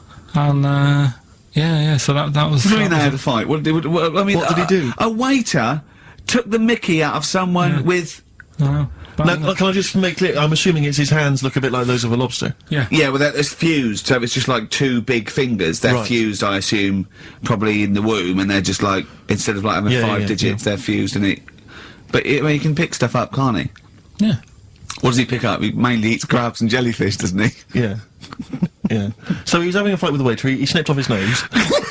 Right, so anyway, He just held on to the waiter's bib. Yeah, And the exactly, waiter was yeah. screaming, "Go and get him off me." Yeah. so anyway, Does he eat other lobsters? Does he think you would eat lobster? Or is it kind of... would you feel bad about eating lobster? Right. the little cheek of the freak that we've gone for anyway. The what? The little freak of the week, cheeky freak of the week. We've gone for this Siamese lad, Okay. right? Happened back in. You can't have a Siamese lad, can you? All right, yeah. This Siamese twins happened back in 1693. Oh, he's got a date. Blimey, that's the first time ever. Yeah. And all it was, he was doing all right for himself. He used to go on the like those circus things he used to do. They're two people you're talking about, Carl. So we're going to him. All right then. All right. They did this circus show, right? Yeah. And everything's going well. They're selling out the tents and stuff. People coming to see them. Yeah. He was doing all right for himself, Yeah. right? Sorry, before I said that, did you think a Siamese twin was a man with two heads? Well, it can be, can't it? It depends.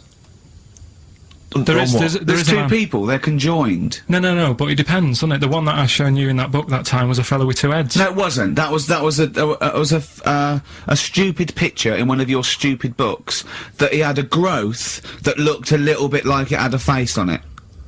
It wasn't a man with two heads. You're the same sort of people who send potato chips to restaurants and say, "Doesn't it look like Norman Cook?" Yeah. It's not two heads. We'll bin this feature. No! No, it's They're two people. They're two people. Conjoined twins. Yeah. Right, so these... They just happen to have a similar taste in clothes. Okay. Anyway, so they were doing all right, and it all went wrong when he crossed the road, got run over. The lad with two heads got run over. That's it. What? How is that cheeky freak of the week? Just because he got my interest, and I kind of thought, why didn't he just look both ways? Man, in a sense, with all the technology we have, can play God, and this is something which is huge now. A lot of ethical discussions about things like stem cell research. Should we be interfering in what should be a godly terrain? You say no straight away. Straight away, no. I think they're sort of like messing about now. I think that's the problem. We've got the tools, and they like to use them, and that's what happens. I've got a sander for Christmas, and I can't wait to sand stuff. I can't even think of enough things that need sanding, but I want to use it. And Not a scruffy sander. And that's the problem, innit? If you've got the tools, you can't have the tools and say, pop them in the shed. Well, no, I don't want to use them. I've got a new tool here. Right, Sand the shed then. That's the problem, innit? All these medical people. That's what happened in the Hulk, innit? Yeah, well, again, that's... I'll just say that is a work of fiction.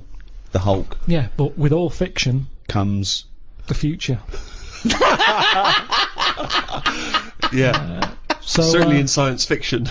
But the problem is, this is what I say is the problem. We can sum it up here if you like. I think Go it on. sums it up. Go on, no, this is... Is it a quote from someone? Well, yeah, he is one for sound bites, and it just saves a lot of time. Carl's quote, you don't have to study the book or anything. So let's sum it up there. We're going to end it here, but we're going to end it with this quote from Carl Pilkington. Carl, shoot me.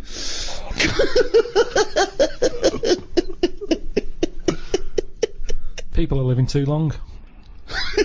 Okay, but that's your summary of medicine. Well, yeah, the it history of is, medicine. because it's kind of now. You see, I agree with medicine to stop pain because it's depressing pain. Stop the pain. I'd say, as soon as we sorted that out, and we started saying, "Do you want a new face?" That's way over the line. Yeah. No one should be getting a new face unless they're really disfigured. Yeah. But those are the people who are getting new faces. No, they're not. There's people messing about. Yeah, no, it's people... Well, plastic surgery, but that's people's own choice. They're paying for it. No, It's it's up to ridiculous. them. I know, but It's not taking it away from other people, is it? Yeah, it is, because the person who's messing about with someone's face could be doing something No, else. because they're plastic surgeons. They're privately employed. Yeah, but they shouldn't be. They What are should you be talking sorting about? someone else out who's got a little funny head. They shouldn't be messing about with pushing someone who's got himself nothing wrong with forward, them. trying to get some free treatment. Get some free And it treatment never for looks right anyway. You spend No. all that money, it never fits properly. Yeah, No. but this is what annoys me about Fish Carl. lips and It just looks wrong. that stupid little skeletal nose. You'd be and better off changing the head, all of it, rather than messing about with the face, because it never fits properly. But you've completely, as a form of summary, you have completely gone off tangent. No, and That's off not the a mark. summary yet. Sum up. Right, One more right, go. so- This is the real one. Yeah. Okay, Carl. Sum up our global guide to medicine. Go.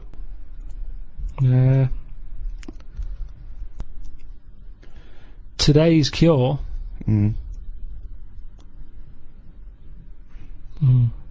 Today's cure. It's something like that. It'll be something like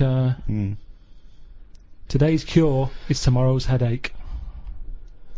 It's all right. That's all right. Because what I'm saying there is, Go on. we can come up with stuff. We can come up with a tablet to get rid of headache. Tomorrow, your headache's gone. Your leg's hurting. So today's cure is actually tomorrow's leg ache. So today's cure is tomorrow's leg ache. Yeah, but ages ago I said to you, don't solve problems, Yeah. because a problem solved is a problem caused. I'm gonna die. I'm gonna die. I don't remember that quote.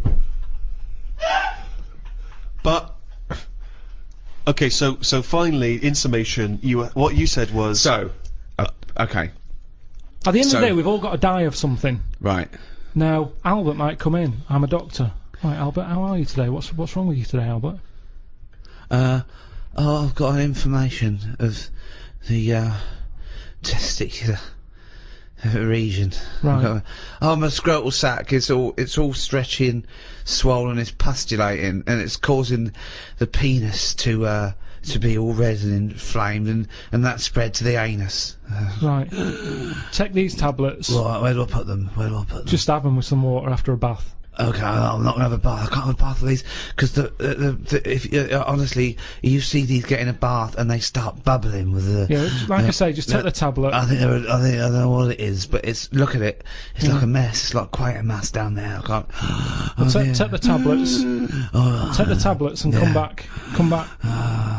In a week's time. Let me know how it goes. Okay. Right. right. So Do you know let's what it is? Let's imagine that perfectly normal scenario has happened. What is your point? Right. He'll come back the week after. Yeah. The problems downstairs will be sorted. Yeah. But at the end of the day, he's 76. He's going to have something else wrong with him. I do another check on you, and even though your sack is sorted, They're not quite right, to be honest. no, but they better. Well, it swings and roundabouts Yeah, because well, that's life. That's life, Albert. the penis is much more functional. The testicles are really that they've lost all their skin. It's just like a bag of spaghetti just hanging on the chair, and the arse. The arse is the itchiest arse I've ever had. I've had to, at some points, I've got blood under my fingernails and scratching my anus. So it's not completely cured. And this is why no one wants to be a doctor anymore.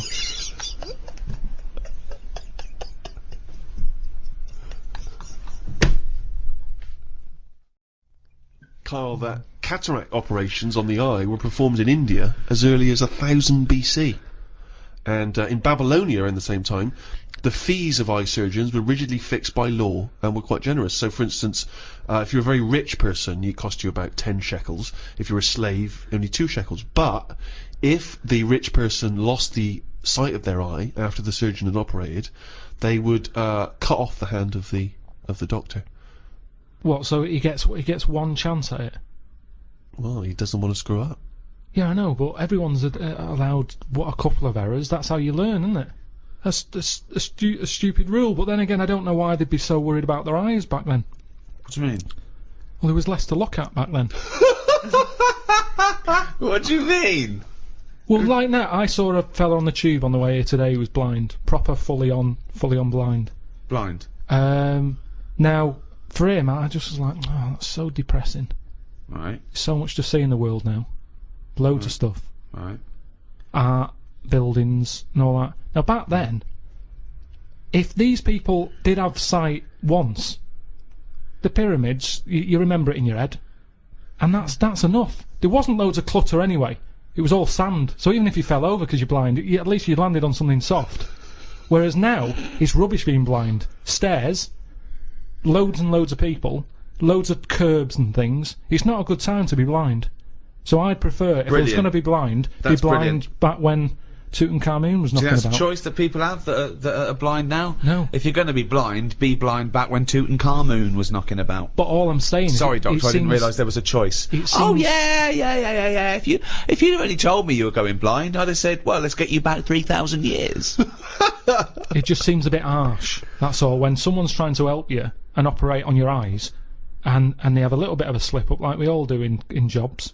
You have a bad day, and he has to have his hands cut off. Then who's helping him? Who puts the hand back on him? And if they don't put the hand back on him right, do they have something done to them? They're blinded. Well, it just seems like a no-win situation. I wouldn't be a doctor, and maybe that's why there aren't enough doctors about now, because of things like that put people off. I don't think so. Well, I wouldn't be a doctor now. Why? Look at the hassle that happens now. You're being watched all the time. You're not allowed to slip up. Right. Well, that's generally quite a good rule, isn't it, that doctors don't make mistakes? No, but you've got to... I'd say at the end of the day, it's a complicated job. I'd get more annoyed when, you know, say like the fella I've got round coming to fix my boiler. The fact he keeps having a go, he keeps charging me 80 quid, he don't really fix it. Is it and still he keeps not coming working? Back. I haven't cut his hands off. No. He keeps coming back. Oh, I'm a bit short on money, let's go round to the Pilkington household. Charge him 80 quid again. Oh, it's Christmas, let's pop round twice. Do you know what I mean? Whereas a doctor who's trying to help people, it's a difficult job. Yeah. If he makes a mistake now and again, I think, well, it's bound to happen. It's complicated. Can't you see where I agree with you that people make mistakes, and I imagine there are good and bad doctors. They try and even that out by it being a very, very obviously stringent exam, and you know. It's 11 years they've got to do. I've read up on it. 11 years it takes to be a doctor. No, it doesn't. It does. It takes 7. No, but then they've got to be in hospital or something for 4 years before they get to play with someone. Right. Okay. Yeah. So okay. that's ages. You're going to get bored. You're going to get bored. But but that's it. They really do try and rule out, and there's still chance and mistake, and don't forget, you know, you're given nearly impossible tasks still in medicine. Just think of the risk with you know, transplants alone. You know, and they're getting better and better at those, and they're lasting longer. But the fact of the matter is, it's better to have a go, innit, than not have one. If someone said to me, right, you need a new heart, we're gonna do it. Well, if they say you're gonna die anyway, let's try this new thing, you might as well. But then there are some things that there's not worth the risk. When someone, it goes wrong, someone's facial surgery goes wrong because they wanted plumper lips or a little nose, okay, you're a fucking idiot. Yeah. Exactly, yeah. You shouldn't even be doing that. Doctors shouldn't even be allowed to do that. I don't know why, I really don't know why a doctor, under a Hippocratic oath, takes the risk of something going badly wrong, sometimes general anaesthetic, because they can't be bothered to fucking go for a run, right? So they have fucking bits sliced off and tied up and sucked out. I want to go, you lazy fucking fat pig. Just go for a run and stop eating burgers, right? You might fucking die. Oh. Well, can I just stop you there, Rick? Because actually, if it weren't for a plump patient, the stethoscope would never have been invented. Well, because he couldn't hear. Yeah, the person who invented the stethoscope, Dr. René Laennec, couldn't have a very fat patient come in and couldn't hear her heart through the blubber. But then that's the sign of the problem. I mean, that's the sign of the problem, isn't it? Yeah. I mean, rather than saying, hang on, let's get a bigger chair in for her because she's got a fat arse, I'd say, well, you're not welcome here. If you can't get through the door, I'm not seeing you. I mean, if you've got a doctor who's having his hands cut off because he messed up an operation, yet fatty's coming in and getting special treatment, I wouldn't give him time of day. You see, this is what I'm saying, right? This is going right back to what I was saying at the beginning. The problem is, we've got pills for everything, and all this is doing is making people treat the body badly. Because you're going, be alright, there'll be something. It's funny, isn't it, that like these tests, they go, well, let's have a look. It's what we were talking before about weighing kids. If they can't get through the door to get to school, you don't know. If they go, oh, I'm just going to take a sample of your stool. Actually, I don't. You're too fat. Your shit's come out like tagliatelle. Your ass is too fucking fat. Stop eating your gut. I'm going to take a sample of your stool. What, the one you fucking broke when you sat down? I just think this is the problem. You know, we can do too much, and because of this, people are going, I don't care about my body. They worry more about the plasma telly getting a scratch on it than they do about their own body. Exactly. And if we stopped giving them tablets willy-nilly, they'd have to look after the body more. Willy-nilly is one of the worst diseases in the Western world. So, Carl, if you had to go to a new planet, don't worry about starting life again. They've got sort of like these breeder clones that do all that, but you can choose 6 people from this world to take to start this whole new world, okay? So you need, you know, as I say, you don't need to. So what's happening here? Is this? It's going to be wiped out, okay? It's going to be wiped out, but there's enough on this spaceship for you and 5 other people. Okay, and they've got them there. They've got these sort of breeder clones there, so it's going to be populated. You're going to have the workers, the drones, everything like that. But you want to take 6, I suppose, sort of world lords to teach, to lay down the politics, the teachings, the laws, the government. I'd hate it. And how long have I got to make a decision on it? To the end of this podcast. Right, go. Who do you take? Who's the first person you take, and why? And where are we going? Mars. Okay, so a planet where there's an atmosphere. I've got to know where I'm going because I've got to sell it to the people who I'm asking. There's no point when I go, are you coming with me? Where are you going? I don't know. It's just like this world. There's oxygen, there's seas, there's rivers, there's forests, there's animals, okay? But we're going to populate it with the human race, and you can choose 6 people to lord over this new kingdom. You want the best people for the job. Yeah. So, who's the first person? Probably Patrick Moore. Why? Why would you take Patrick Moore? Just because he knows his way about up there, doesn't he? He'll know the way. So just have him. I think that will, whoever I pick next, if they see that he's going, they'll go, right, you know, it's going to be a long Moore's journey as on it board. is. You don't want someone who's going to be going, is it left here? Is it right? Do you know what I mean? And he could play the xylophone on the journey. But Is Carl is Moore the most useful person to have if you've only got 6, because he may be very useful getting to the planet. No, but I've once always you got wanted to there, meet him as well. I've always wanted a chat, and that'd be a good chance, wouldn't it, when I'm in a rocket? How long's it taking to get to Mars? I don't know, a year. That's what I mean. No, it's so, not Mars, it's somewhere else. Okay, so it's a year to get there, and then... Yeah, well, that's what I mean. So it's a good chance to have a chat with him Okay. about stuff. So And I Moore- think he'd be up for it as well, to be honest. Yeah.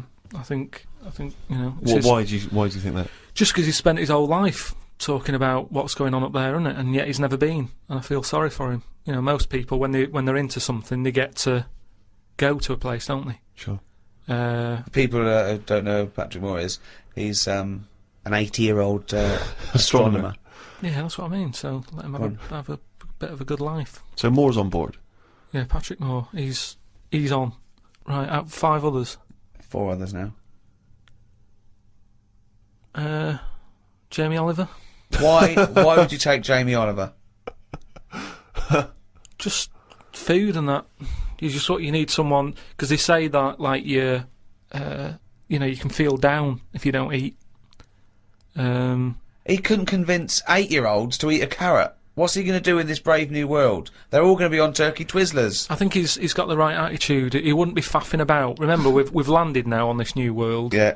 I don't know what it's like. The people who've Listen, made me I go, love Jamie Oliver. I think he's great. Yeah. But he wouldn't be in my 5 people to start a new world. That's all I'm saying. Nor would Patrick Moore, because he knew the way. Well, what chef would you pick? I wouldn't pick a chef. Why would I pick a chef? Because you want someone who's going to, like I say, food's important. When you're low, there's nothing better. If you're a bit fed up, there's nothing better than having a good... But Carl, I don't think you've quite grasped that these people have to start civilization again. They have to be wise people who can make the laws. Yeah, and before you do all that, you need a good meal. So Jamie Oliver, that's his job. It's like when we get there, that's when he kicks in. Right. He's the first one, really, Can I who suggest gets going. Just to save 2 places on Patrick Moore and Jamie Oliver, take a map and a cookbook. Okay, who's number 3? What sort of state is this world in? Does it need... Oh, he's going to take a fucking gardener. It's like It's the world, but new. It's that exactly. It's the world but new, untouched by humans. There've been no fossil fuels burnt, no machinery, no wars. Just this Garden of Eden. And you, Patrick Moore and Jamie Oliver pitch up.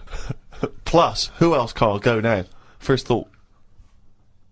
Attenborough.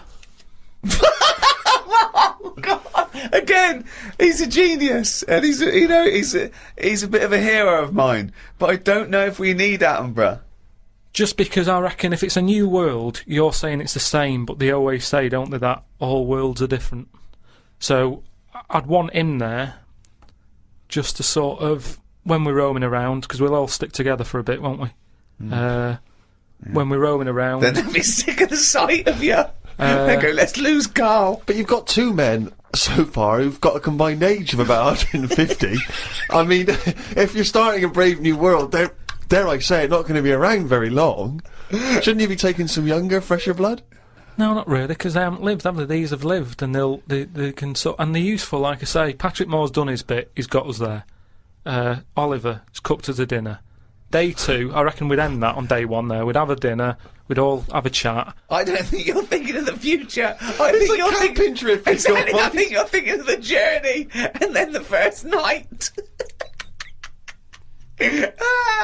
Okay. So you've got day David 2. Attenborough, Yeah. you've got Patrick Moore, and you've got Jamie Oliver, you've got 2 other places. I get the feeling that you're not so much recruiting people for a new world as I'm a celebrity, get me out of here. As a dinner party with Yeah. people you'd like to meet that you've seen on the telly. Oh. Come on, 2 more. I'd text someone who's a bit daft, just so. No, you don't need to, Carl. That's covered, believe us. Yeah, No, please. that's what I mean, though. I don't want them having a go at me going, why are you here? I'd point the attention somewhere else. To text someone else who'd sort of wind them up. So Who's that then? Paul Denan, or someone like that. It really is. I'm a celebrity. So you've got Patrick Moore, you've got David Attenborough, you've got Jamie Oliver and Paul Denan. A brave new They're world. starting life again. Okay then, brilliant. Oh God. Right, 1 more. This is amazing. It's going to be... I'd love to go back and visit this in 1,000 years. What teachings they laid down. Oh, God. Don't know. It'd have to be a woman. I think you got to have a woman in that little group, haven't you? Who's could have another woman chef or. It's mainly eating. He's got that covered with Oliver, but no, he's got to take Nigella in case he's in a cream cake kind of mood. God. Oh, God. Delia Smith was furious. She packed her bags and everything. Or a nurse. Now you're thinking. Abby Titmus?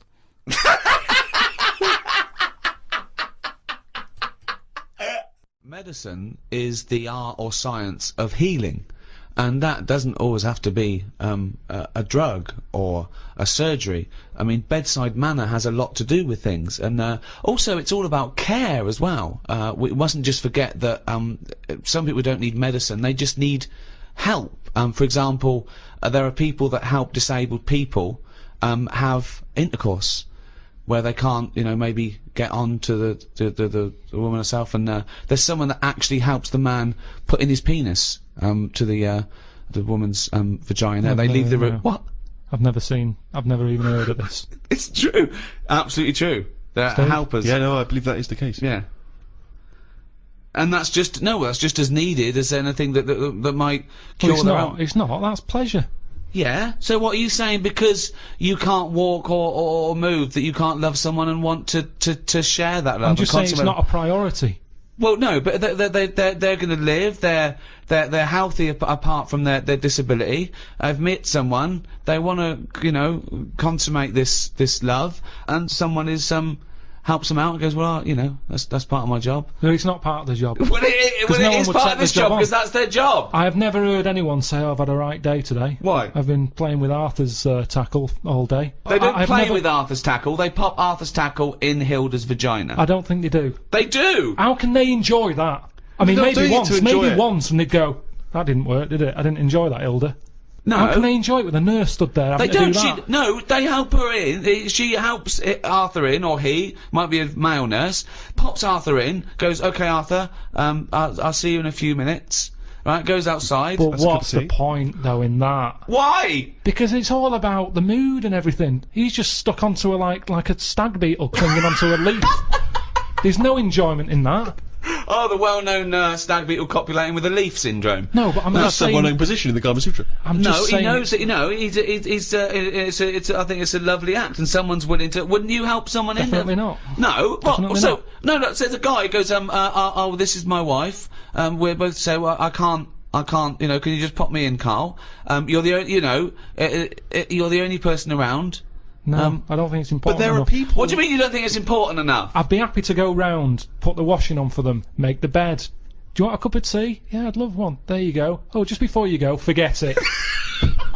if they asked me to do that, I'd quit. And I don't think it happens because people It wouldn't does take that on happen. for a job. You It never does. hear about it on Comic Relief when they're raising money. They don't go, thanks to Midland Bank for this £100 that's going to go towards Arthur getting his end away. That's No. ridiculous. So you would rather them not have the pleasure of each other than just help them in. No, because they'd work out some way that they could do something for each other. I like to play the guitar. My fingers aren't long enough. I've knocked it on the head. It's the same thing. If you can't do it, don't do it. So are you telling me, right? Okay. Supposing there's a little fella who's got no arms, no legs, right? Right? Little Bob. Okay. There he is. All right, Carl. Right. He's got a friend, another little fella with no arms and no legs. All right, Carl. Right. They love each other. Two little fellas, two little dwarves with no arms and no legs. Okay. Lovely little fellas. They get married. Okay. Look, Carl, you can't put my my penis up my boyfriend's bottom, can you? No, I can't. No. Why not? Why No, not? do you need Carl? anything else doing? No, I'm fine. Yeah, No, it's weird how you can manage everything else. Well, no. I'm here to help you. Everything else seems to be sorted. Well, just in the chair. Why do you need help in this department? Well, because he's over there and I'm here, and if you just pop me in and just leave No, I'm us not there. doing that. It's not good for you. You've lost your arms and legs. You'll be losing that soon if you carry on sticking it up there.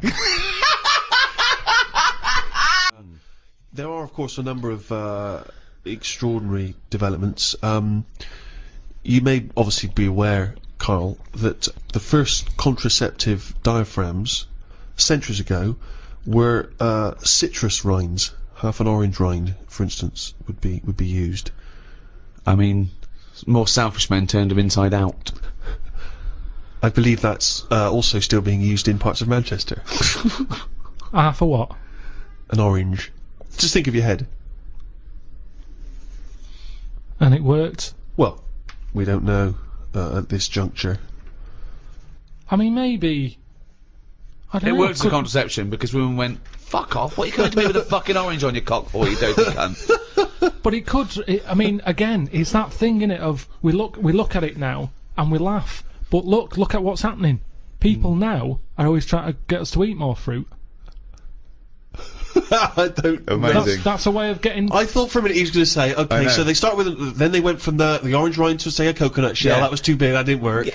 Run! Here Yeah. comes Coconut John! No, don't put half a pineapple on your cock. That's insane. Yeah, that's mental. And then somewhere down the line, they finally got to contraception as we understand it. Is that? I thought that's where you're going, but no. Something about eating oranges is healthy No, for you. what I'm saying is, if you go into any well-known supermarket and you look at, say, some young kid who's had a kid, and you look at stuff in their shopping basket, they're not buying fruit. They're buying, burgers and chips. Turkey Twizzlers, Yeah, crisps and all that. No, but they love having it away. Get some fruit in. So they definitely have fruit in the house, which at the moment, a lot of kids don't have fruit in their house. That's why they're eating Turkey Twizzlers. But the mum loves having it away. So she would have loads of fruit in. So if she everyone's was, happy. If the she kids was are using eating an fruit. orange for contraception, she would also be giving the kids. Well, you wouldn't waste so half it. the orange she'd give to the kids, and half the orange she'd stick up her fanny. Yeah, a treat for everyone. Have a bit of fruit, and she's got what she wants. Whereas at the moment, what happens? A burger's not coming in helpful for anyone.